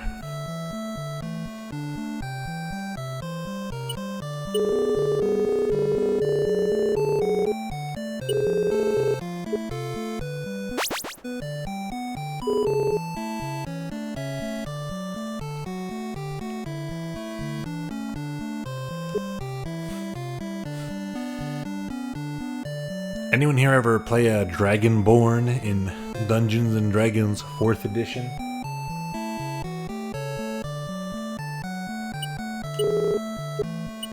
Who had what? Even antitoxin is 10. The healing item is 15. I'm getting not much from these fights. Oh boy, oh boy. It seems like it might be rough right at the start.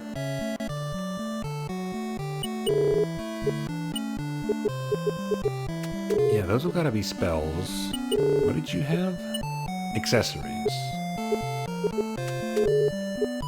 Show me the basic equipment. What will be my first armor upgrade? 300? Stamina plus 10, magic plus 7. Stamina plus 16. Agility minus 8. Max HP plus 12. None of your characters have been particularly dragon-coded. It may be a missed opportunity. Metal defense minus 20%. That seems like it's almost a consistent thing in the game.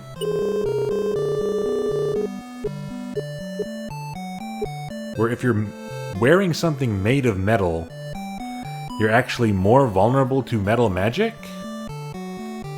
Well, that first metal spell we saw is called magnetism.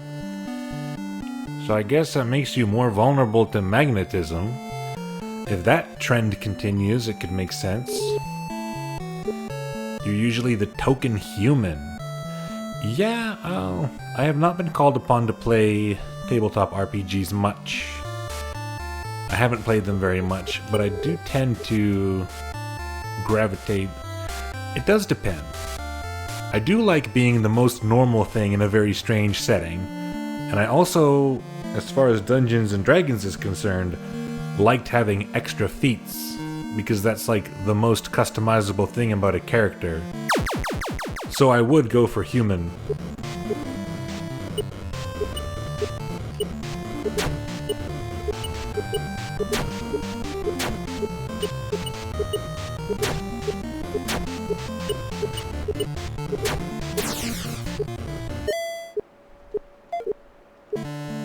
Free dragon fruit. That's nice. That makes this a little bit friendlier. Okay, proof of concept. Check. Got dragon fruit. Ooh. Ooh, all of that up there is treasure for me, huh?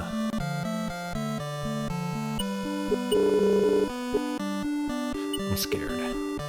I can't save in here. Hey, I stole my hoard fair and square. Go steal your own. Renegade approaches. Gotta use the bestiary. 200. Weak to bludgeon. Weak to metal. No allegiance. 31 off a critical hit. Not bad at all. We can try and sicken. Try and sicken the bastard.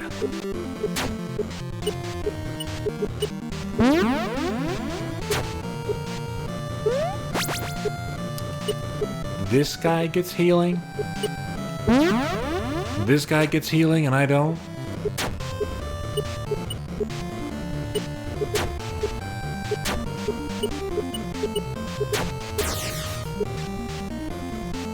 The hood on the sprite looks a bit like a mustache to me. Yeah, that happens with the hood like that.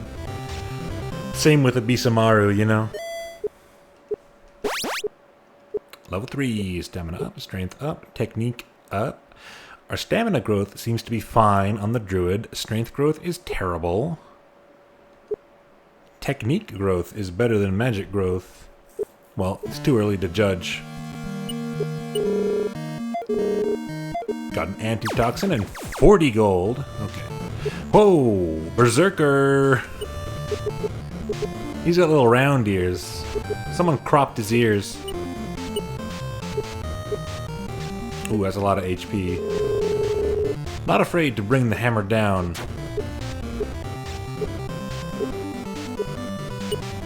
I got fatigued by the hammerhead.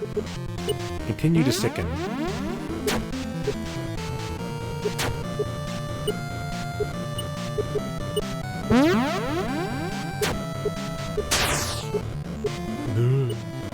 We're probably fine. We're probably fine.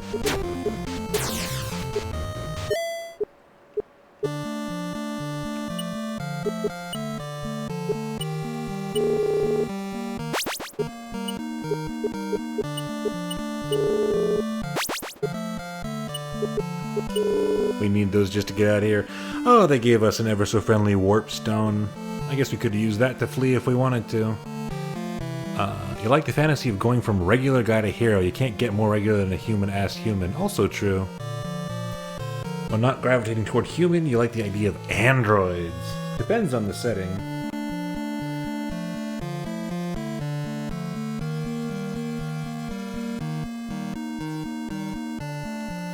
Like, if I were playing in some kind of cyberpunk setting, I think I'd rather be hacking the androids than playing as one. Ooh, a bandit map. From Outpost, go 24 paces north and 12 paces east, then check carefully. Oh, how interesting. I like that. That's a cool prize. I mean, to me, Android just occupies the exact same spot as any type of construct. So a Warforged is close enough, right? I like a Warforged. I like a magic construct.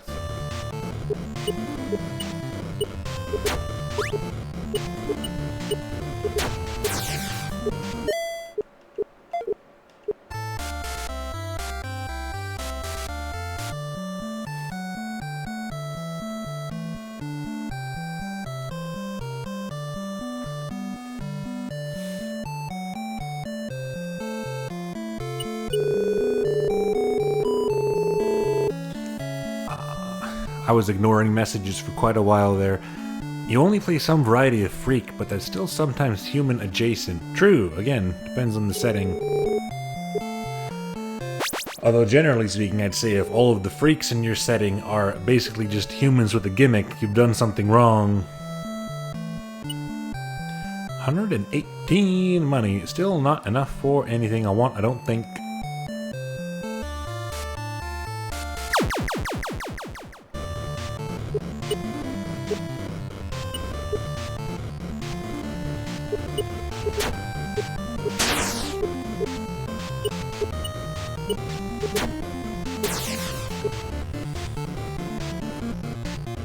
Your guy got turned into a cat for a while.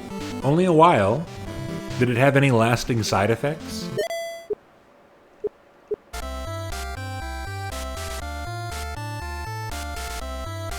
Oh, I should be counting. Now what do they mean when they say from outpost?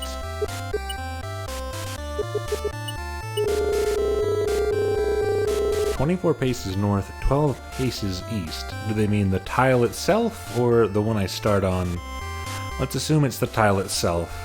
So 1, 2, 3, 4, 5, 6, 7, 8, 9, 10, 11, 12. 12. Magitech with an emphasis on tech. Yeah, I think I agree. If you're doing Magitech, then you want it to be like machines that are harnessing the magic.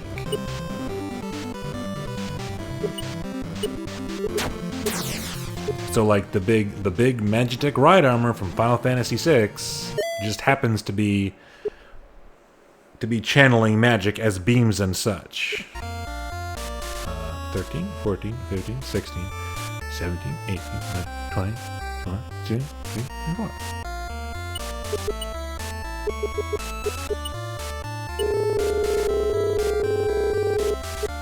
One, two, three, 4, 5, 6, 7, 8, 9, 10, 11, 12. Nothing of interest. Okay, then here. Nothing of interest. Okay, then I did go east, right? Here. Nothing of interest. Here. Nothing of interest. Here. Here. Ah!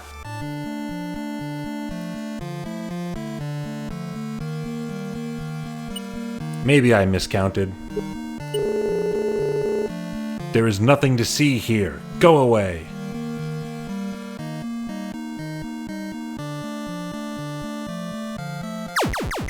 Oh.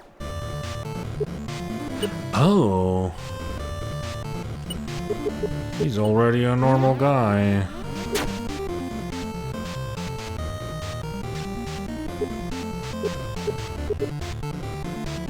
Renegade shuts up and hunkers down. Renegade throws caution aside.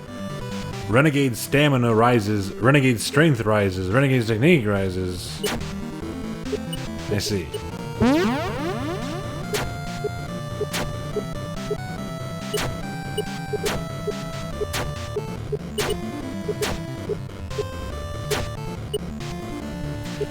Boy, it's really not worth it to try and use my fight command at the moment.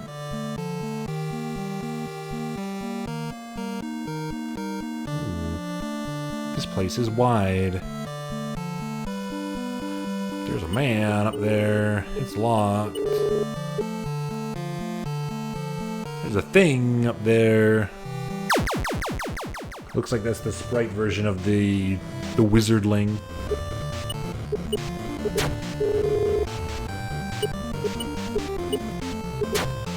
Cool guy moving on the screen. Nothing's moving on the screen right now, so you must be talking about me.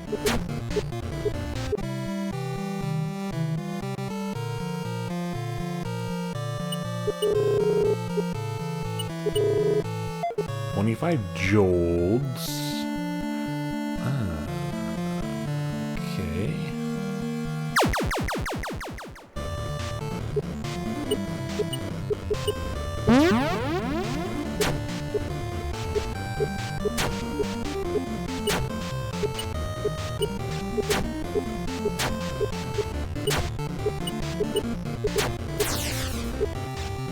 Talking about the yellow worm guy. It's not a worm so much. We're playing as this. We're playing as the druid. Our species is druid. It's called species in this game.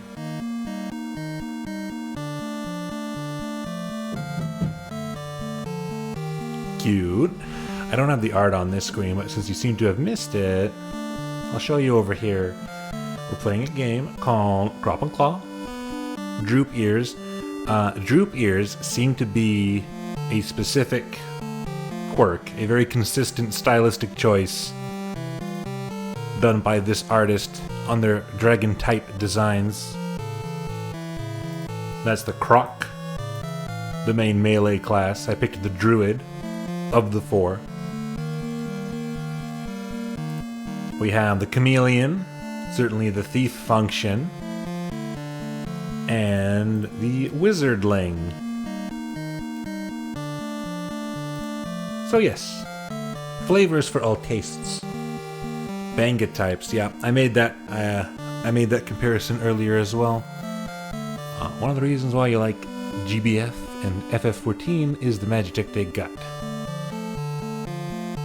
Robo-Me, that's a send-up of Astro Boy, Kamen Rider, and Super Robot Mecha anime. I don't know. A lot of the time stuff like that can go a bit too far in the tech direction, in the referential direction for my taste. These guys are no good, so I'm leaving. Want some leftovers? Oh, interesting. The skeleton key unlocks locked doors and chests, but only once. Magic key, at least they're available early on. This is my reward for finding this place. There's one door here. No, there's already 2 chests here.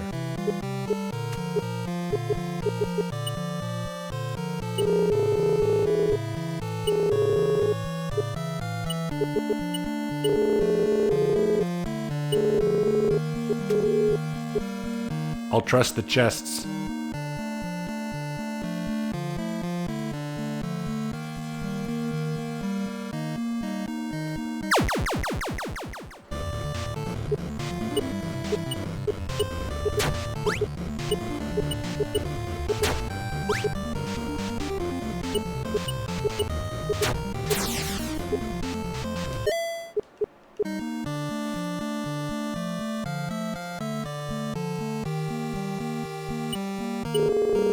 I'm trusting you, chests.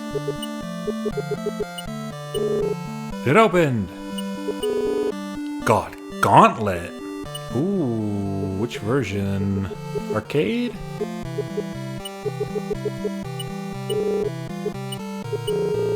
Got hooded robe. That sounds good. That sounds good for a druid. A slick robe with a hood stitched on. Magic +3. Max HP +4.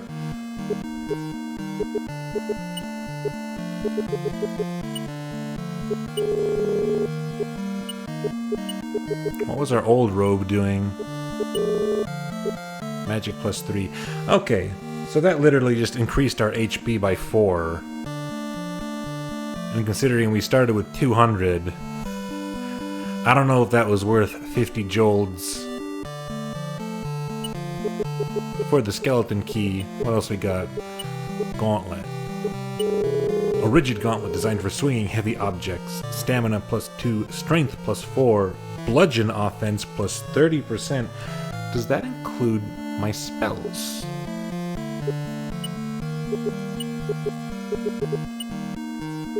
If that includes my spells, then we are very much in the money. And that goes in our relic slot, which was empty before, so that's good for me. I am gonna head back to town.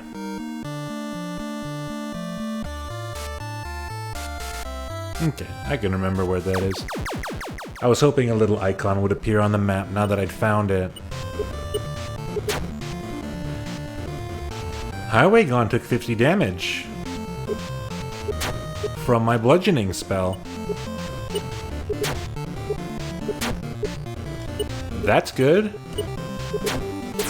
That's more than it was before. Okay, so that's interesting. Again, I don't know what the other classes are like, but if the druid is the only one that starts with spells that do physical damage types, then that's pretty unique. You're pretty tired. Thanks for the stream so far. Thank you for coming out.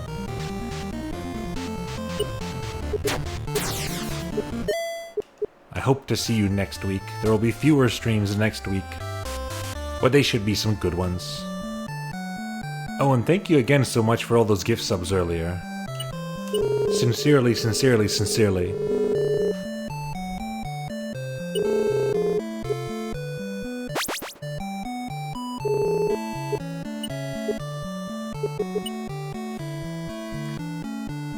$19 experience for next level. I don't need the spell this wood orb is giving me. Ooh, but I do feel like we are benefiting a lot from having a lot of TP to work with. So maybe I want at least one more level with the wood orb. Ah, there's a locked chest there too. There's that. There's a door in the cave above. There's the hidden place I found to the west of here. So I need a lot of keys. Never mind. I gotta buy so much shit.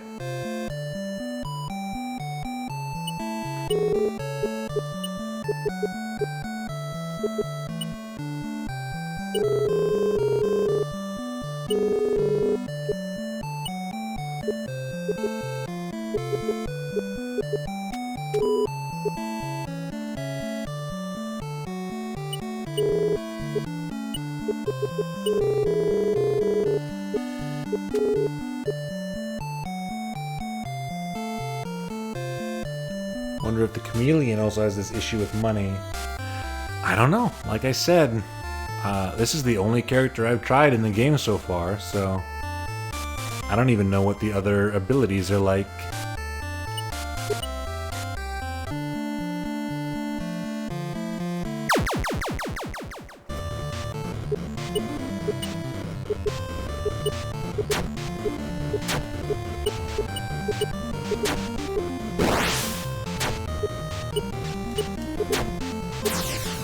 It's good when they breathe fire. We're not taking fire damage. I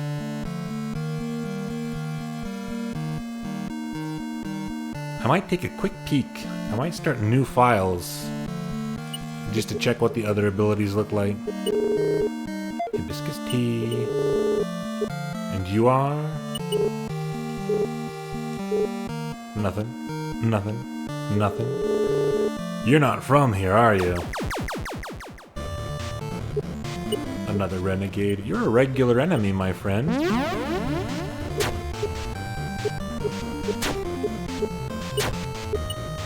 I'm not too afraid of you.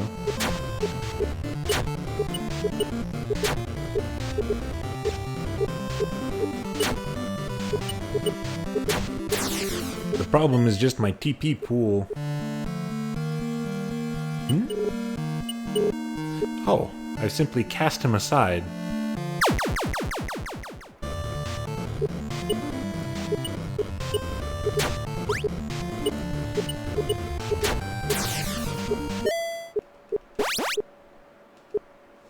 Okay, stamina, strength, same values as before. Flame shield.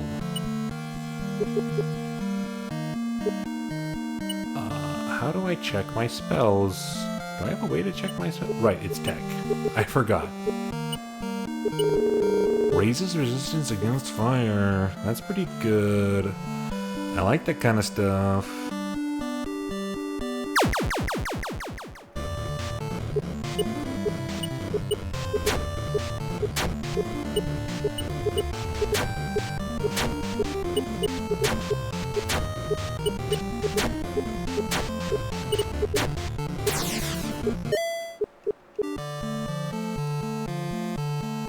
No way around here.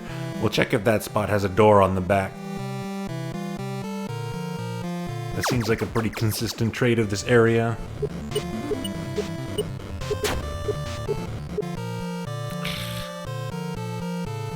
bandit is wasting my TP.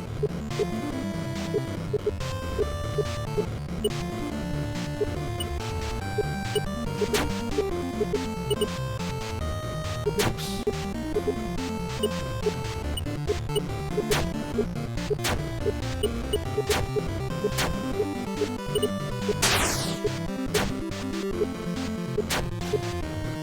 My critical hit did about double damage. I could definitely see building a character just be a TP battery with high attack and using that spell that forces a critical hit over and over again. But it also really depends on if it has other attributes. Nope, nothing here. Okay. What is that, a weapon shop?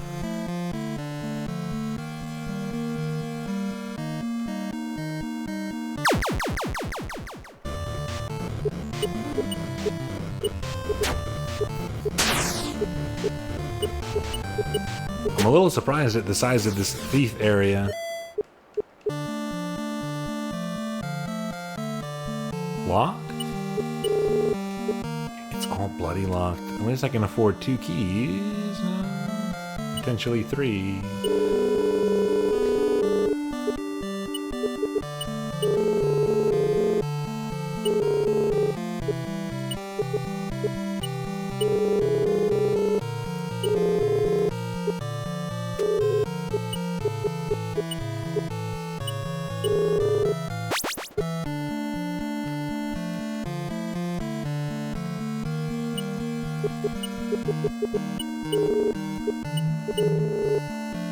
Glimmer blade. Sounds good. A gem-encrusted knife. Attack uses magic and technique to inflict damage. Stamina -3. Magic +7.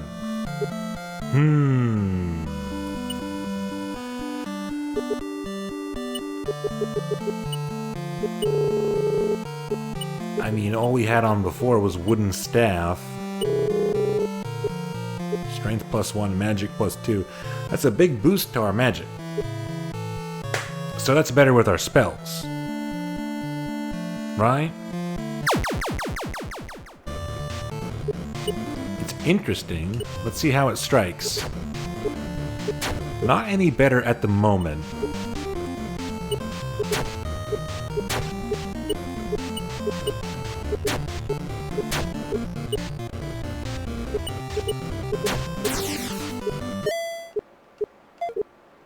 I got a barbecue steak.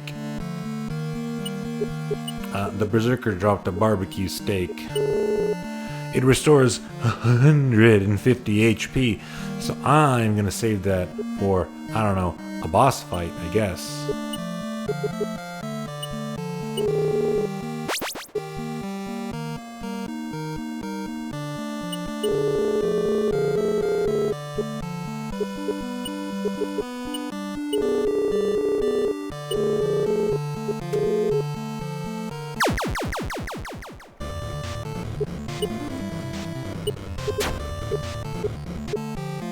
Okay, we should avoid using TP on bandits because they're not that strong.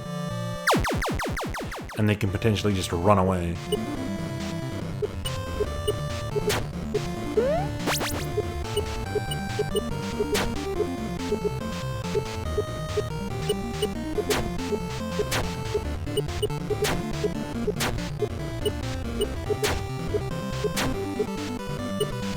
Close. Let's use a spell to be safe.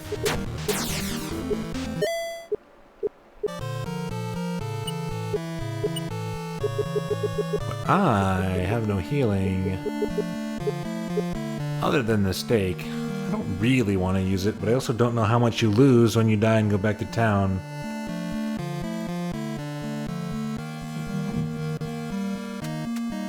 I guess we can try. We don't have that much money right now.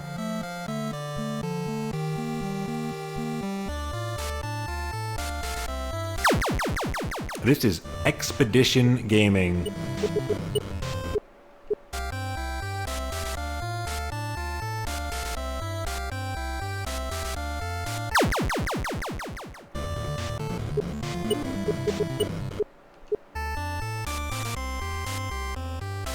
Running away seems decent. Oh boy, then what do we... We got 2 keys.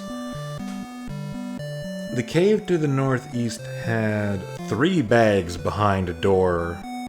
That's probably better than the treasure chest here. And then there's the guy to the west. That's a whole guy, so that's probably interesting. You know what I mean?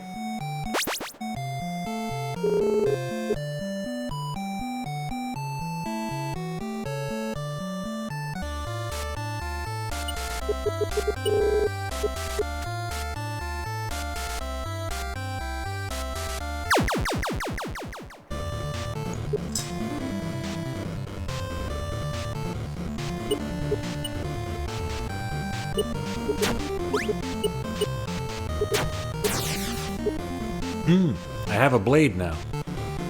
That guy's house had a sigil, no? That might have just been a joke.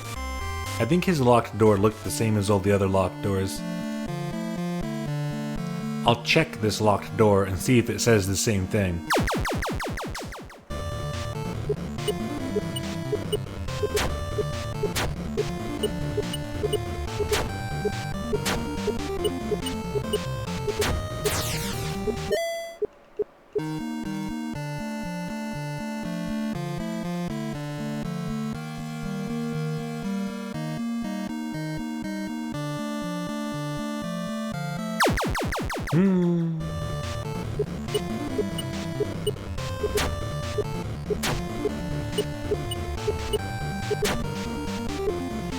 On the orange dragons, the beefy orange dragons in particular, it's hard not to look at that and say banga.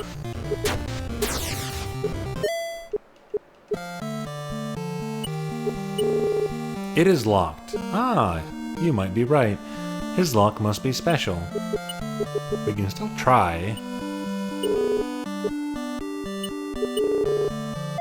Barbecue steak, hibiscus tea, and an antitoxin. That definitely adds up to more than 50 gold, so I'll take it. I won't complain.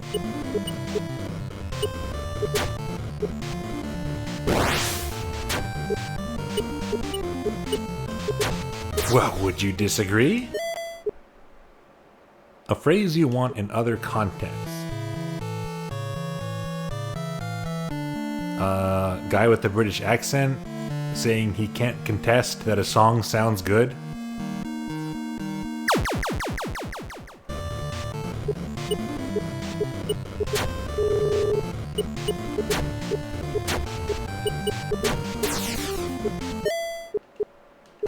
$16 gold. Okay, I think as long as we kill the bandit, we get our money back. Always a good feature. There wasn't... Was it here? No, that one kept going. Again, for anyone just coming in, I don't know why the sprite jitters like that when I move, and I couldn't figure out a way to fix it.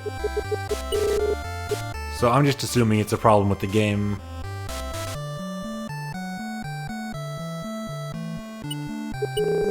A strange insignia is loosely implied on this lock. Does that mean regular key won't work? Nothing happened. Did that use my key? It did not. Okay. So we need a more interesting key. We need a strange key.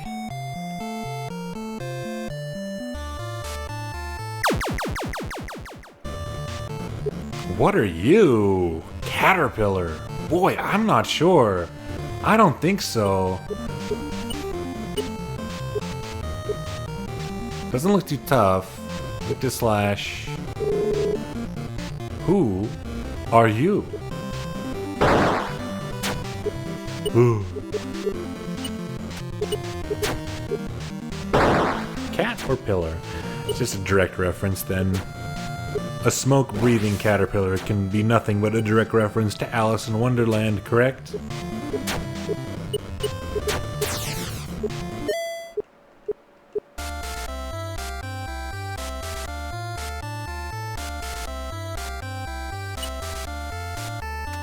$69 G's. Okay, well that means we can go right to this treasure chest.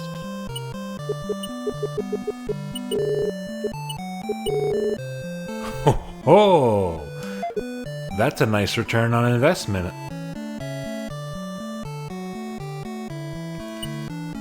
Ooh. Nice value. What can I get for that? Something from the accessories man. Held awkwardly as a shield. Stamina plus 10. Defense against many things, but not against anything I think I'm facing right now. Smart scarf. That's a lot of TP, but it makes us more vulnerable to fire. Not that big of a deal, because we do have a fire shield. That would replace our gauntlet, which I think was quite a good item. How about just regular old armor? The silver cloak. Stamina plus 10, magic plus 7. That's significantly more than what we got. The hood we got is pretty generic. It was giving us like plus 4 HP over what we had before. Yeah, let's get the silver cloak.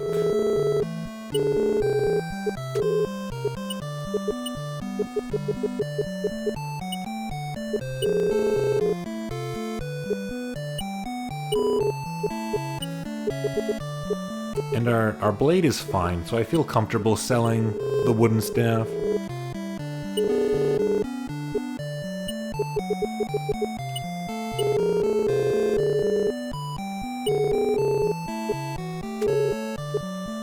Let me check the orbsman.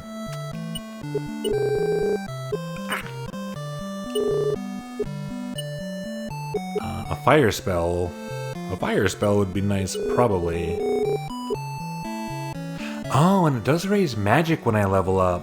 I thought the fire one was strength for some reason. Okay, so this is not too bad to get.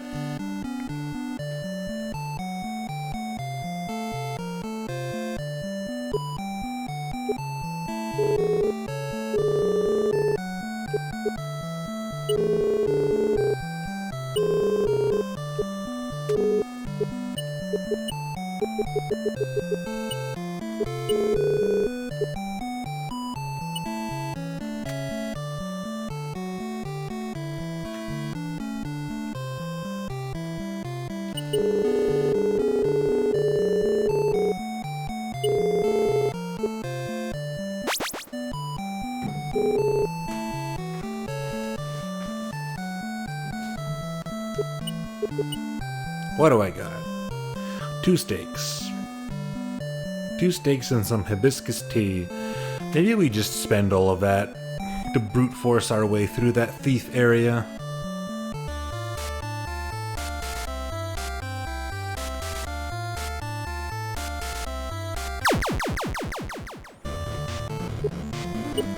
The wasp drake. I think it said this was weak to fire.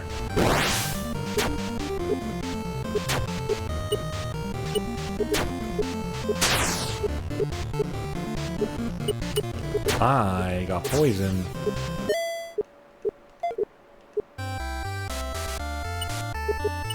But it drops antitoxin. That's very polite. Poisonous, venomous creatures need to carry antitoxin because what if they accidentally envenom themselves?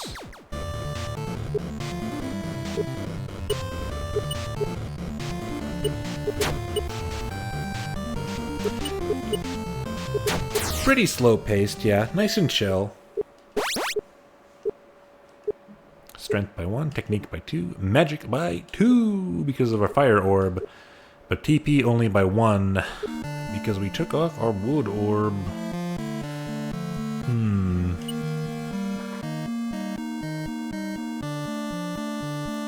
I mean, right now a big TP pool is only important because that's how much we have every time we go back to the inn. Later in the game, if we start to get better TP items, a big TP pool might not be as important.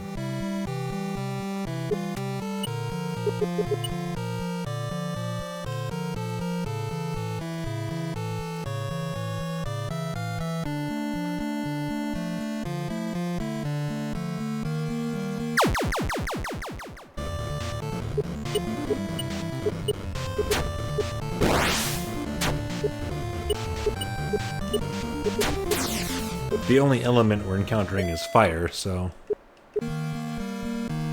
the fire orb is good right now for that reason.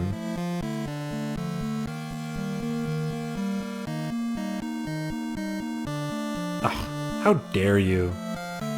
How dare you put a path to the rear of this house with no door?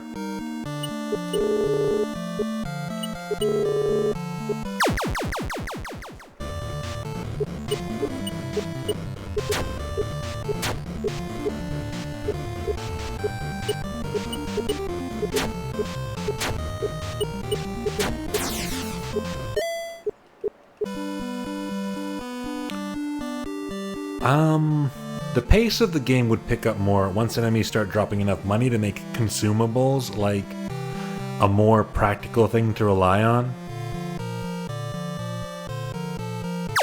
Because at the moment I'm just ignoring stuff like TP restores because it costs 40.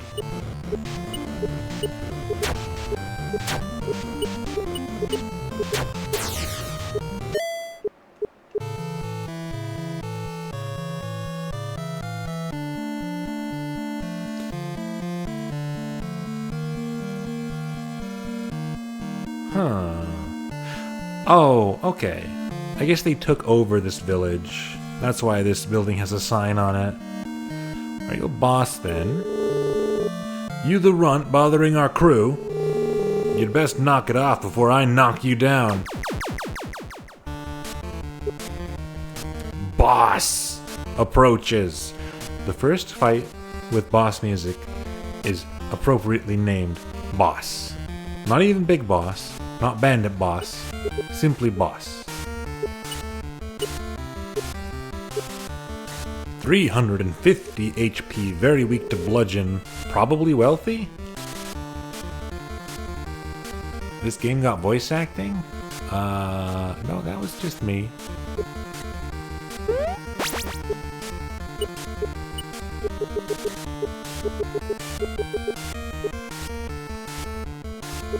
What are the chances he shoots fire at me? 'Twas good, 'twas good. Oh, thank you. Ooh.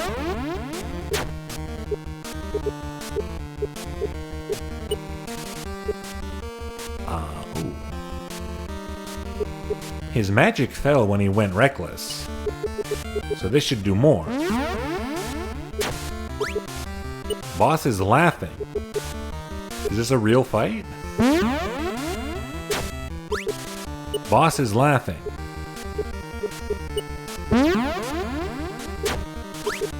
Boss is laughing.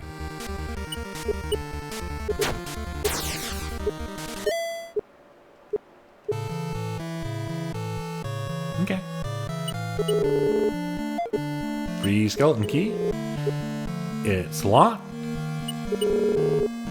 Got bandit letter. Bandit letter. We're getting quest items. We await payment at Flutter. Go east from your camp and go through Sea Cave.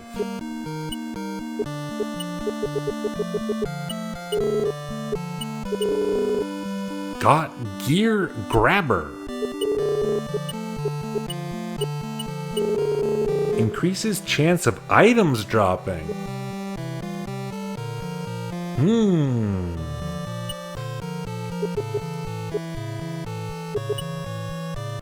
But that would go in my gauntlet slot.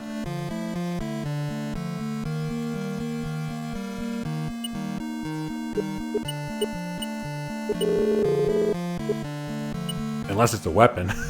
Unless it's a big, unless it's the Nintendo Super Claw. The Nintendo Ultra Hand. No, it's a relic. So what did I lose from that? The Gear Grabber has no stats whatsoever. I lose 2 stamina, I lose 4 strength. Right, the bludgeon offense. That was affecting my spells. But items dropping means more sustain. And it has metal defense. I guess we can try out having the grabber equipped. Did that guy disappear?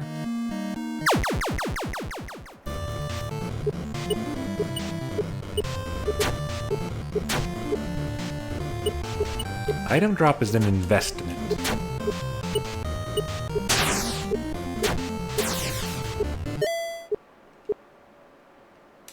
Already got a dragon fruit. If it increases it significantly, then that's probably better overall over time. Oh, I think that guy who was selling me stuff disappeared.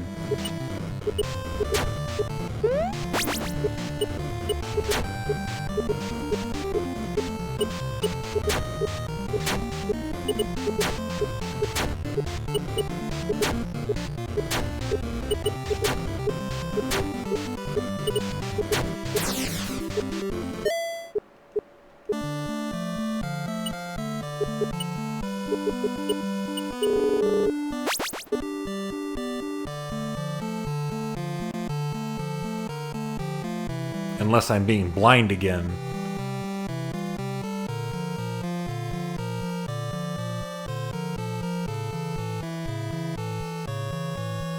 I am being blind again, because he was on the other side. Can I run? Thank you. At least running seems decent. He was up here?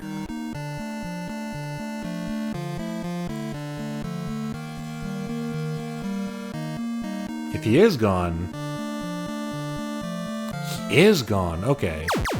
I was both blind and not blind. It is a good thing I bought those keys while I could. Okay, I think I got everything here.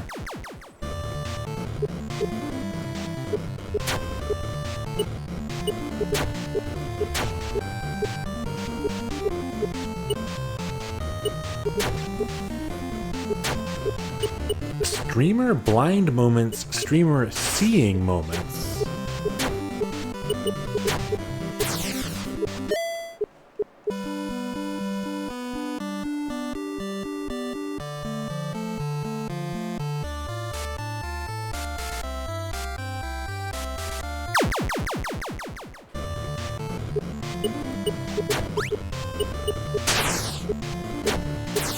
Oh, Vine Viper, I'm so sorry.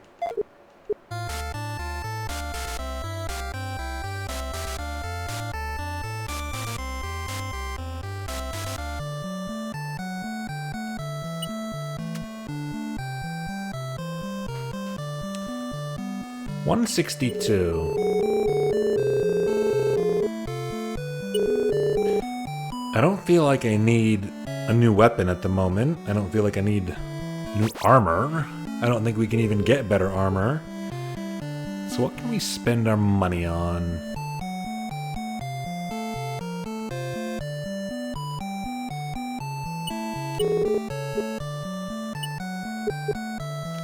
The clear poison spell would save us inventory slots.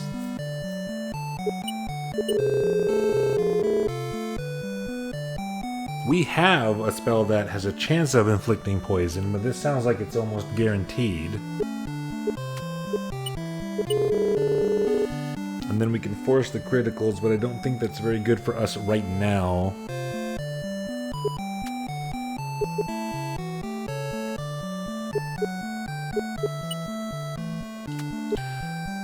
Surely they wouldn't have a spell in the shop that is exactly equivalent to a spell a character could learn.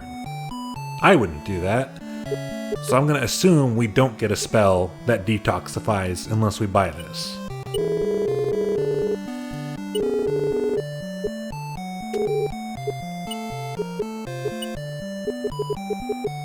Was that actually an item? Do I use it to learn the spell? Okay, just like the other game. And it's only 4. That's useful. 10 uses of that, and it'll be pure profit. Because antitoxins cost 10.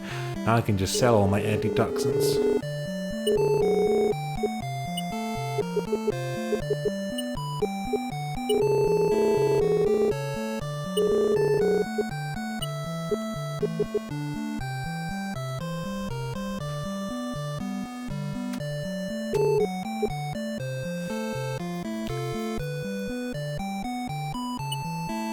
$67G. I don't think there's anything we can do with that.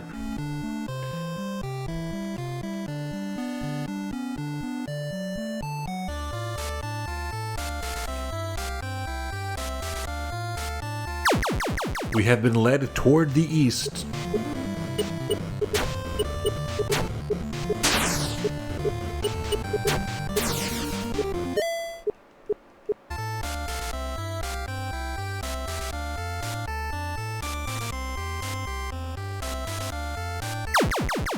To the sea cave. Ah, there's the caterpillar again.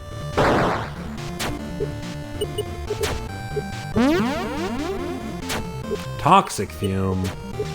Alright, we made a good investment. If they're gonna be pulling shit like that.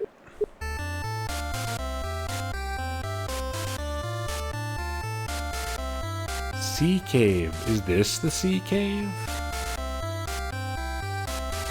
I believe I probably would have gone there anyway.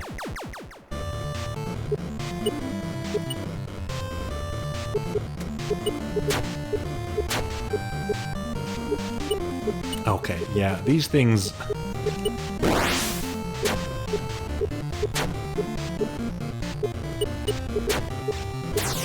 These things poison with their basic attack all the time.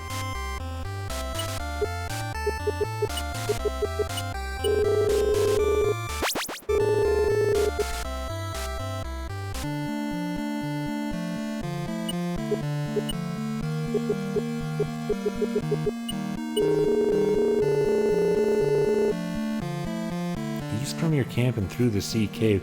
Yeah, I mean, I guess this is it. That must lead to Flutter. Anything over here?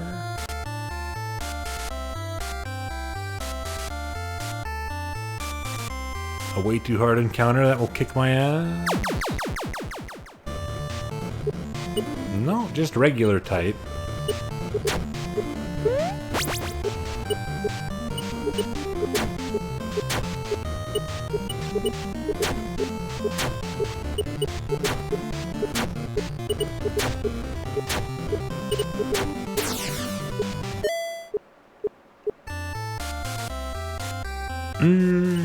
I don't know. I don't know about this gear grabber.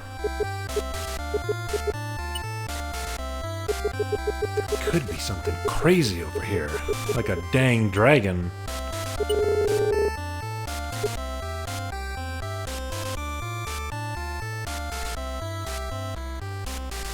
I don't think the item drop rate is going to make up for the boosted damage to my bludgeon spell against these enemies that are weak to bludgeon. It's kind of entirely what I'm relying on right now. What are you? Feywing? Little guy. Little moth dragon, isn't it? Yeah, it has 450 HP and 200 TP. They seem to find you most amusing. They have dealt 62 damage and caused me an acid burn. I've suffered 67 damage. I was defeated. Turned tail and fled before things could get worse. What do I lose for this? Anything? I think I lost some money. I'm not sure how much.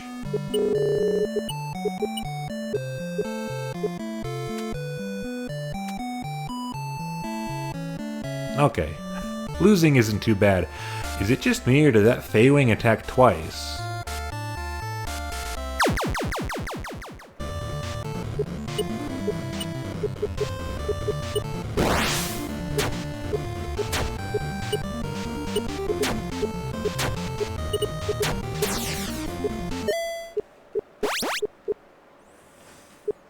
Stamina 1, strength 1. That or acid burn was a damage over time that did way more damage than the other one. Magic up, agility up. My TP's not climbing. I learned magic weapon. Druid spell, magic weapon. Enchants the user's weapon for a single attack. Damage uses magic and technique. Very expensive. So Druid likes technique a lot. All of these spells use technique. What is my technique at? 19. Not very high.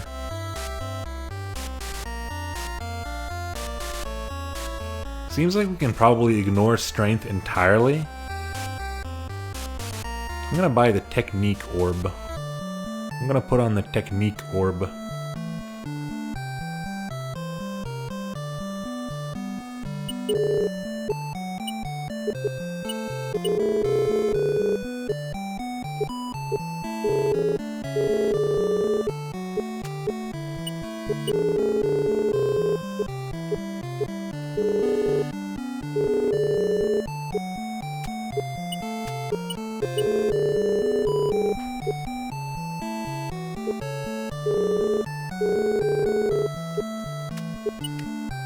Is there no technique orb? This one's magic and this one's TP. I guess if there is a technique orb, we don't have access to it yet.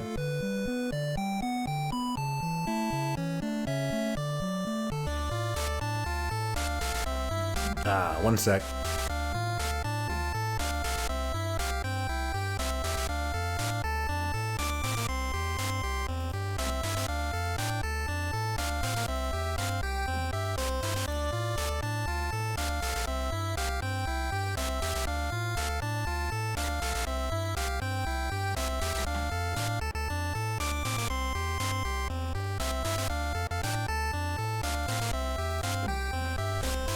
Okay.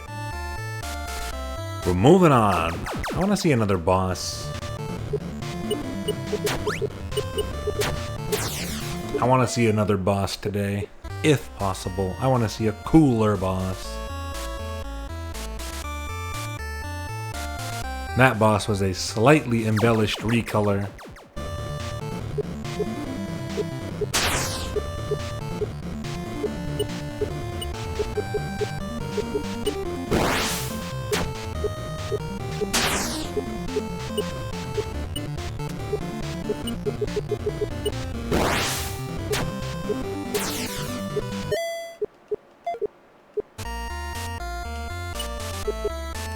Well, if it drops an antitoxin, I'll use that.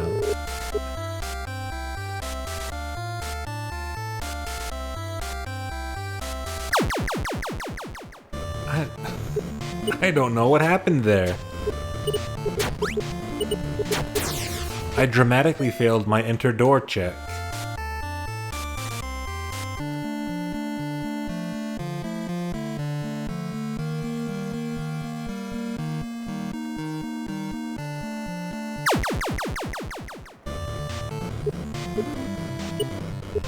Ew.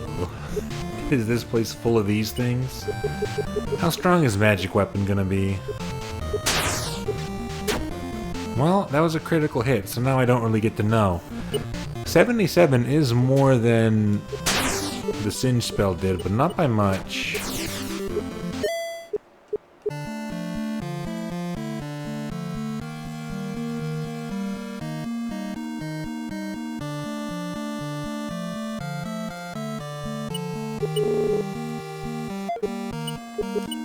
Javelin. Weapon which is thrown when used as an item. Strength plus 9, metal defense minus 20. Oh. So we could equip that if we wanted to, or we could just use it as a one-time blast attack.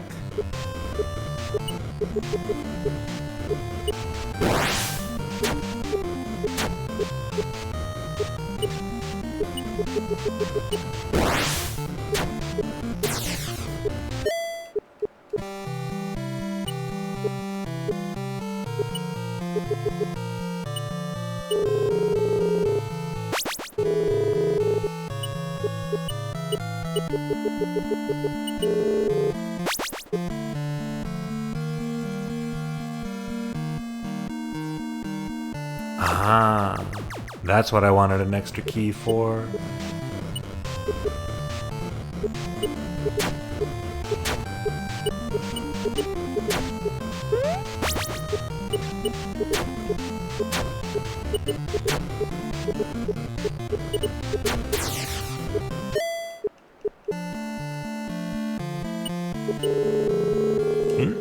No. That's the strange insignia. Lightwing should be a teleport back.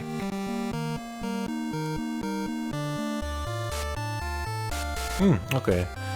Cave is very short, so everything else in here is just bonus. Snail! Snail bursts spores. I don't think they do that in real.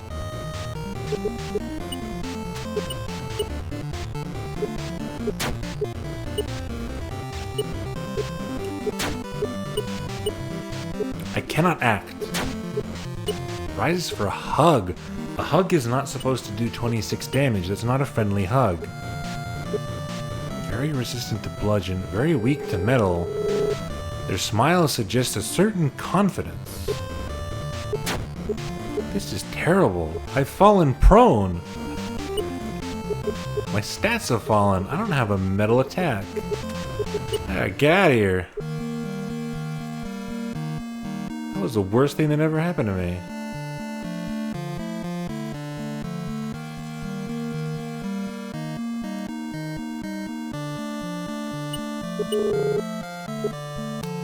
That's just a regular door.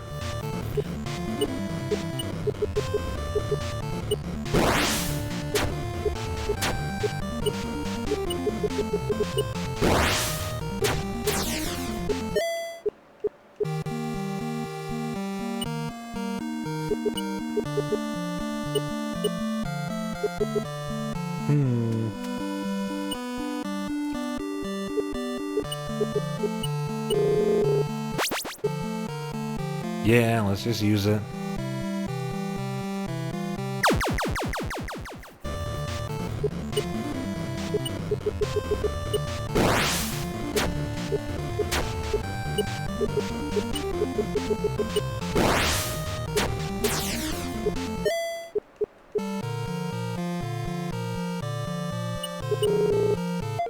Our steak paid for a steak and an antitoxin. An antitoxin. I'm stumbling over my words a little bit right now. Ooh, I'm out of TP.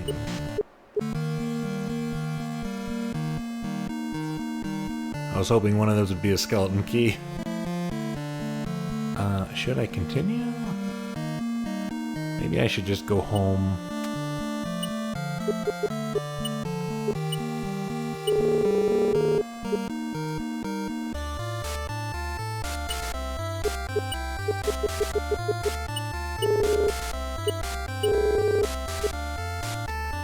Maybe the plan now is to just literally always have a warp stone and a light wing in my inventory.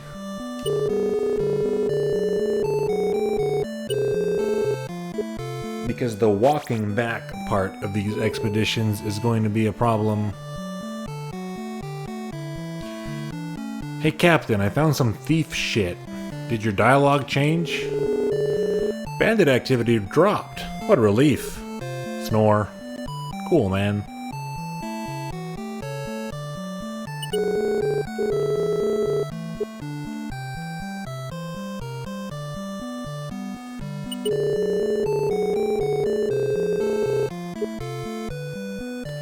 I don't think anyone else is gonna have something to say.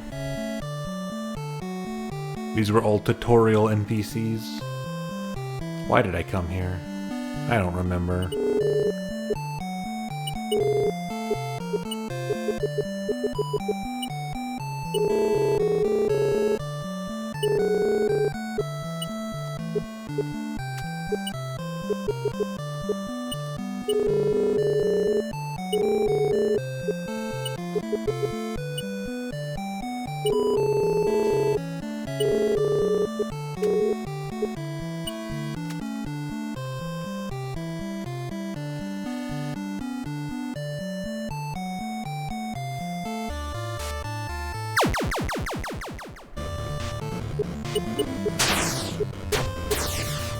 I will say, one thing I've noticed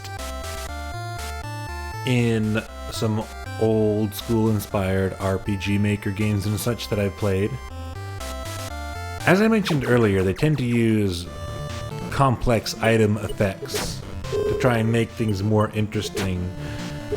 But at the same time, if every single piece of equipment you find is more of a side grade than a pure upgrade.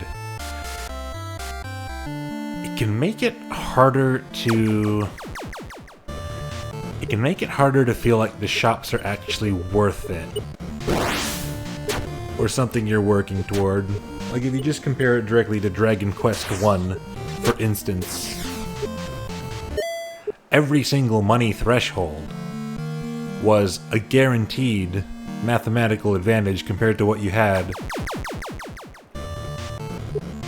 Okay, is there any way I can beat this snail?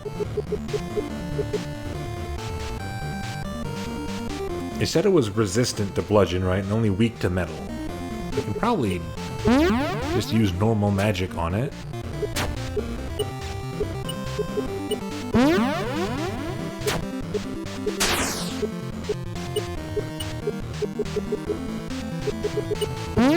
It goes down in 3 of those.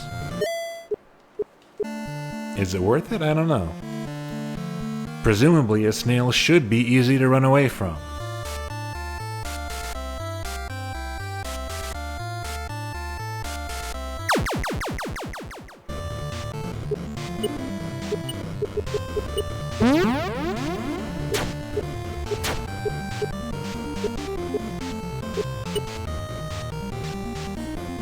Okay, no. Acid is not damage over time. It just lowers your physical stats.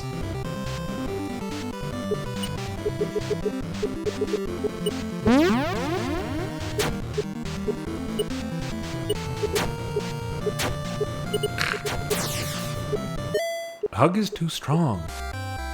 House snail even hug. That makes no sense. I'm submitting a bug report. Lotus lizard. You needed to draw that bigger if you wanted to convince me that was a lotus and not just an extremely daring hairstyle. 200, weak to slash, very resistant to water, very resistant to wood, absorbs water. That's not good for me.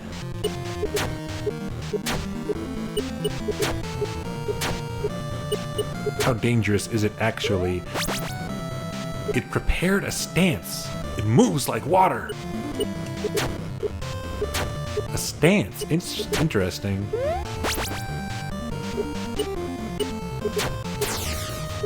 Maybe the chameleon is a stance character. Get me into this town, please. Is this Flutter? I can warp back here with the light wing. Ah, good, good, good. There was a hermit who lived in Sea Cave. Rumors were he made an orb with magic that drove him mad. No one has heard of him in a long time. The Naga that lives here has returned. Thought I was going to get a free den. A Naga, you say. What does this mean for me? This is the Naga's house.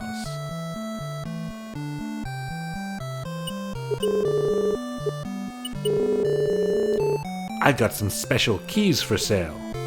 Oh, were you the person? No guarantee you were the person from the Thieves' Den.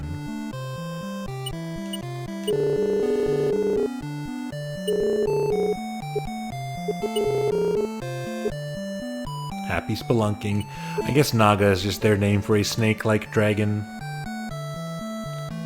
Which we don't really get to play as, I suppose. The one serpentine dragon on the roster also has wings and flies, which does not strike me as snake-like. No, I don't sell tomatoes. Alright. Didn't realize I was getting clocked as a tomato-loving man. There is a northern cavern carved by centuries of running water. It's all frozen now, and occupied by terrifying beasts. Many seals were placed to keep folks out, so a traveler would need many keys. I would advise against exploring it unless you're very strong.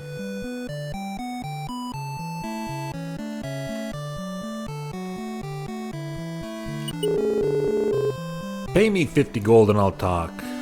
You know what? There was a guy in the first town who wanted that from me. I wonder if that information would have actually been any use.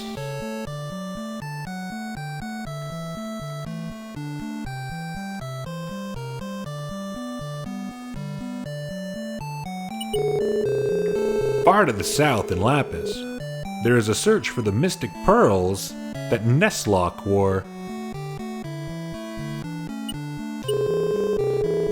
All of Garden is watched by the Cardinals. Of the Cardinals, Nestlock is this land's guardian. Ever since Nestlock has gone dormant, Flora has become hostile. No doubt the lunatic mages and their Flora beasts are involved. If I knew someone associated with something called Flora beasts, I would also think of them first when it came to lunatic Flora. I'm trying some poetry. Ahem. Now is the winter of our discontent. I always get the shemp. It's a work in progress.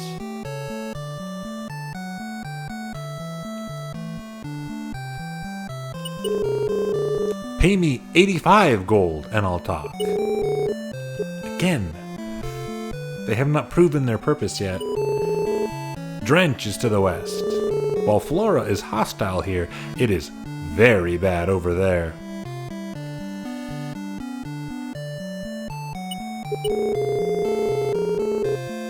Please do not step on the flowers or else you are rude.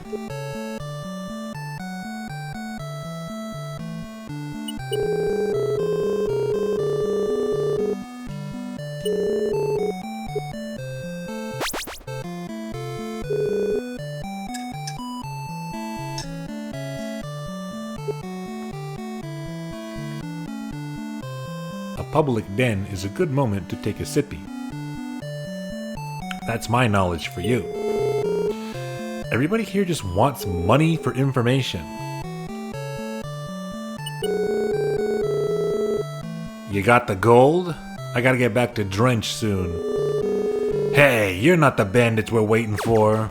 Sir, you look like some kind of city guard. Nope, you're not. You're a maniac. I thought your sprite was holding a spear, but in actuality it was holding a mage. This is what a maniac looks like, according to Crop and Claw.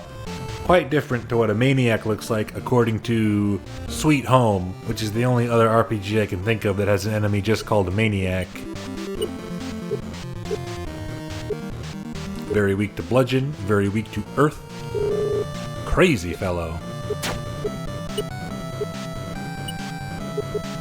My spells are wood-themed, I think. Maniac chants a crunching incantation. Ow. I don't know what these spells are called. I only have the names for my own.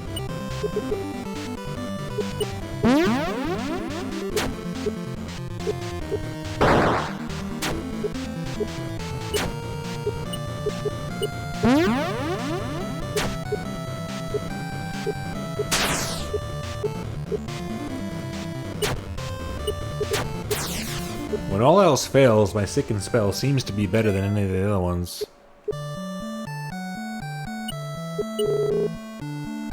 Ah, lucky me.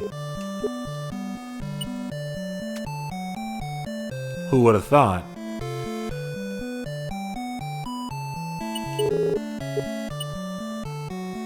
Charcoal orb and oyster orb. An orb made from charcoal. Please wash your claws after handling. Raises max TP by 2 on level up. Fire offense plus 10%. Wood offense plus 10%. Fire defense minus 10%. Wood defense plus 10%. Teaches bark. I already have bark. So even though I like the effect of this orb, perhaps it is a waste. Iridescent like an oyster shell. Max HP plus 25. Raises max HP by 6 on level up. Teaches Splash.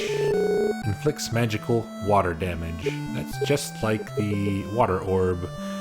So that's not that special. Like I said, I don't know how important max HP is.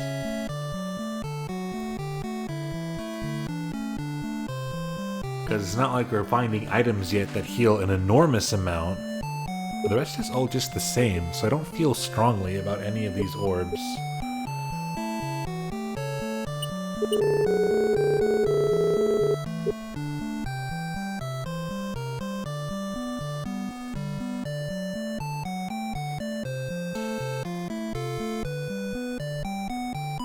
We don't need the spell that I get from the wood orb, which is the other one raising my TP. Max HP will at least expeditions go longer on average, very slightly.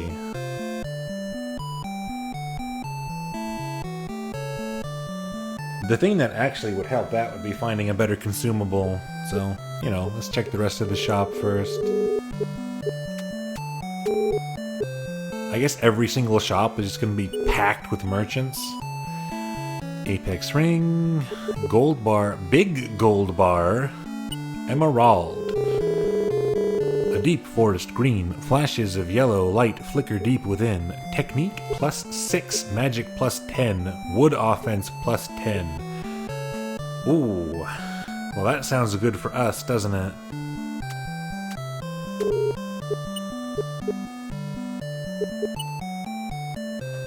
That would go in the gauntlet slot.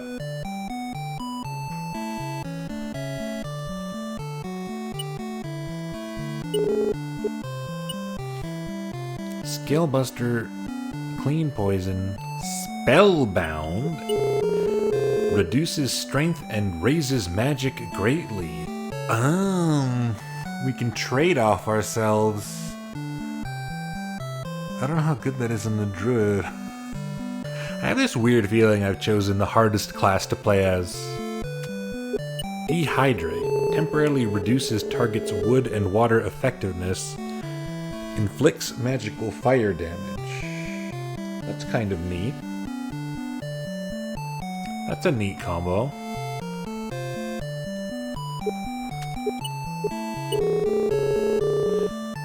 Ward. Raises resistance against slash and bludgeon.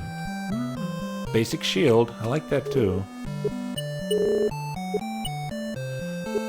Okay, this guy sells barbecue steaks. And green tea. Rime Viper Pop. Ice pop that looks like a rime viper. Restores 10 TP, raises fire defense, and raises water power. How cute.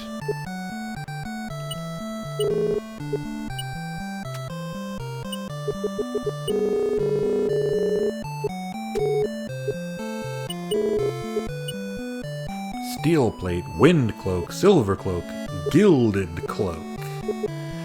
We have the silver cloak right now, I think.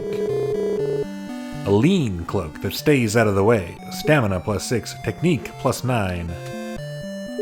That is meant for the chameleon, probably. Stamina +9, magic +13, metal defense down. Magic +13, you say? I can't afford that shit, so why am I even looking at it? Viper Staff. Fashioned after a vine viper. Strength +2, magic +10, wood offense +10. Ooh, there are multiple percentage bonuses to wood damage available in this shop right now.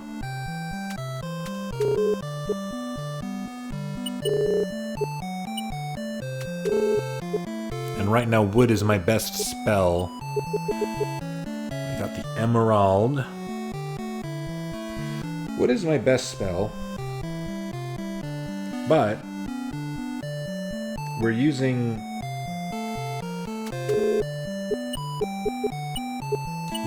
bark the most, which is purely bludgeon.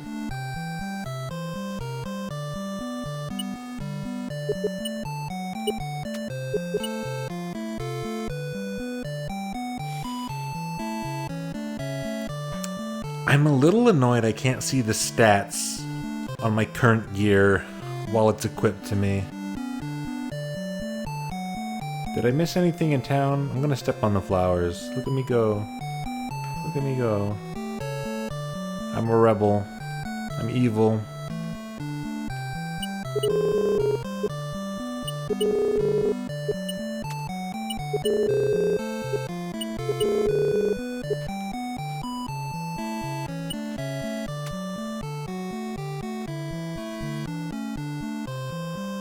bought the key, right? I won't make any decisions yet. Let's go unlock that door that was in the sea cave.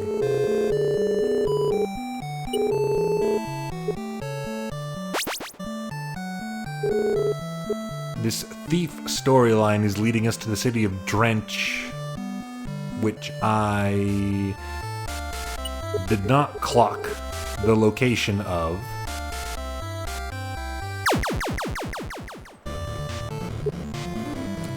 Gargoyle.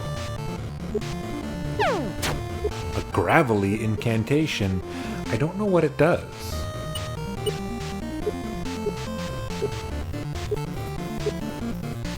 Resistant to slash and bludgeon, weak to water, weak to earth, very weak to wood, hard-headed attitude. Okay, we're probably fine then.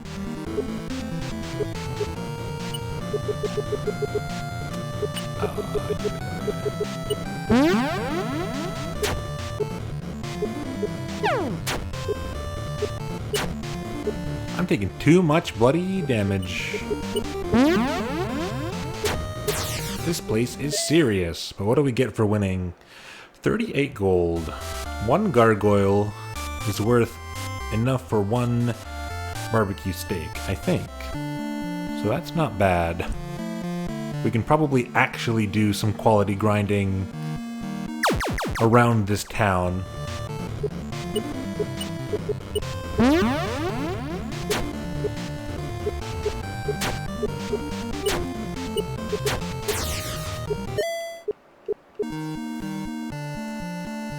We've seen that guy a bit.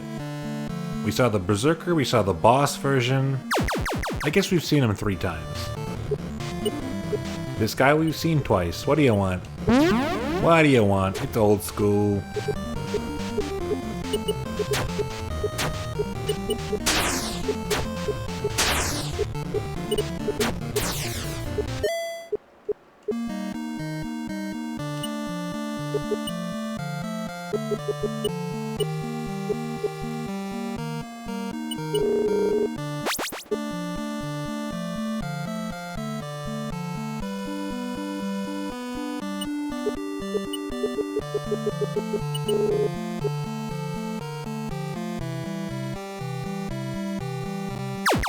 Oh, I wasn't expecting that. Ooh, Vile Viper. We ran into this before. It was too strong before. It doesn't seem too bad now.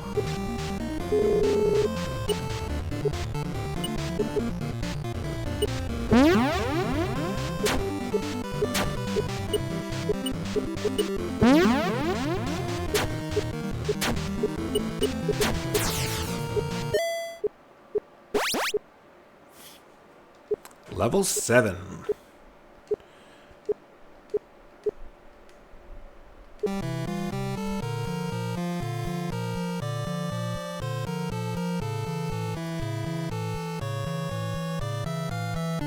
The more affordable good items get, the more important actual raw damaging stats will be.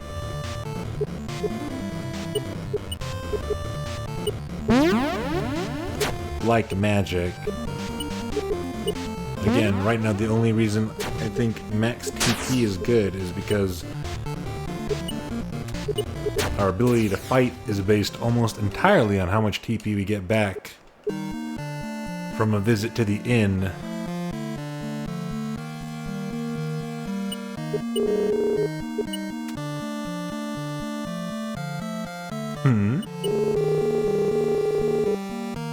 Grave robber, this is my treasure. Begone, trespasser. Have I made a mistake? This a damn ghost. This a ghost gone. 250. Immune to slash, immune to bludgeon, hard to see. I have been muted. That seems bad. This fight has normal... Okay. There's a bloody ghost in that house. I can't fight the snail. I have no resources. This is really not where I was expecting that cave to go. I thought it was going to go to the other door in that area that was leading down to a single treasure chest.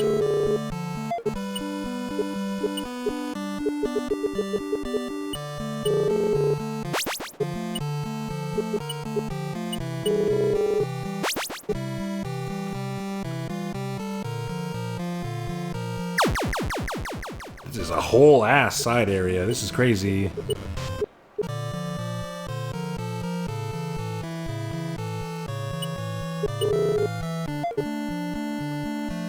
Another javelin. I should just start hucking those. I'm gonna try and huck one of those at this thing.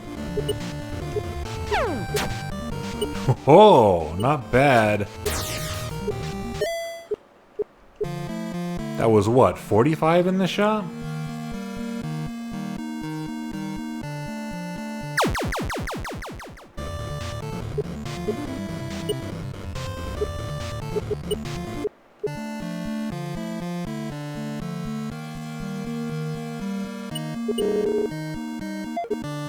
I got a big rock. Big rock, which is thrown when used as an item. Strength +4. Who would have thought?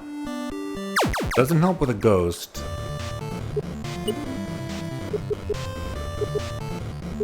I'm just gonna throw it at the snail.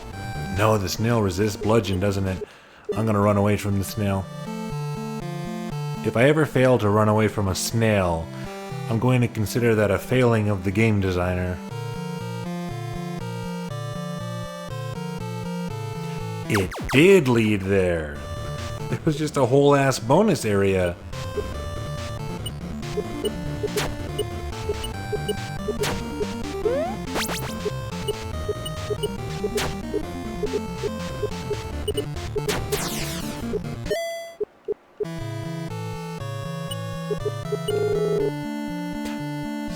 Seaweed robe. That sounds good for me. A long cloak made from hardened seaweed.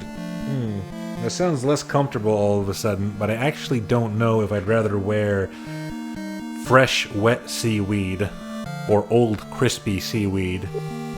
Stamina +5, magic +10, water defense +20, teaches splash. Ah, we don't even need a water orb.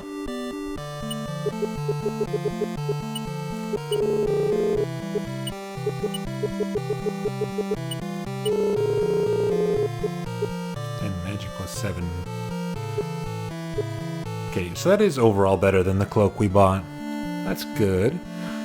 That's a solid prize. We also got a big rock. That's funny.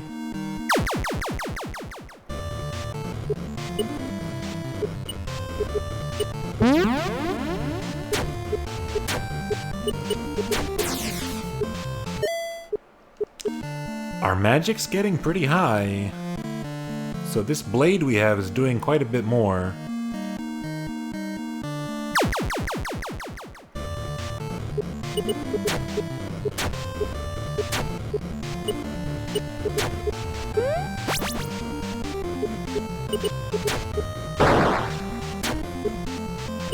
Oh no.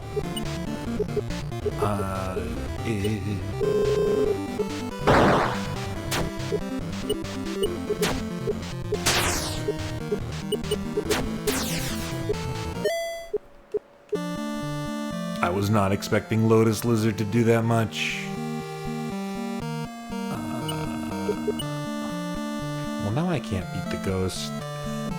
There's no way I can beat the ghost. But I do have actual money. Maybe beating the ghost, trying to beat the ghost should be one of our last goals of the night. It's kind of a boss. It's not really a boss, so maybe not.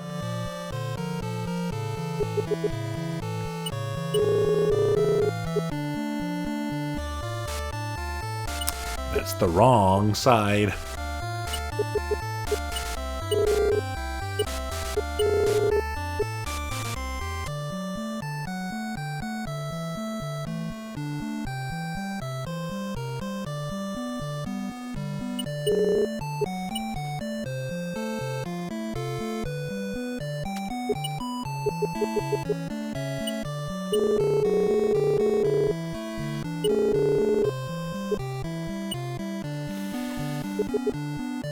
I have no strong feelings about the gear grabber, if I'm being honest. I just don't think it's worth the slot. I'm going to sell it. I could store it, but I want money now. Big rock. I want to throw the big rock at something cool.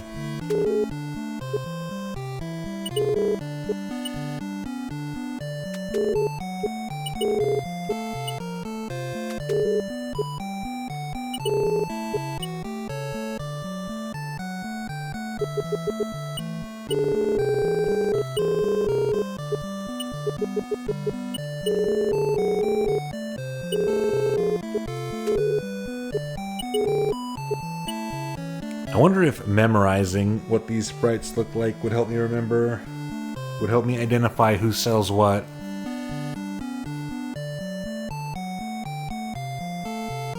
No, I don't think so. Because the person selling the spells was not this old man sprite last time.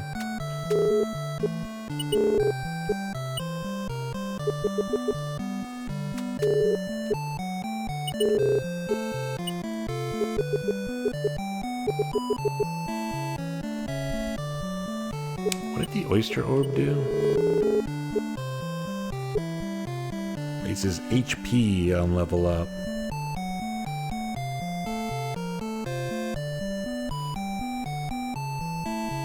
I mean, I certainly haven't gotten a lot of HP as we've been going.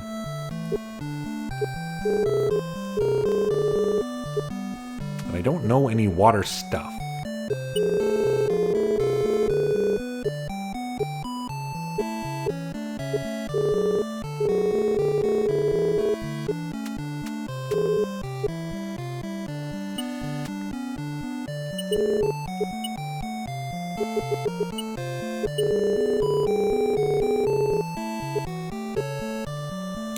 Technique and magic, wood offense up.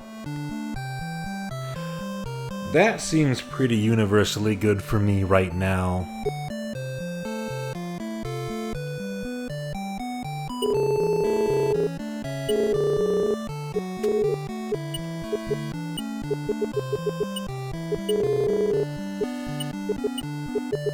Because what I had before was the gauntlet, which gave me stats I don't really need, and the only thing I was using it for was boosting my bludgeon spell. But right now I'm using the sicken spell a little bit more, so actually, maybe we also want that weapon. If I can remember who had it. If I can remember who had it.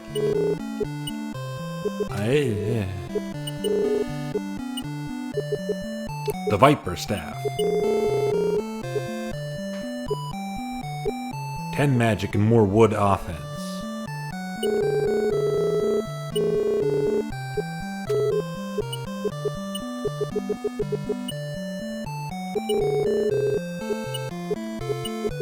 We had the Glimmer Blade before, which was stamina -3, magic +7. Okay, so it is clearly much better stats. We just don't really have a physical attack at our disposal anymore, but that's okay. If it really comes down to it, we can use that spell that does a magical attack as a physical attack.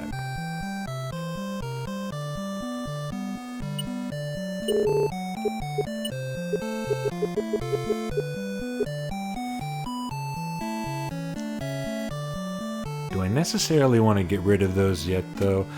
I don't know. We still have inventory space. Which one of you had the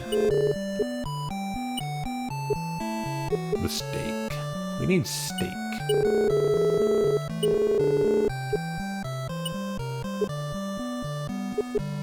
Green tea is so expensive.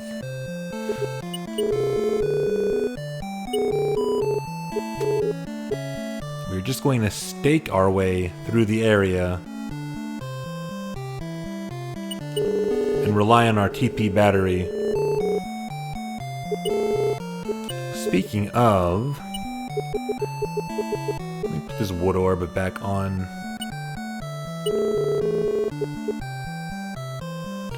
Raises max TP by 3 on level up. The charcoal orb we just saw raises it by 2 on level up. So this is better for leveling.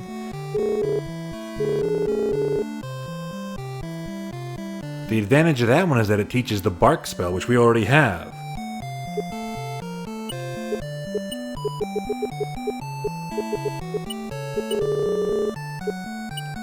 Alright, I'm glad I didn't buy that then.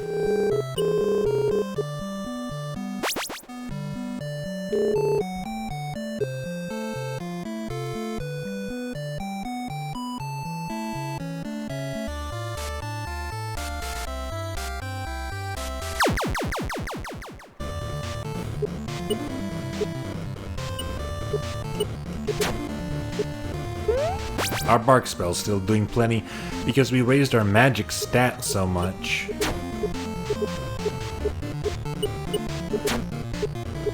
Our attack is very bad though.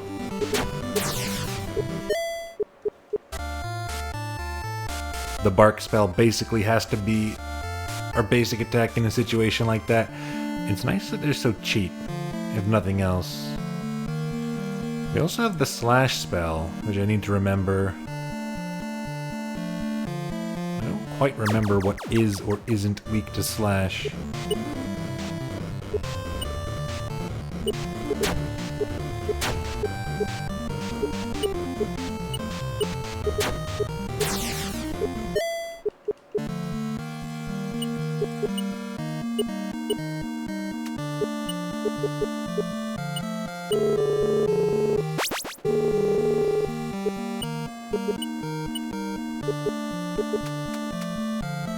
If I could access the bestiary out of battle, that would be nice.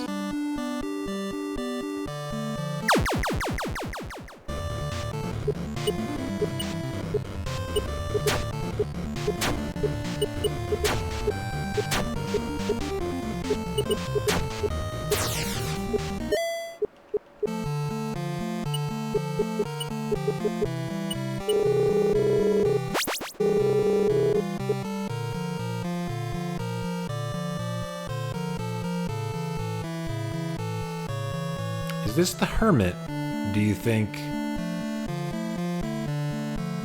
They did say he lived in Sea Cave, right? And then he vanished. I guess he died. I guess he's a ghost. They said he had a crazy orb that drove him mad. I would love to get an orb.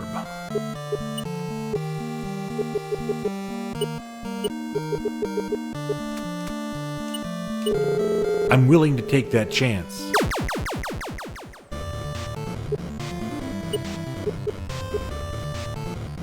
So the only thing about this guy is that he's completely immune to physical. So we will simply try our best spell, I guess. It took a lot of damage from our best spell. It's gone.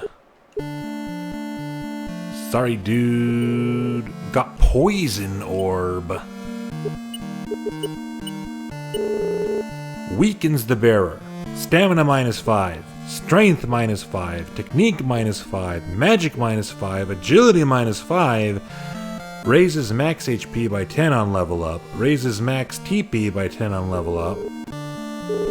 Teaches poison. Inflicts poison. Ew. I mean, if we use that very strategically while grinding, that's obviously the best bonus we can get, so that's cool. We're going to have to pay attention.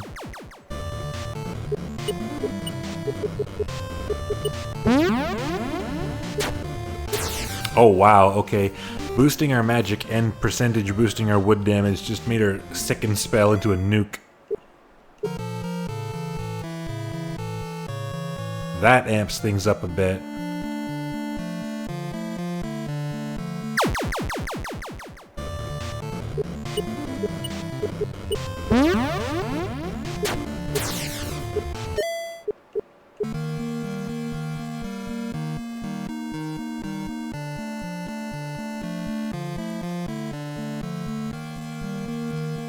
Now we can actually do some leveling.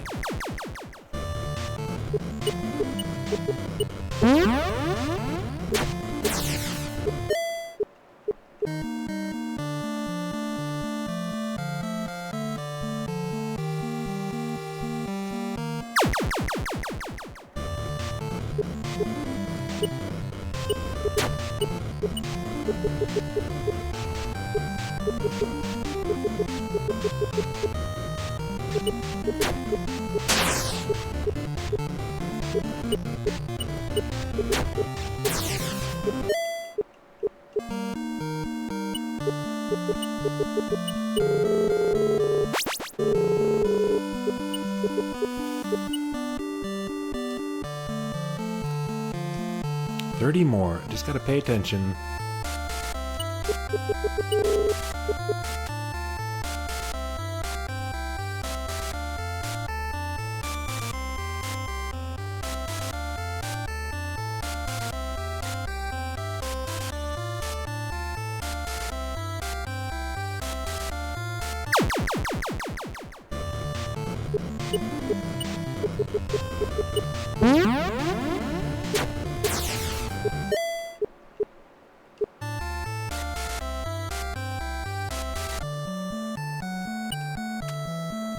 $14 experience. You probably want to wait one more battle before we equip that.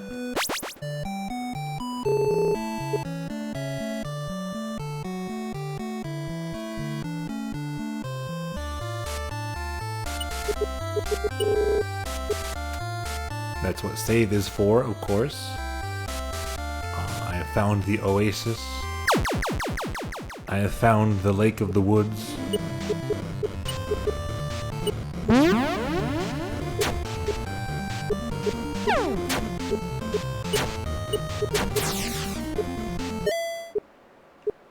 No, it gave me 18 experience points.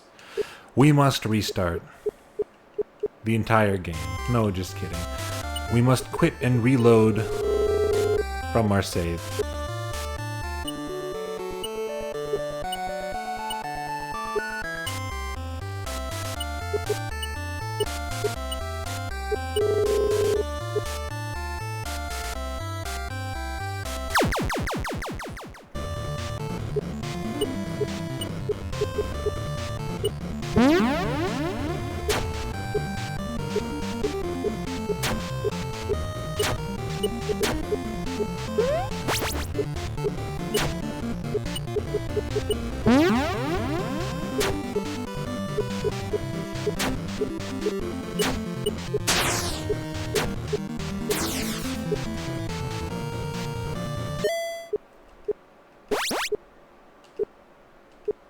Stamina up, strength up, technique up, magic up. Max HP up by 12, max TP up by 11. And we've learned Frost Shield. Speaking of Etrian Odyssey,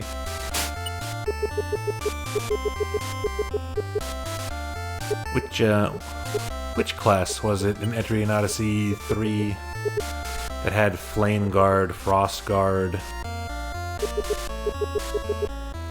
That was the, what were they called? That was the armor one. What was the defensive class called in that game? I don't remember.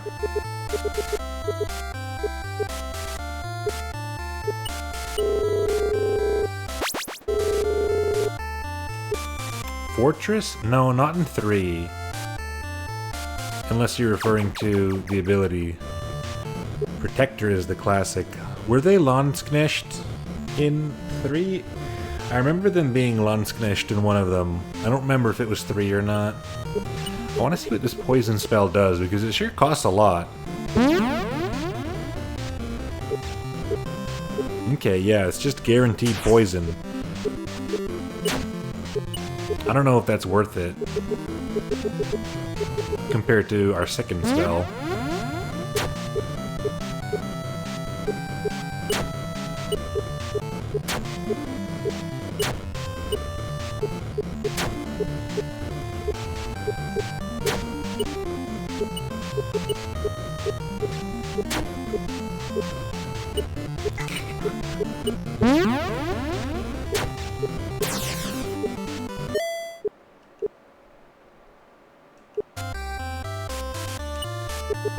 Oh, am I poisoned by default when I have the poison orb on? I don't think the snail poisoned me. The snail can only put me to sleep.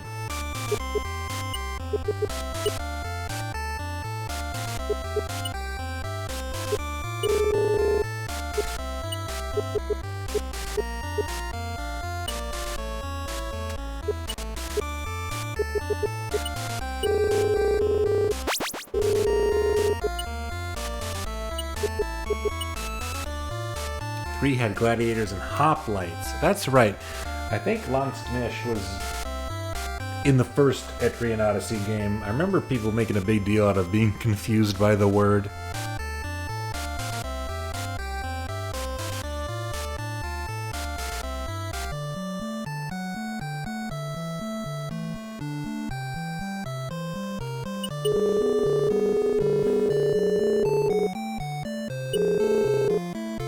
But yeah, it was the hoplite that had the suite of anti-element skills in that game, which could turn some fights into a joke.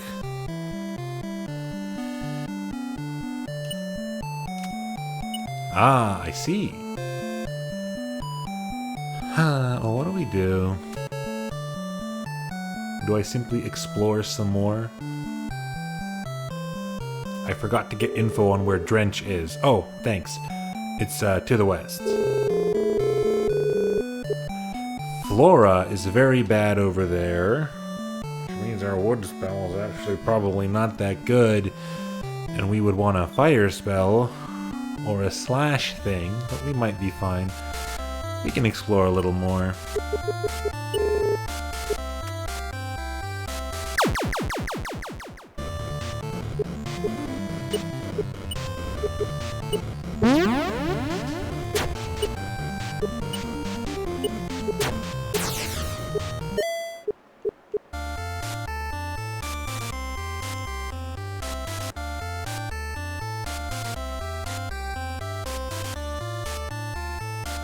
They offensed it up in the other versions? I'm not too familiar with Nexus.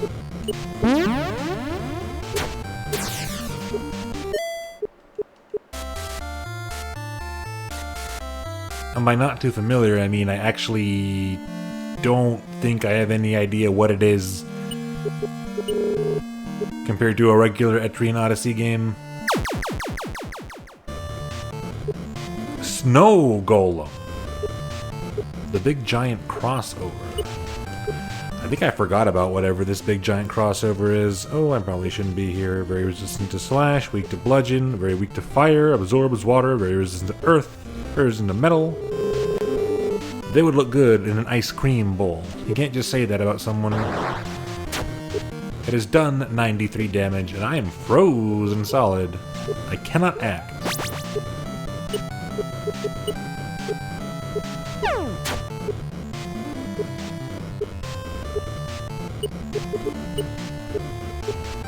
Okay.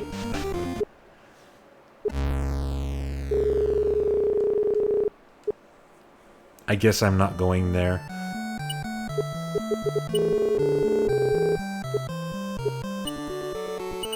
I will reload. I accidentally hit new game.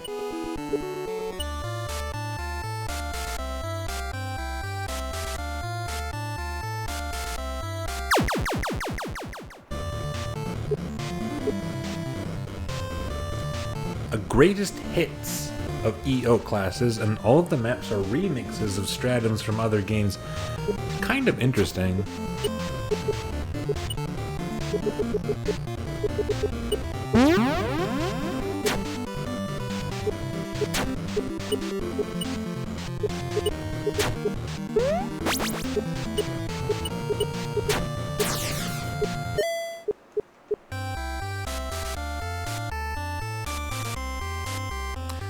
That's right, he said Drench is west.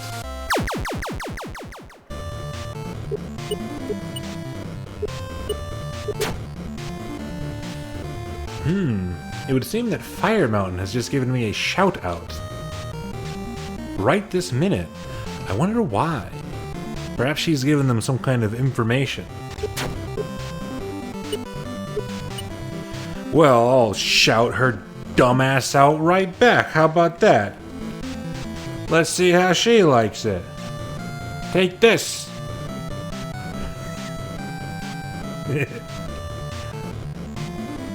My infallible counter technique. What am I doing?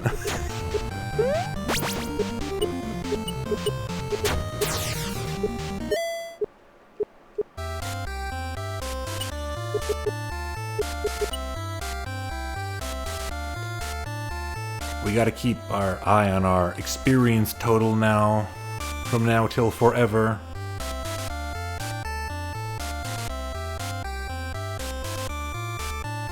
The Magicite problem. How did I feel about Magicite in Final Fantasy VI? Learning the spells is cool.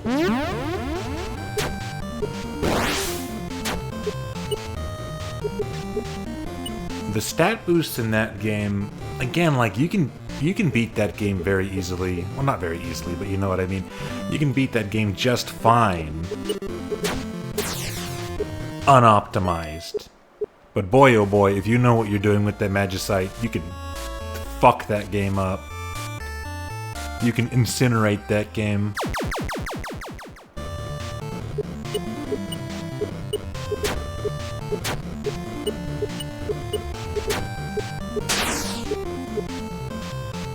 Magicite partially because it comes in so late. Yes, that is also something that annoyed me about it. For a feature like that, getting it so late is kind of weird. So I appreciate that the equivalent sort of thing in this game does show up in the first town for 20 gold. So you at the very least don't feel like any of your levels are completely wasted. Obviously, some of your levels will be wasted.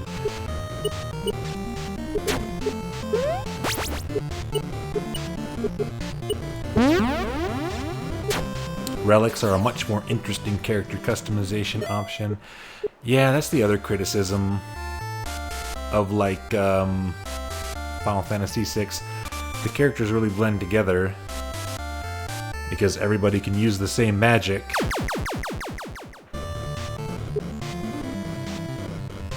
Chemist! Okay.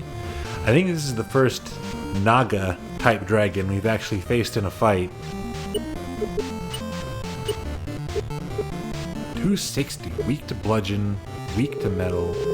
Chugs potions for effects. I know some people like that. They've thrown a strange burning herb. That wasn't that bad. I'm gonna use the same spell I've used on every other guy on it. It took 148 damage. It is allegedly very weak to bark.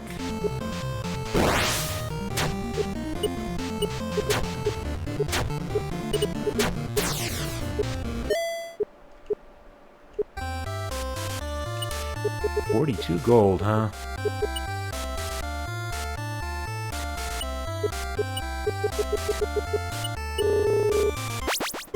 Okay, that's good. I'm feeling much, much safer. Just using consumables as we need them now.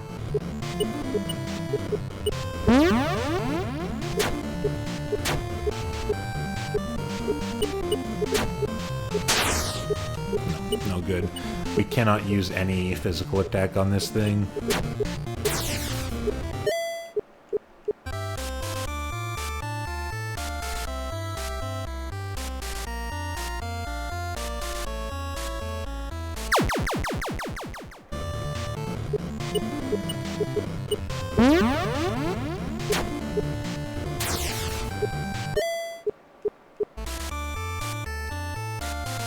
Also, hi. Hello, Atelier Zeno.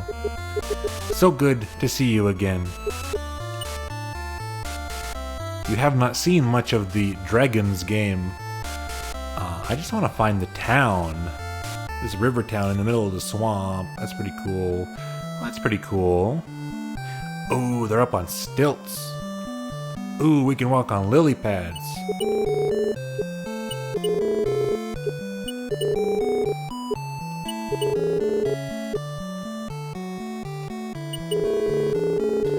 may seem eerily quiet in the day, but Drench is an insect symphony at night. This Dragons game makes a good impression, cute with it. It's very cuted with the sauce. I could show you some of the artwork for it, anyone who just got here for whatever reason. We're playing Crop and Claw. It's a Dragon Quest-like game with the dragon factor amped up to about 20 out of 10. Yeah, it looks like if someone saw the title Dragon Quest and then was disappointed it wasn't all dragons and set about to rectify that. Pretty much literally what it is, but it has 4 playable classes. The Croc, serving as your warrior equivalent, and probably the easiest thing to play as, probably what I should have picked. The Druid, which I did pick, which seems to be, I don't know, having not played as the other ones, I'm not exactly sure what the gimmicks are. The Druid is like an alternative casting class who starts with 2 spells that do physical damage types, which has proven very useful. We have the Chameleon, not much of a dragon at all, but of course, based on some of the other things we've seen in this game that portend to be dragons, it's not that weird. Thief equivalent, I suppose. No idea what its techniques would be. And the Wizardling, which I think would have a very specific kind of appeal to certain people I know. The game's all about orbs, too. Right from the very first town, you're able to buy orb equipment, which gives you stat boosts on level up, kind of equivalent to FF6 Magicite, which we were just talking about. But yes, I elected to go with the Druid, because I don't really know. I thought it would be an interesting class based on the name. And when it comes to dragons and dinosaur-like things, I've always had a soft spot for the big dumpy long neck dinosaurs. This town hosts their bazaar in the treetops. The respect for tourists is terrible.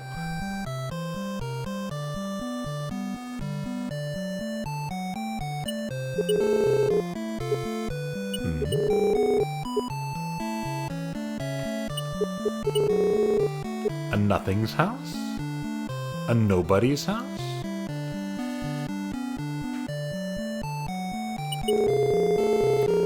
I saw something. 5 gold if you want to know it. Sure. I saw dragons leave the sealed chamber to the west. They were talking about pearls and swamps. They seemed scary, so I hid until they left for the dense swamps to the south.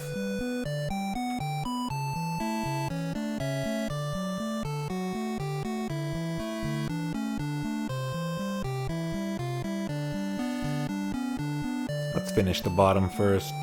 I guess I just did. There's nothing there.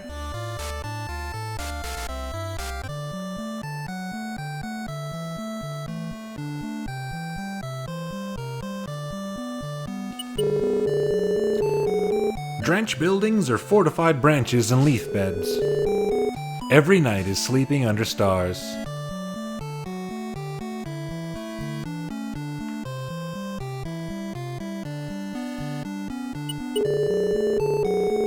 There is a clan who uses plant life as weaponry. It is said they have a new leader, and their activity has increased since then. No one is sure who is in charge, though. Yeah, the 2 basic enemy types in this game seem to be dragon and plant. Plants are a big thing. The world is called Garden, and the flora has gone out of control. We've been dealing with flora and fauna going berserk. There's some maniacs running around and provoking the plants.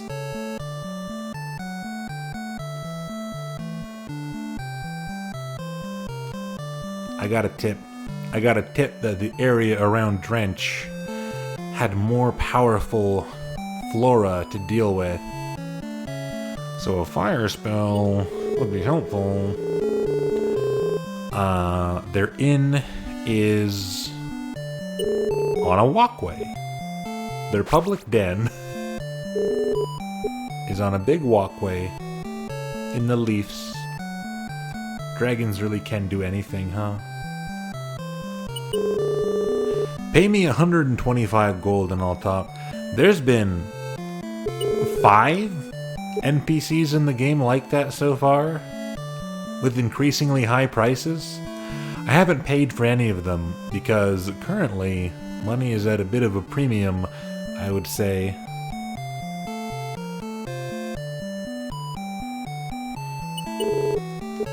A new orbs dealer? No, these are old orbs.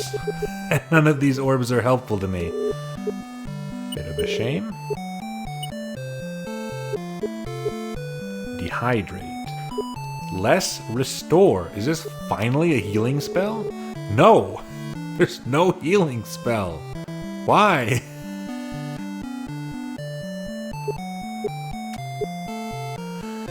Ooh. I mean, there are multiple negative statuses that would prevent me from casting the spell that removes the negative status, so I don't know how useful that is. Removes a beneficial status. I think Dehydrate was a fire spell, right? Inflicts fire damage, reduces wood and water effectiveness. That is probably very good in an area called Drench, where the flora has gone crazy.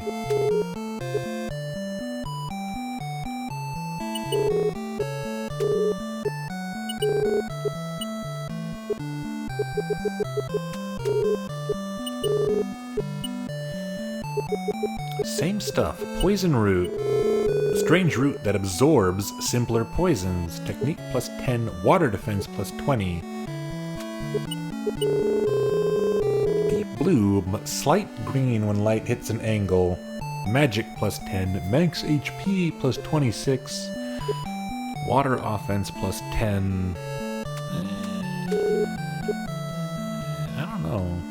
Not helpful around these parts, I would say. Steel blade. None of this is new. Toxic dart. That's new. Strength and technique damage. It's probably for the chameleon. That's a bit of a disappointment. Nothing really new and cool in this town. I'm gonna buy this fire spell. Dehydrate. That's a cool name for the spell. Cool spell, cool effect. Suits a druid well enough.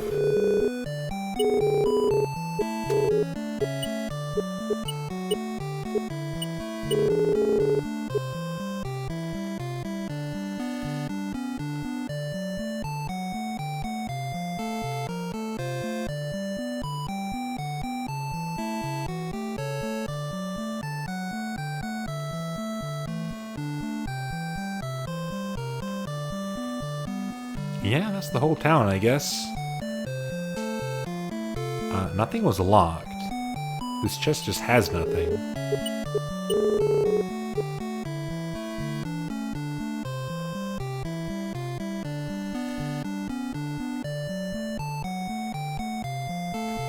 Perhaps someday I'll go back to the very first town and check what that guy wanted to tell me for $50.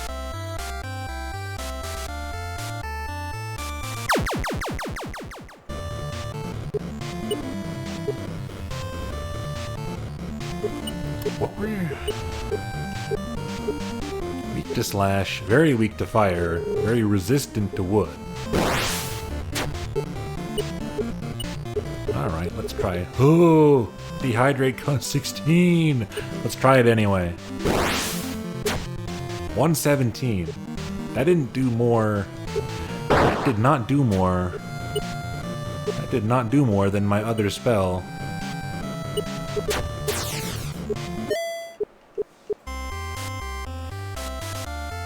Yeah, they'll make anything a dragon around these parts. The tip we got from the child said that bad men came from the sealed cave and went south. So we should probably go here first.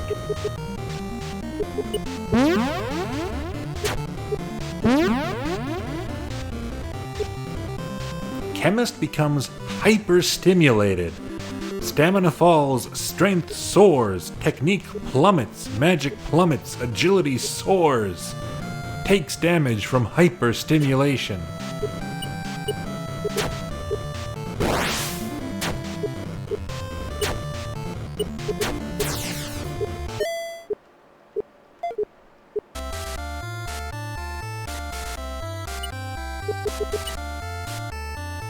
I have to keep an eye on my experience.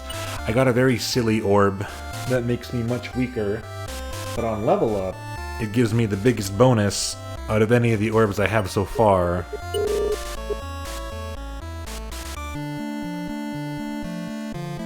This will be a magic key door, won't it? A door bears the Maniac emblem. Oh, those lunatic mages, they called them. I guess we have to go clear them out first. In their own den.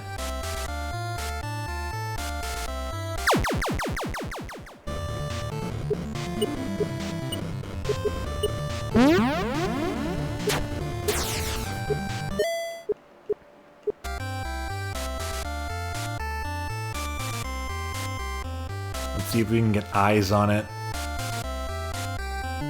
Oh. A woods area. That's neat. Can we enter from both sides?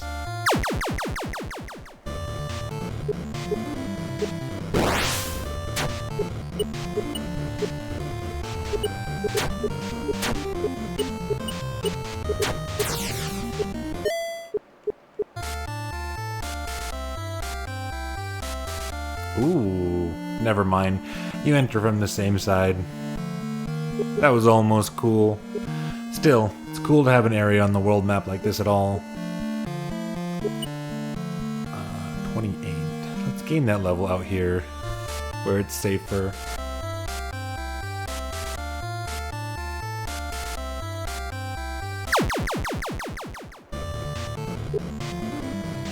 Oh! The Ghost Gone is back. We fought one of these in a secret area. Is it the same one? Are we being haunted forever now? Does it want its orb back?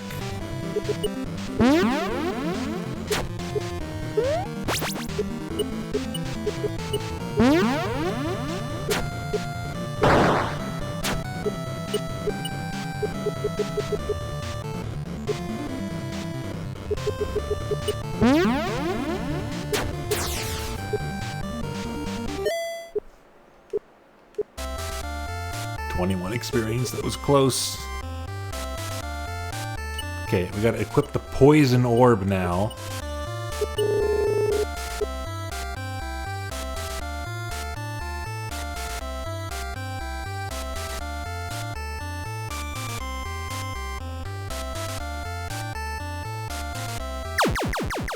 Which reduces all of our stats.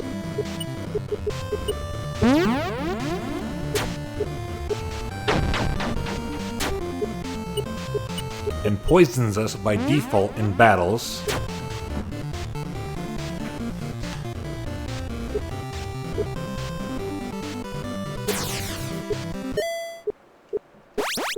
But when we do level up, it gives us plus 10 HP and TP, which is about 10 times, 10 to 15 times better than any other stat boost we've gotten from any other orb.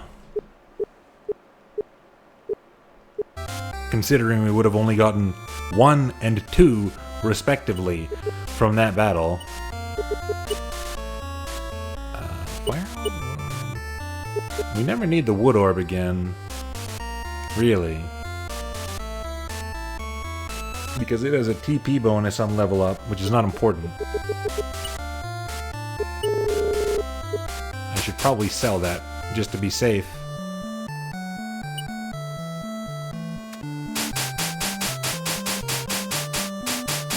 I'm poisoned. If you're curious, I'm still poisoned.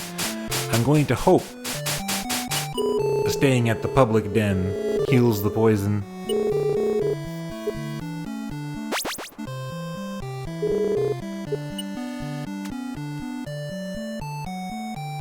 I think it did.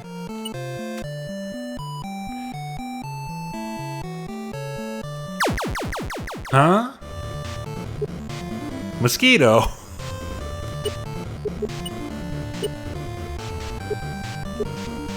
One HP. Not too threatening, but obnoxious.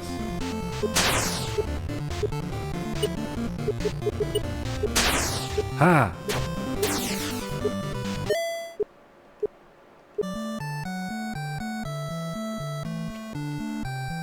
That's funny.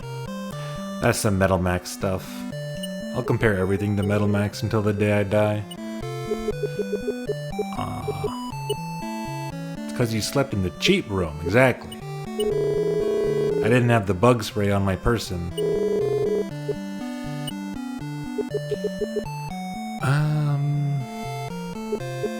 How much do I want the gauntlet? I probably don't need it.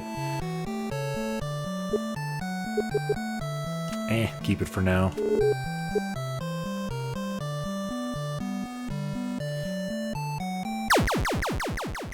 Excuse me.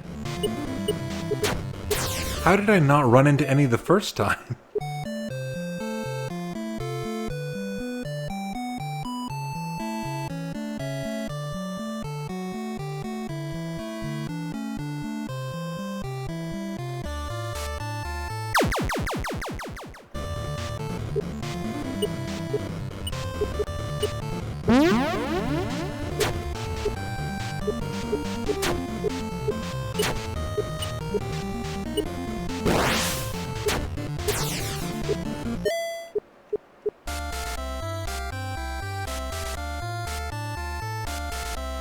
I don't know if the lotus lizard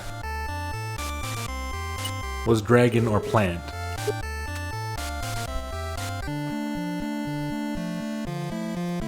It wasn't very dragony.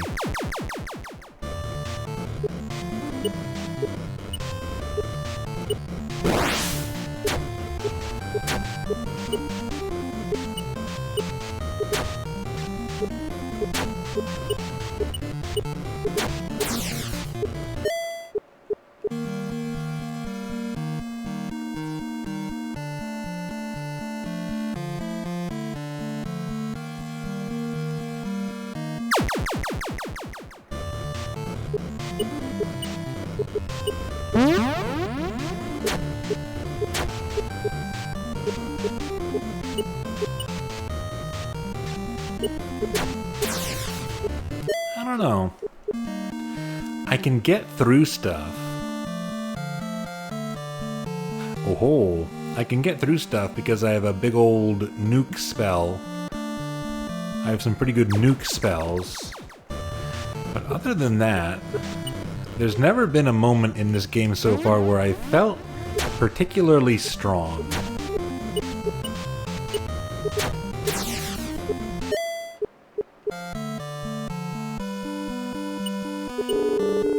Nothing of interest. What are they? Oh, does this just lead here? Free toxic dart. Keep that in mind for your future Crop and Claw playthroughs. Free toxic dart. Meet me at the treetops for a free toxic dart.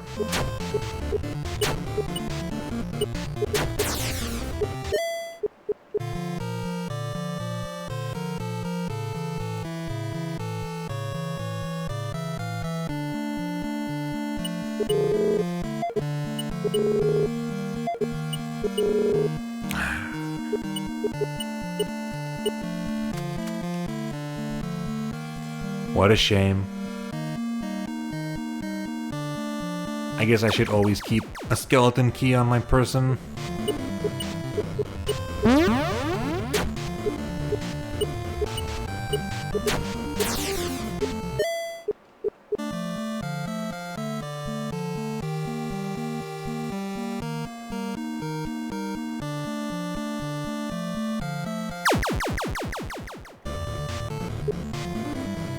A worm.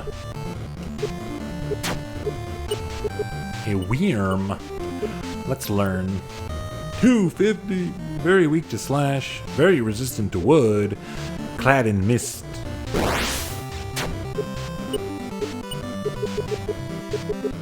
But my best spell is wood.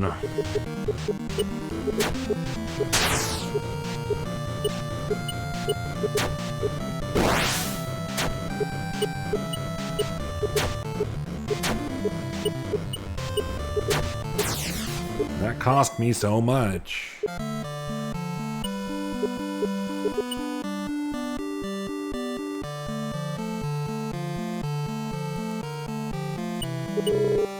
What the? What the? Oh! Venus trap!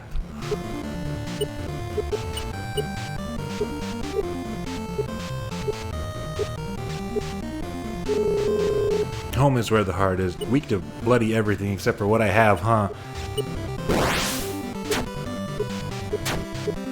Ah, man. I don't want to die. They got a sword. Wow, its spell was so much weaker.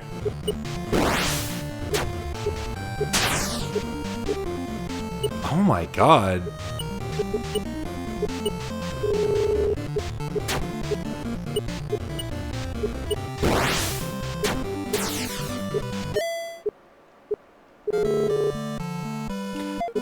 At least you get a treasure from it. I'm kind of scared to check out that other treasure chest. Now that I know. An uncanny sword fashioned from a very large thorn. Strength +4, technique +7, slash offense +10, wood offense +10, wood defense +10. Not for druid. I don't think any class, from what I can tell, can equip any of the gear in this game, but that is not very helpful.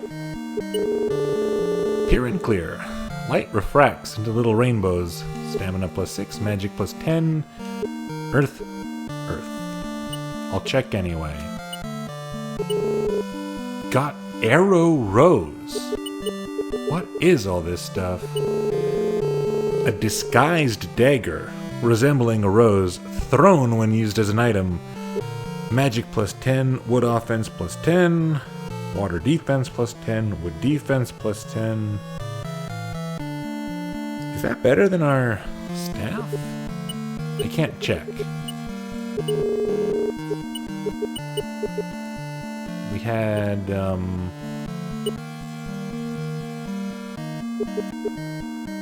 oh! That's an accessory. Okay, is it better than our emerald? Magic +10, wood offense +10, wood defense +10. This one also gives technique. And some of our spells scale off of technique.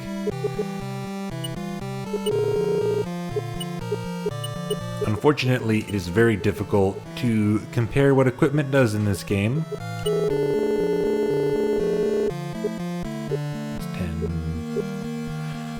Okay, so we would lose technique but gain water defense? Which again, I don't know how relevant that is right now. I'm going to keep the...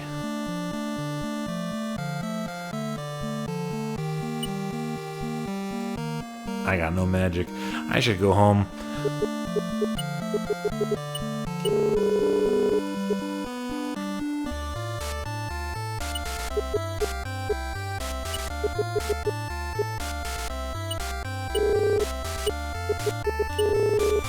Let's go back to the first town.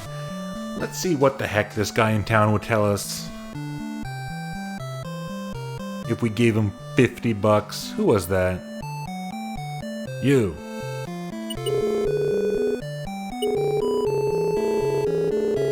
Six paces west of Outpost in the nearby forest is a hidden cache.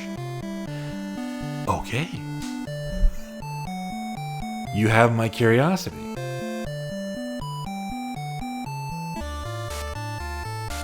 One.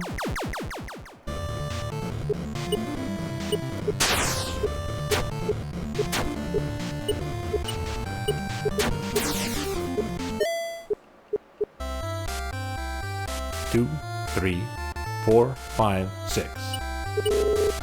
Scott Javelin. That's it? Not bad.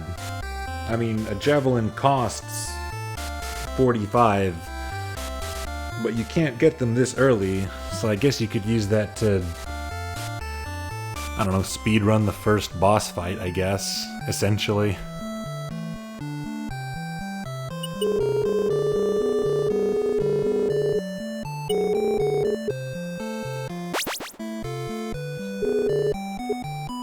That's interesting info. If they're telling me about hidden items, that's pretty cool.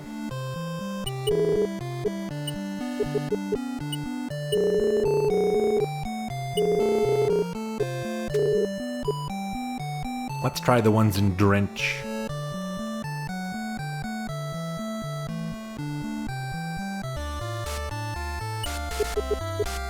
I currently don't think I have much else to spend that money on. Or Flutter, rather. I think there were like 3 guys in here who wanted my money.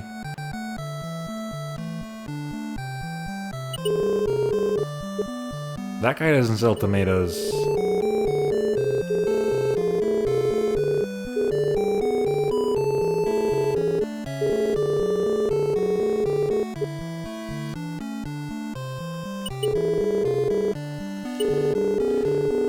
To the northwest, there is a clearing in the forests.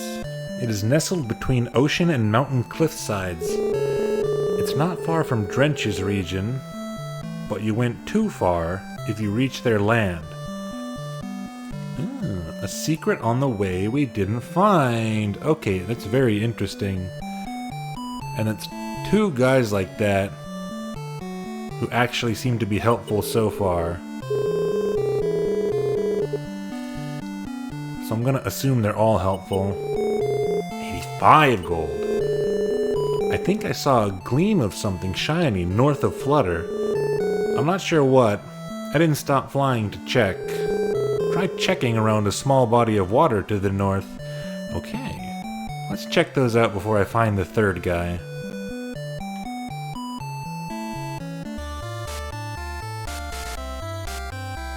I thought this pond seemed suspicious.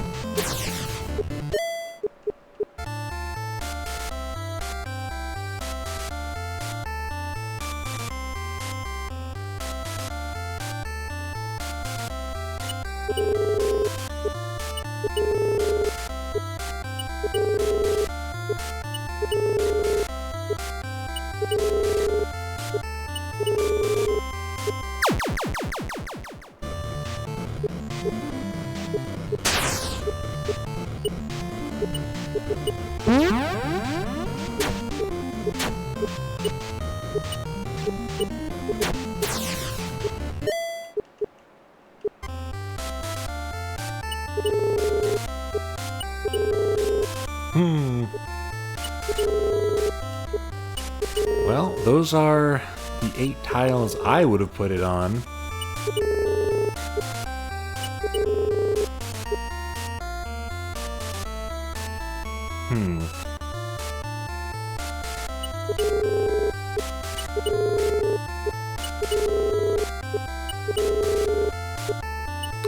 I don't have a metal detector.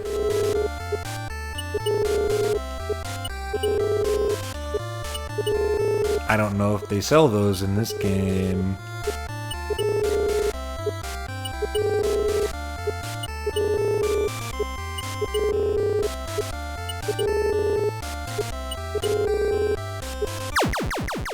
Where else could it be? Perhaps I was supposed to be facing the pond.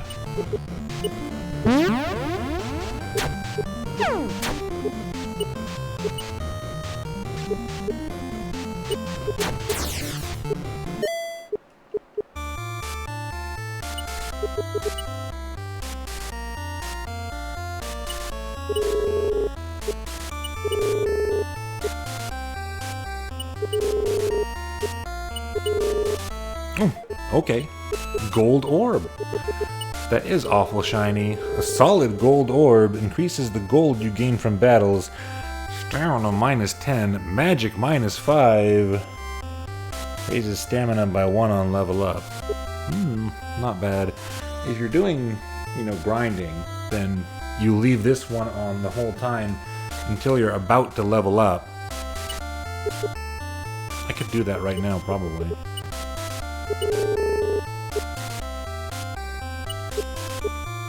And then equip the poison orb just before you do. We'll see how much that gold seems to go up.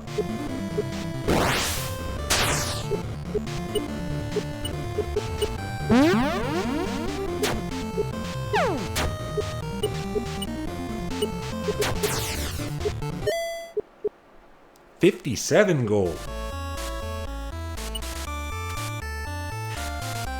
That was 37. That was 30 something before, I think. I like that. That seems nice.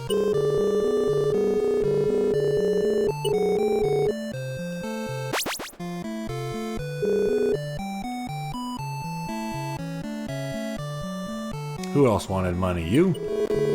75, you got it. Far to the west, there's a small mountainous space. It is maybe about 3 by 3 paces large.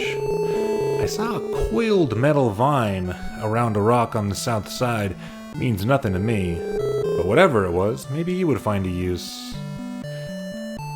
Do these guys make me pay them again? No, you can get the info as much as you want. That's cool. I like that. In order to advertise this feature a little bit more, I would have made the information in the first town cheaper. But that's just a little game design thing. Clearing in the forest between the ocean and mountain cliffsides, not far from Drencher's region. But it's too far if you got there. Okay, we can find both of these. They're on the way.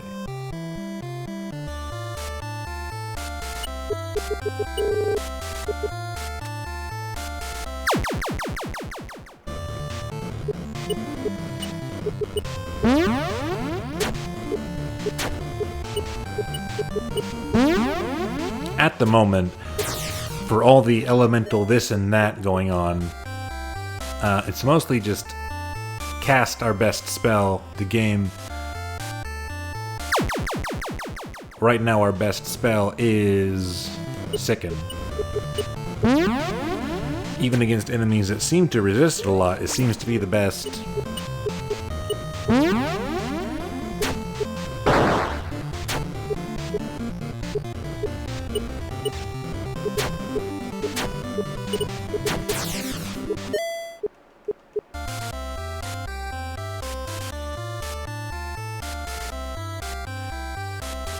Clearing in the forest, they said. Your spell, it sickens me. Clearing in the forest.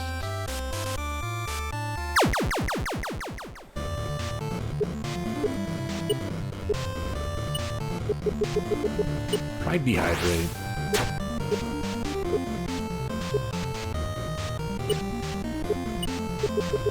It's a good debuff, but like, am I gonna use it on anything that's not a boss?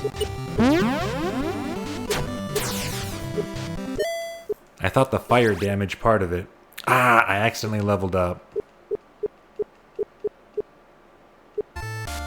I learned less restore on my own.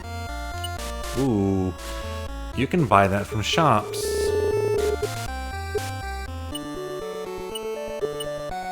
Now I'm scared. Now I'm scared to buy from shops.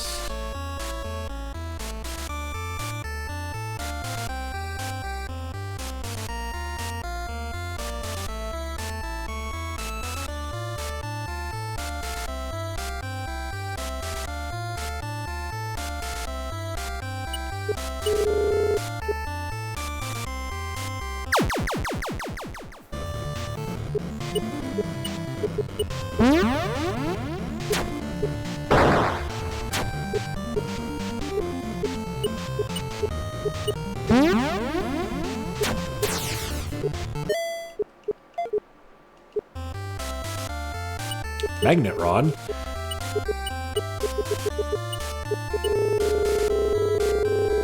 Magic rod used by maniacs to fight metallic armor casts magnetism when used as an item. Strength plus 10, magic plus 15, metal offense plus 20, metal defense minus 20. That seems good. Right now, we're using our Sicken spell, and I don't think anything is weak to metal.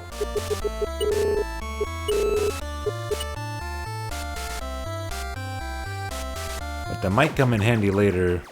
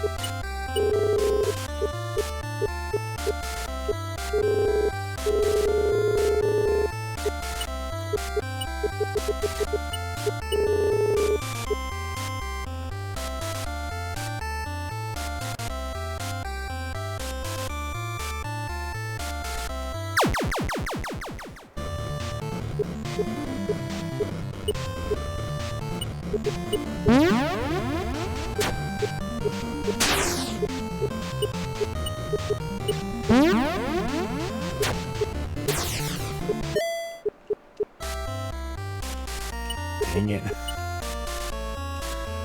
Not enough XP. And now I'm walking around poisoned. I'll deal with it. There was supposed to be a clearing in the forest, right? Between the mountain and the sea? The cliffs and the sea?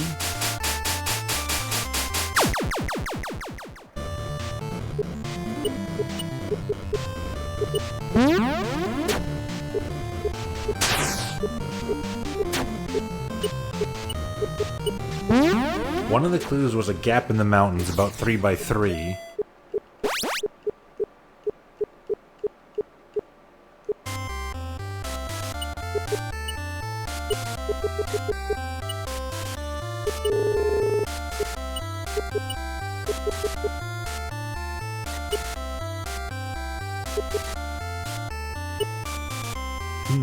I should probably just go to the town.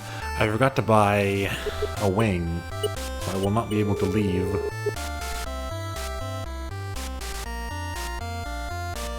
And I also have no healing. We can explore from the drench side.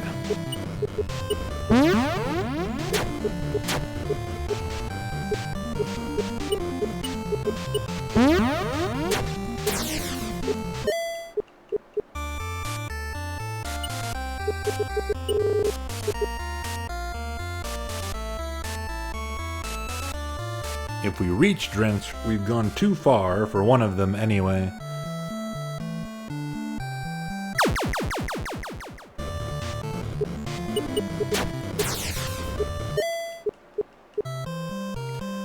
What have I done to deserve the mosquitoes? Where was the guy who wanted 100 whatever?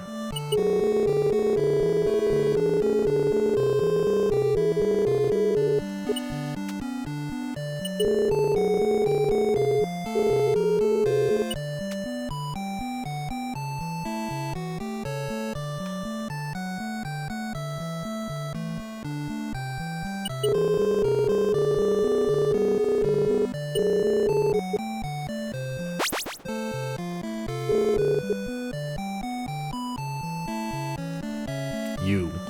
I'm suddenly very interested in your rumor. Directly north of here is a small forest. I passed a log that I didn't think much on. A log? You didn't think much on it, and yet you thought that information was worth 125 gold pieces. I think you're just being humble. I think you identified that log immediately. Directly north of here. That's simple enough.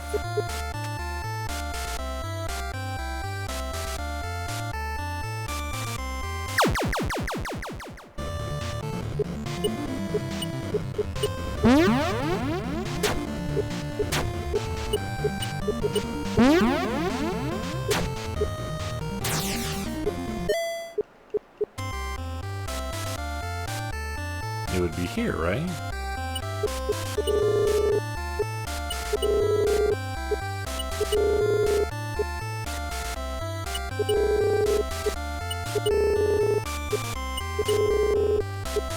Unless they literally do mean the tiles that are actually... No, here it is. Charred log.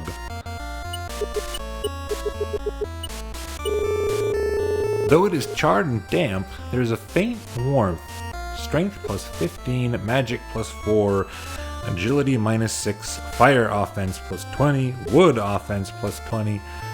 Not for this character, I don't think.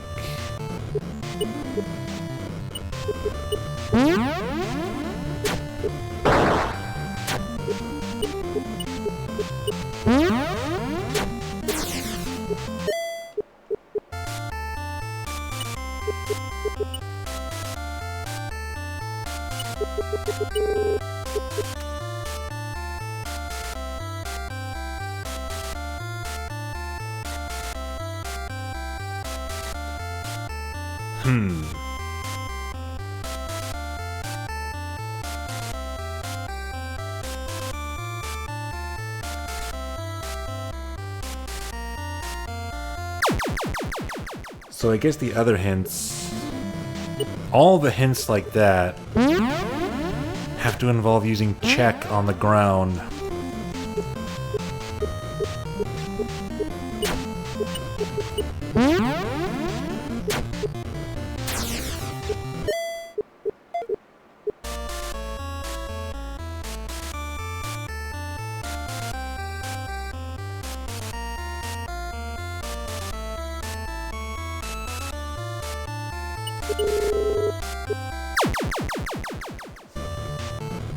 And the other two hints are not nearly as clear.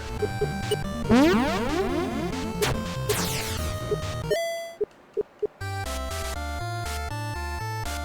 don't feel like it anyway. A gap in the mountains about 3 by 3, maybe here? There was a rock to the south? Oh man, I don't know. They were all to the west. I might have to read those messages again.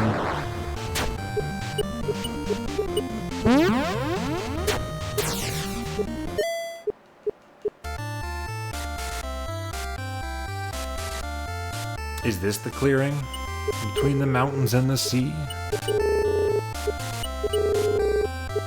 I don't know.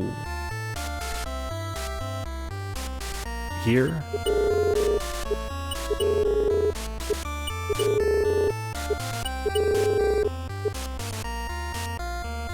Tell me again. Remind me. One was so obvious. It was near the only landmark. That was this guy's hint, I think. The winged guy. He told me about flying over the pond.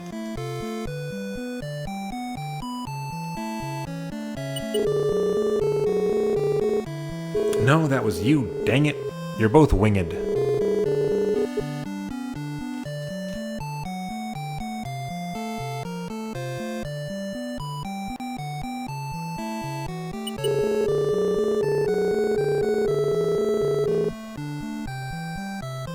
Northwest, clearing in the forests, nestled between ocean and mountain cliff signs, not too far from Drench's region. Not the city itself, the region. So as soon as it starts to get soggy, it means it can't be that.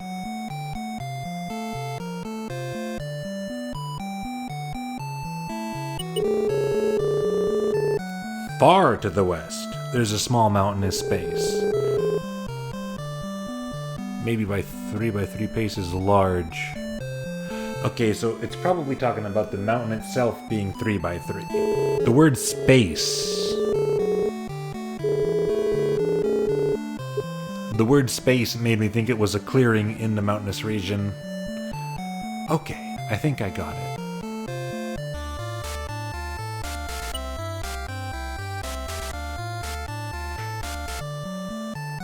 I must find these. I won't be able to sleep without these.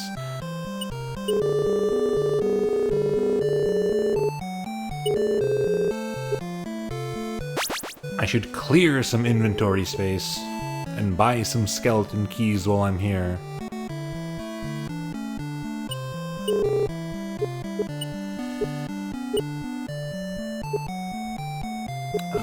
Don't need this.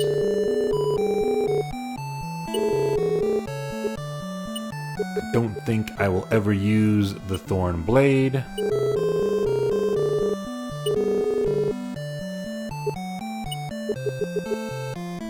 I don't think I will ever use the toxic dart. All of a sudden we're flush with cash and don't really have much to spend it on.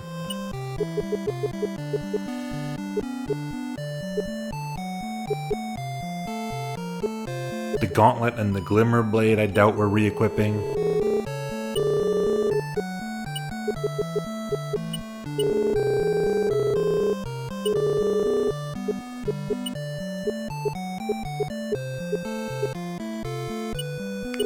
The arrow rose is not as good as the emerald, I don't think. The fire orb we are probably never putting back on, given the orbs we currently have. The charred log we're never equipping.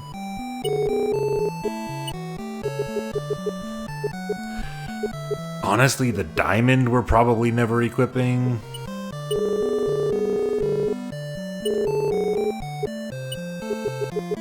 We might throw the javelins. I should just do that in fights to see what they do. The hibiscus tea is a bit out of date. I should just use it.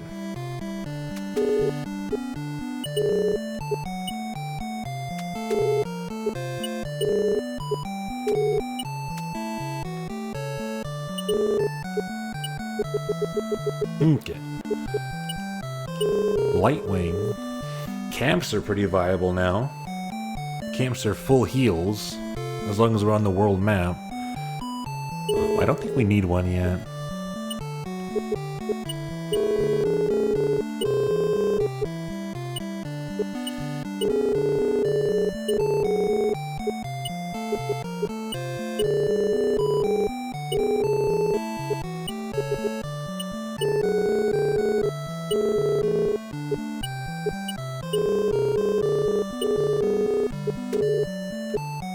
Again, no healing spells yet, so nothing to do but buy barbecue steaks.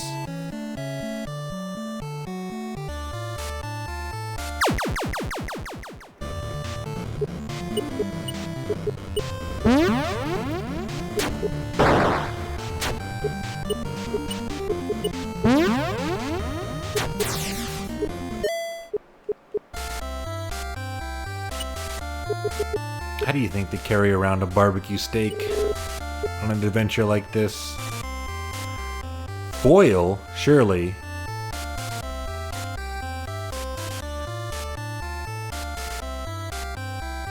In foil and an insulated pouch. This is what that guy must have been talking about. Have they invented foil? When was foil invented?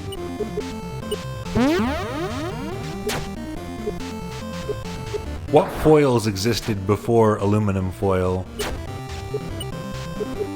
And what practical purpose did they serve?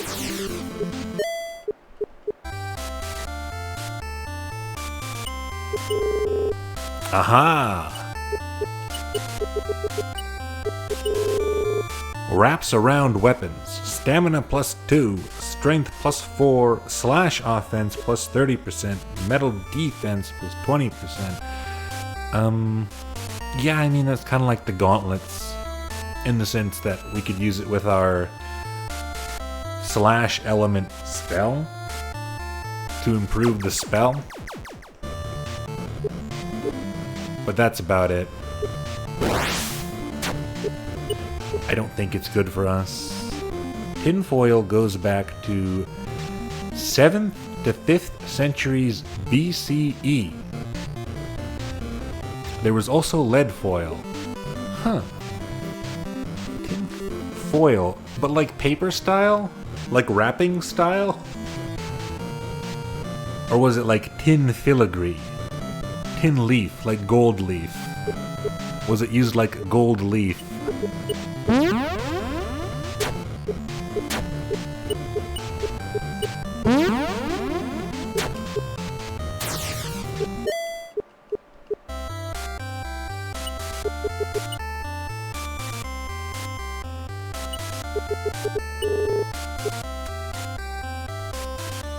Okay. It's close to Drench's region.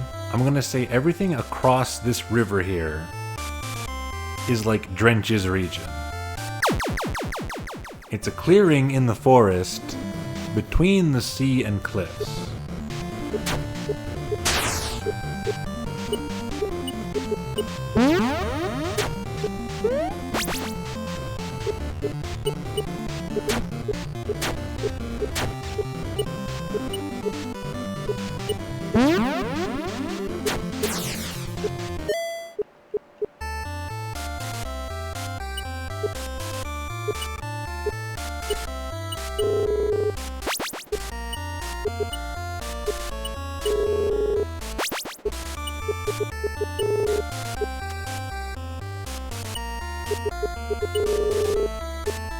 Couldn't just be this. That's awful close to the other one. Clearing by the cliffs. Here? Between the sea and the cliff sides. Here? Up top?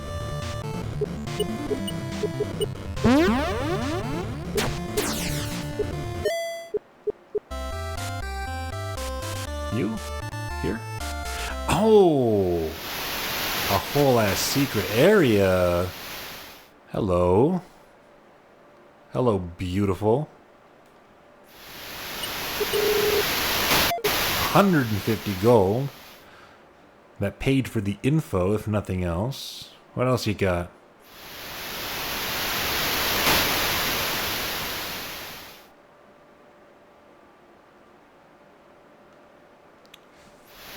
A whole domicile. Specifically, tinfoil was found from early Eastern Zhou period of China. Zhou? Zhao? I'm not sure. Green for you. This is locked. I'm gonna flip. Wooden claws. Okay. Made from petrified wood. Technique +8, magic +5, wood offense +20. Not that good for us, I don't think. We already have the staff, increasing our wooden offense and giving us more magic. Well, at least we found it.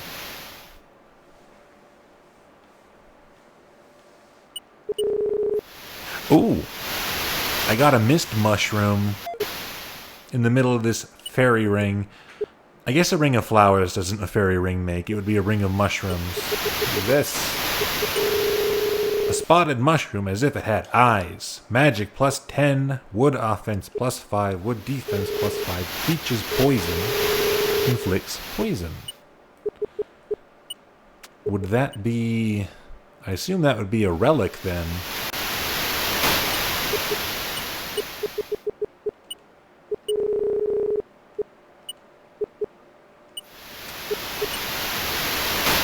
Yeah, so how did that compare to our emerald?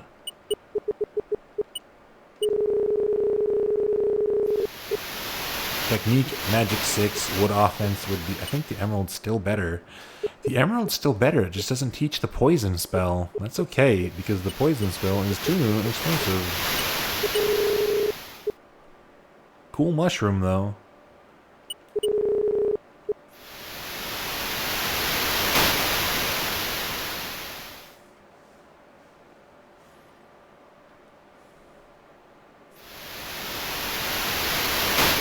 Fun little area. The secrets are ours. It's been 7.5 hours or so since I started this game. Or since I started the stream, rather. I don't know how long I've been playing this game specifically. It was about 2 hours for TORR, so I guess We probably started this 3 hours in? 3.5 hours in? After the talking? So it's been almost 4 hours with this, no matter what.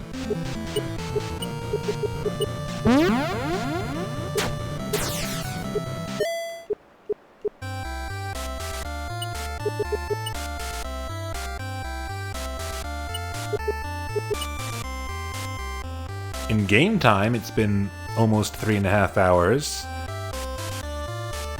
But there was some restarting. I said I was gonna buy skeleton keys and I didn't.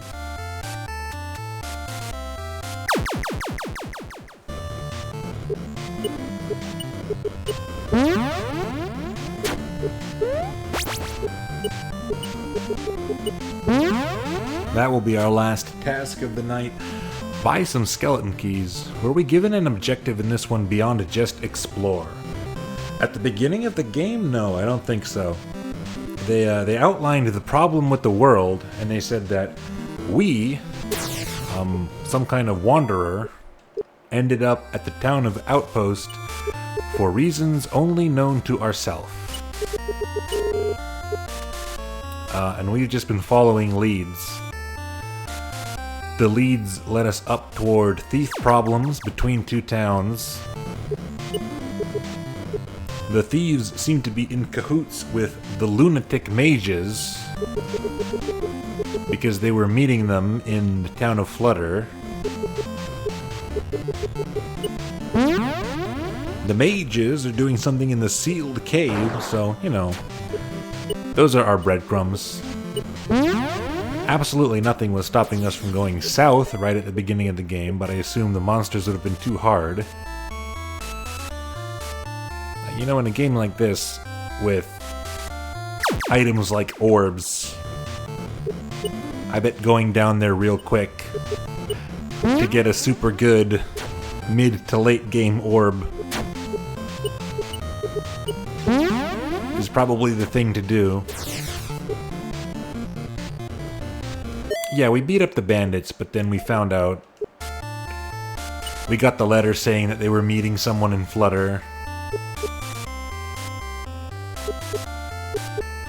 And then we met the guy they were meeting, and it was a maniac, one of the lunatic mages, and that's how we got here.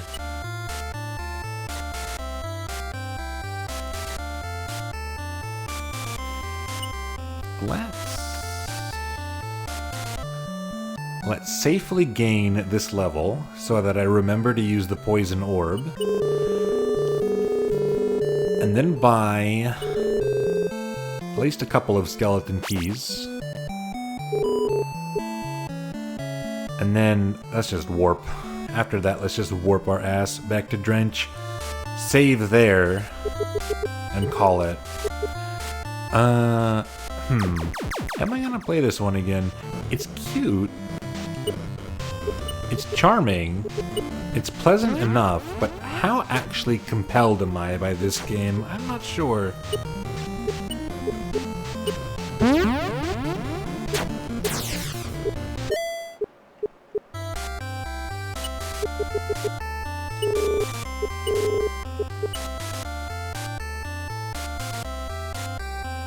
Once again, I'm worried it might be my fault.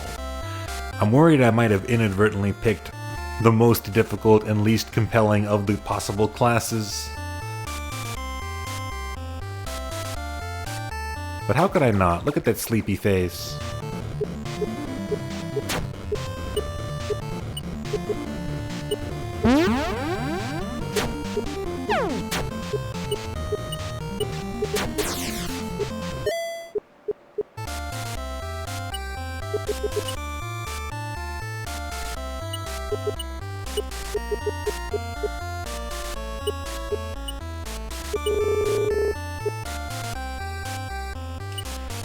Simply an awesome creature to be.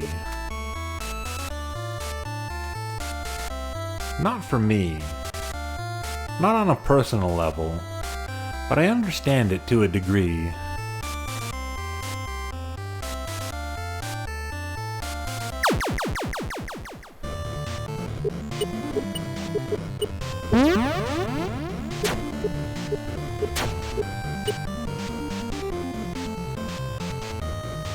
If they wanted to shepherd you toward a certain class for your first playthrough, they could have added, like, ease of use stars. They could have, but, you know, not everyone's gonna think of that.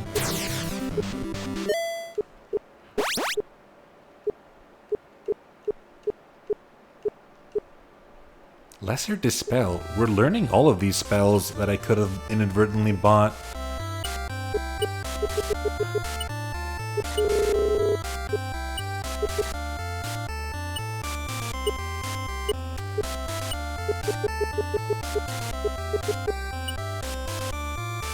I have a feeling there's a chance we would have learned Clean Poison by leveling up if I hadn't bought it.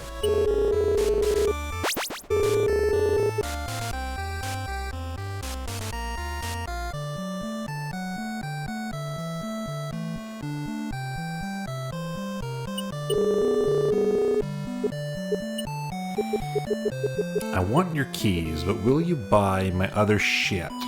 Dragon fruit is not very useful anymore. I need steak. Only steak is good. The wooden claws are very cheap, but no good for me.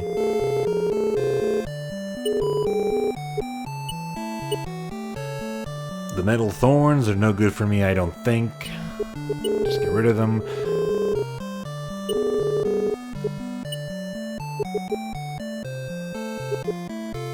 I'm not gonna remember to throw these javelins. So just sell them. I'll keep the big rock because that's novel. Magnet rod might come in handy. Consumables are all good. Mist mushroom could be interesting.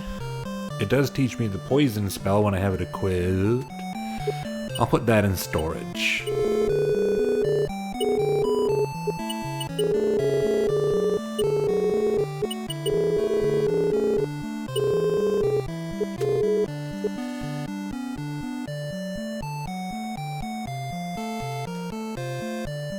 Misread the list as containing barbecue tea. I mean, if you get some good Lapsang Souchong, it's not going to be that far off. I love a good Lapsang Souchong. I haven't had it in forever. Nobody sells it in, you know, bags. Not that I think it would be all that worth it out of a tea bag. The only tea shop I knew about in town isn't here anymore. There might be another.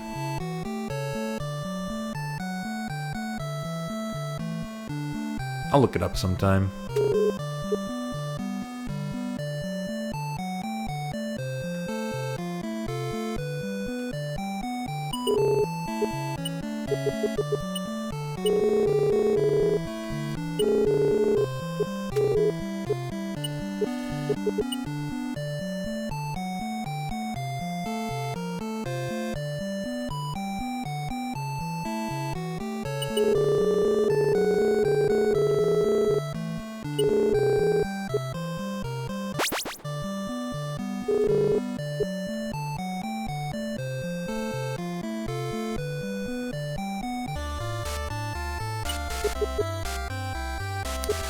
It's already midnight. I didn't think it had gotten that late. Have any early morning Europeans shown up in the chat?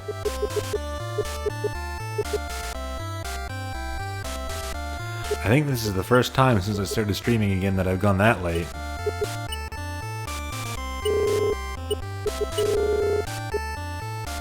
I guess that's what happens when you check out 2 RPGs in one night. Time flies when you're dragon. Even if only one of the dragons fly. The game is saved. The game is saved. Let's just quit.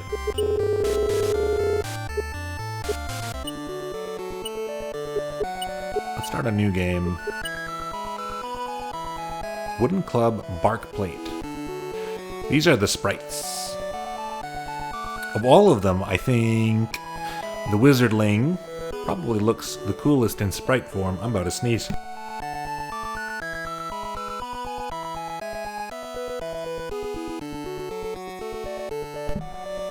Got it. Mute button on the microphone. I am curious. Your name is A. I want to see what these guys start with, if anything, in terms of tech.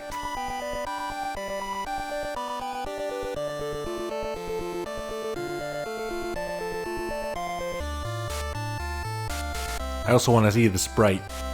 Oh, that guy's fun. Crush and Fire Breath.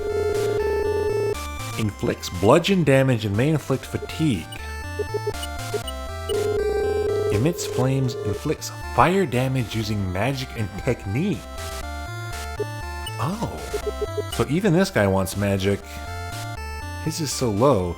I wonder if a croc magic build is super good.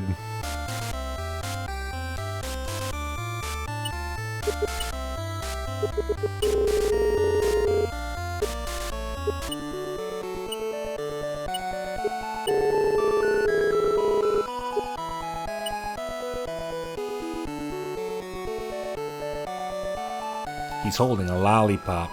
It's a mace. It's a mace, you fool. How dare you? Don't condescend the croc.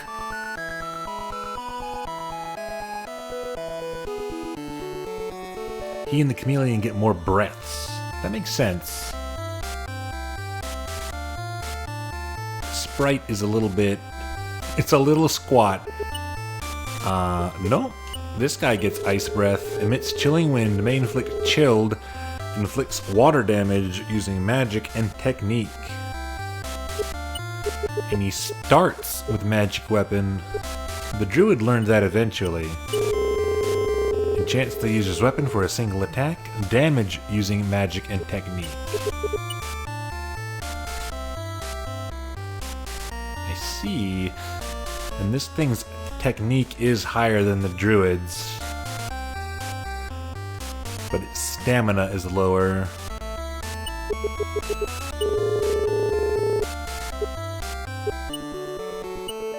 The chameleon I'm very curious about.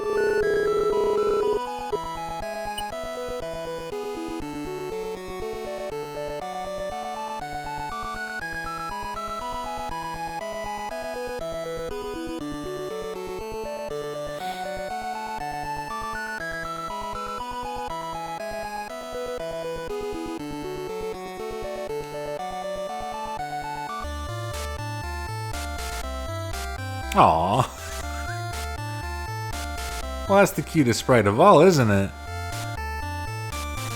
That's just a regular little baby chameleon.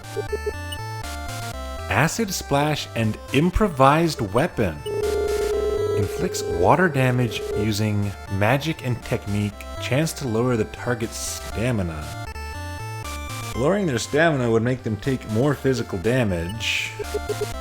So that's neat. Inflicts strength and technique damage with improvised weapon. So that just gives you a reason to pump technique. And he does have extremely high technique for what is ostensibly a melee class. That's kind of interesting. It's tough to know. Again, it's tough to know without knowing what spells they learn as they level up and what the other spells in the game are like. I think the chameleon's probably the other most interesting. But alright, we're done. I'll think about it. I might look into this some games some more. And I'll see if I want to come back to it. Meant to be a non-magic skills guy. Yeah. Even the croc. His fire breath scaled off of magic rather than technique. I'm sure there's some kind of cool mage knight build viable. Let's quit. Let's quit the game. That's Crop and Claw. I don't remember how much I bought that game for. It was less than $10. I think it's on the store page right now. Shut up. It's on the Steam store right now. 17 reviews, sitting at a positive rating. released on Steam anyway, released May 3rd, 2024. My February release date up there is the Itch release date. $7.79 Canadian. For $7.79 Canadian, you can't ask for much more.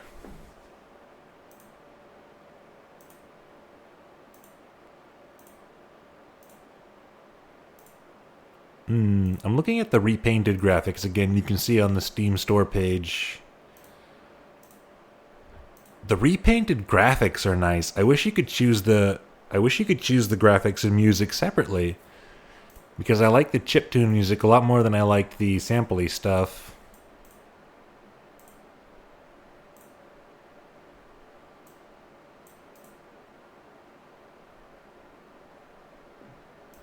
Oh, how did we not get to this guy? How did we not get to this guy? Hang on, give me this image.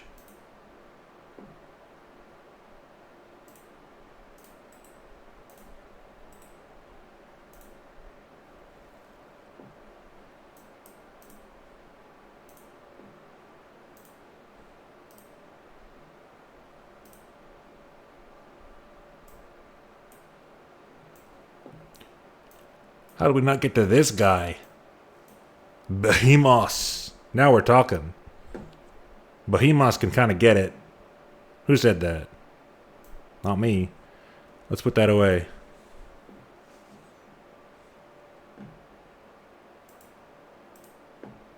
What are we doing? We're done. Stream's over. I should hit this stop raids button. That's the responsible thing to do. I should go to my end screen. That's the responsible thing to do. It lets people know the stream is over. I should put on some music. That's the responsible thing to do. It makes the end screen less boring.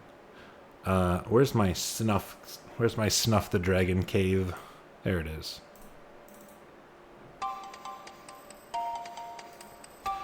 And I should lean back. How was that? 2 Steam RPGs. TORR. TORR seems good. Once again, my biggest criticism is that the writing is a bit whatever. Well, you know, even worse than whatever. If it was just whatever, it's fine. But it's a little bit aggressively annoying. You know what I mean? If it was just ignorable, that would be fine. But there's too much of it. So you can't really ignore it. I'm trying to think of a floral pun for Bahamut. Bahamut. Blossomut. Blossomut. Like blossom? That doesn't work. That doesn't work. In my opinion, that doesn't work. If you thought that worked, I question your judgment. Probably the best we're gonna get. I don't know, there's a lot of plants out there. There's a lot of flowers out there in this world. What's going on? What happened? What happened since I last looked? Why did Fire Mountain shout me out? Who was there? Was anyone there when that happened? What did she say? What's she saying about me? What's she telling you? Who's reposting my stuff on Blue Sky? How dare you? You were there? Spill the tea. Hang on, I got something just right for this. That I got today. Spill the tea. Oh no! That's on my head. Get that out of there. Move it away. Move it over to Nova. He's thirsty.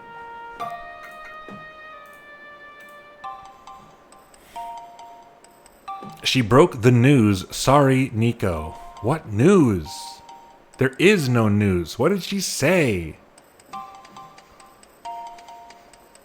She mentioned she was going to be on someone else's stream next week. Whose? And then shouted me out. What's going on? She's supposed to be on my stream next week. Why would she say she's on someone else's? This doesn't make any sense. I'm going to have to confront her about this. She's supposed to be on my stream next week on Thursday to play a simultaneous co-op game on the Super Nintendo.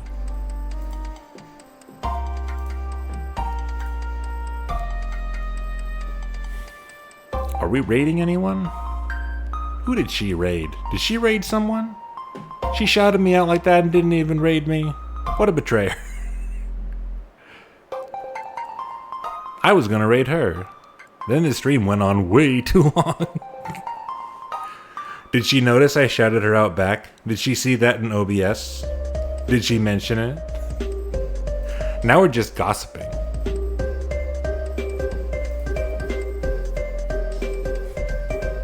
This is surely unbecoming.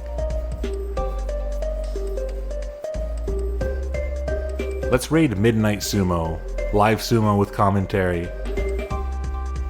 No, I'm gonna raid them when I play some sumo-themed games in the future. You forgot if she noticed. That's okay. I'm not being entirely serious. But sure, let's talk about next week. For whoever is here, next week will be the very last week of my unusually open schedule that my return to streaming coincided with. Unlike the previous weeks, it won't be 4 streams, because I certainly won't be able to stream on Friday. I'm going to try and do Monday, Wednesday, Thursday. So Thursday is kind of the big finale of this streaming era.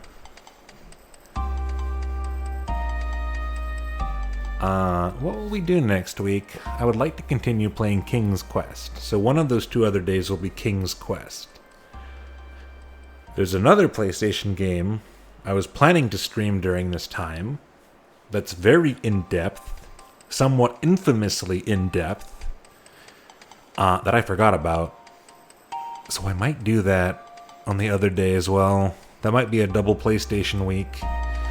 King's Quest point and click. Did I say King's Quest? I meant King's Field. If I did say King's Field, don't gaslight me. King's Field, first person game. You do a lot of pointing and clicking, to be fair, although it's mostly clicking with a button to swing a sword.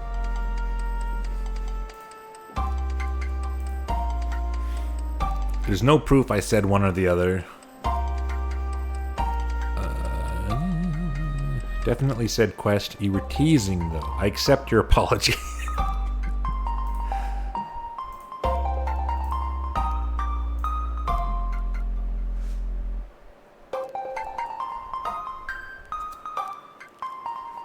Sometimes you just to manifest someone else's apology on your behalf. That's it. Yeah, like I said, Crop and Claw, pretty cool. Don't know how much I feel about getting back to it. I'll think about it. Like I said, I'll look into it.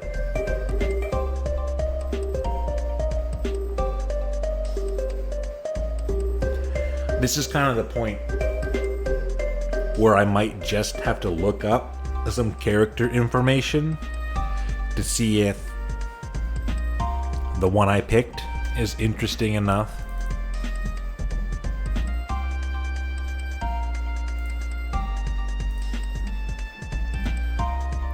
Am I rating anybody? Am I? Maybe. Let's look here. What's going on here? This person has been live for over 8 hours. That's probably not a good raid target. Just logically, I think that's probably not a good raid target.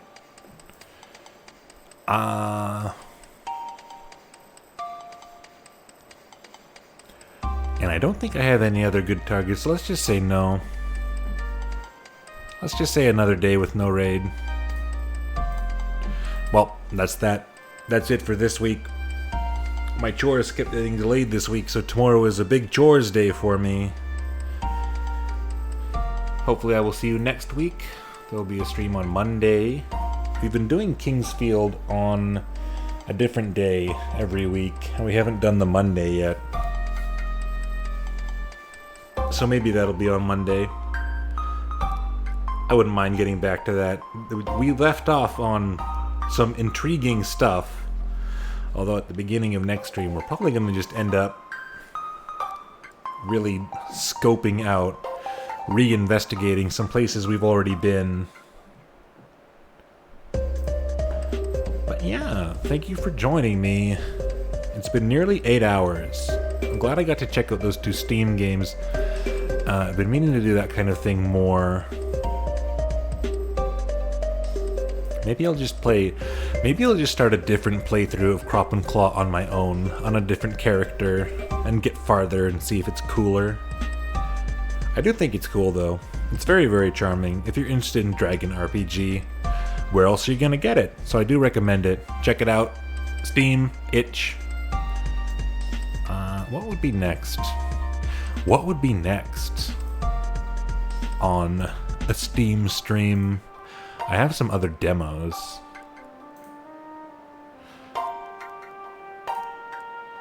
I have two first-person dungeon crawler demos.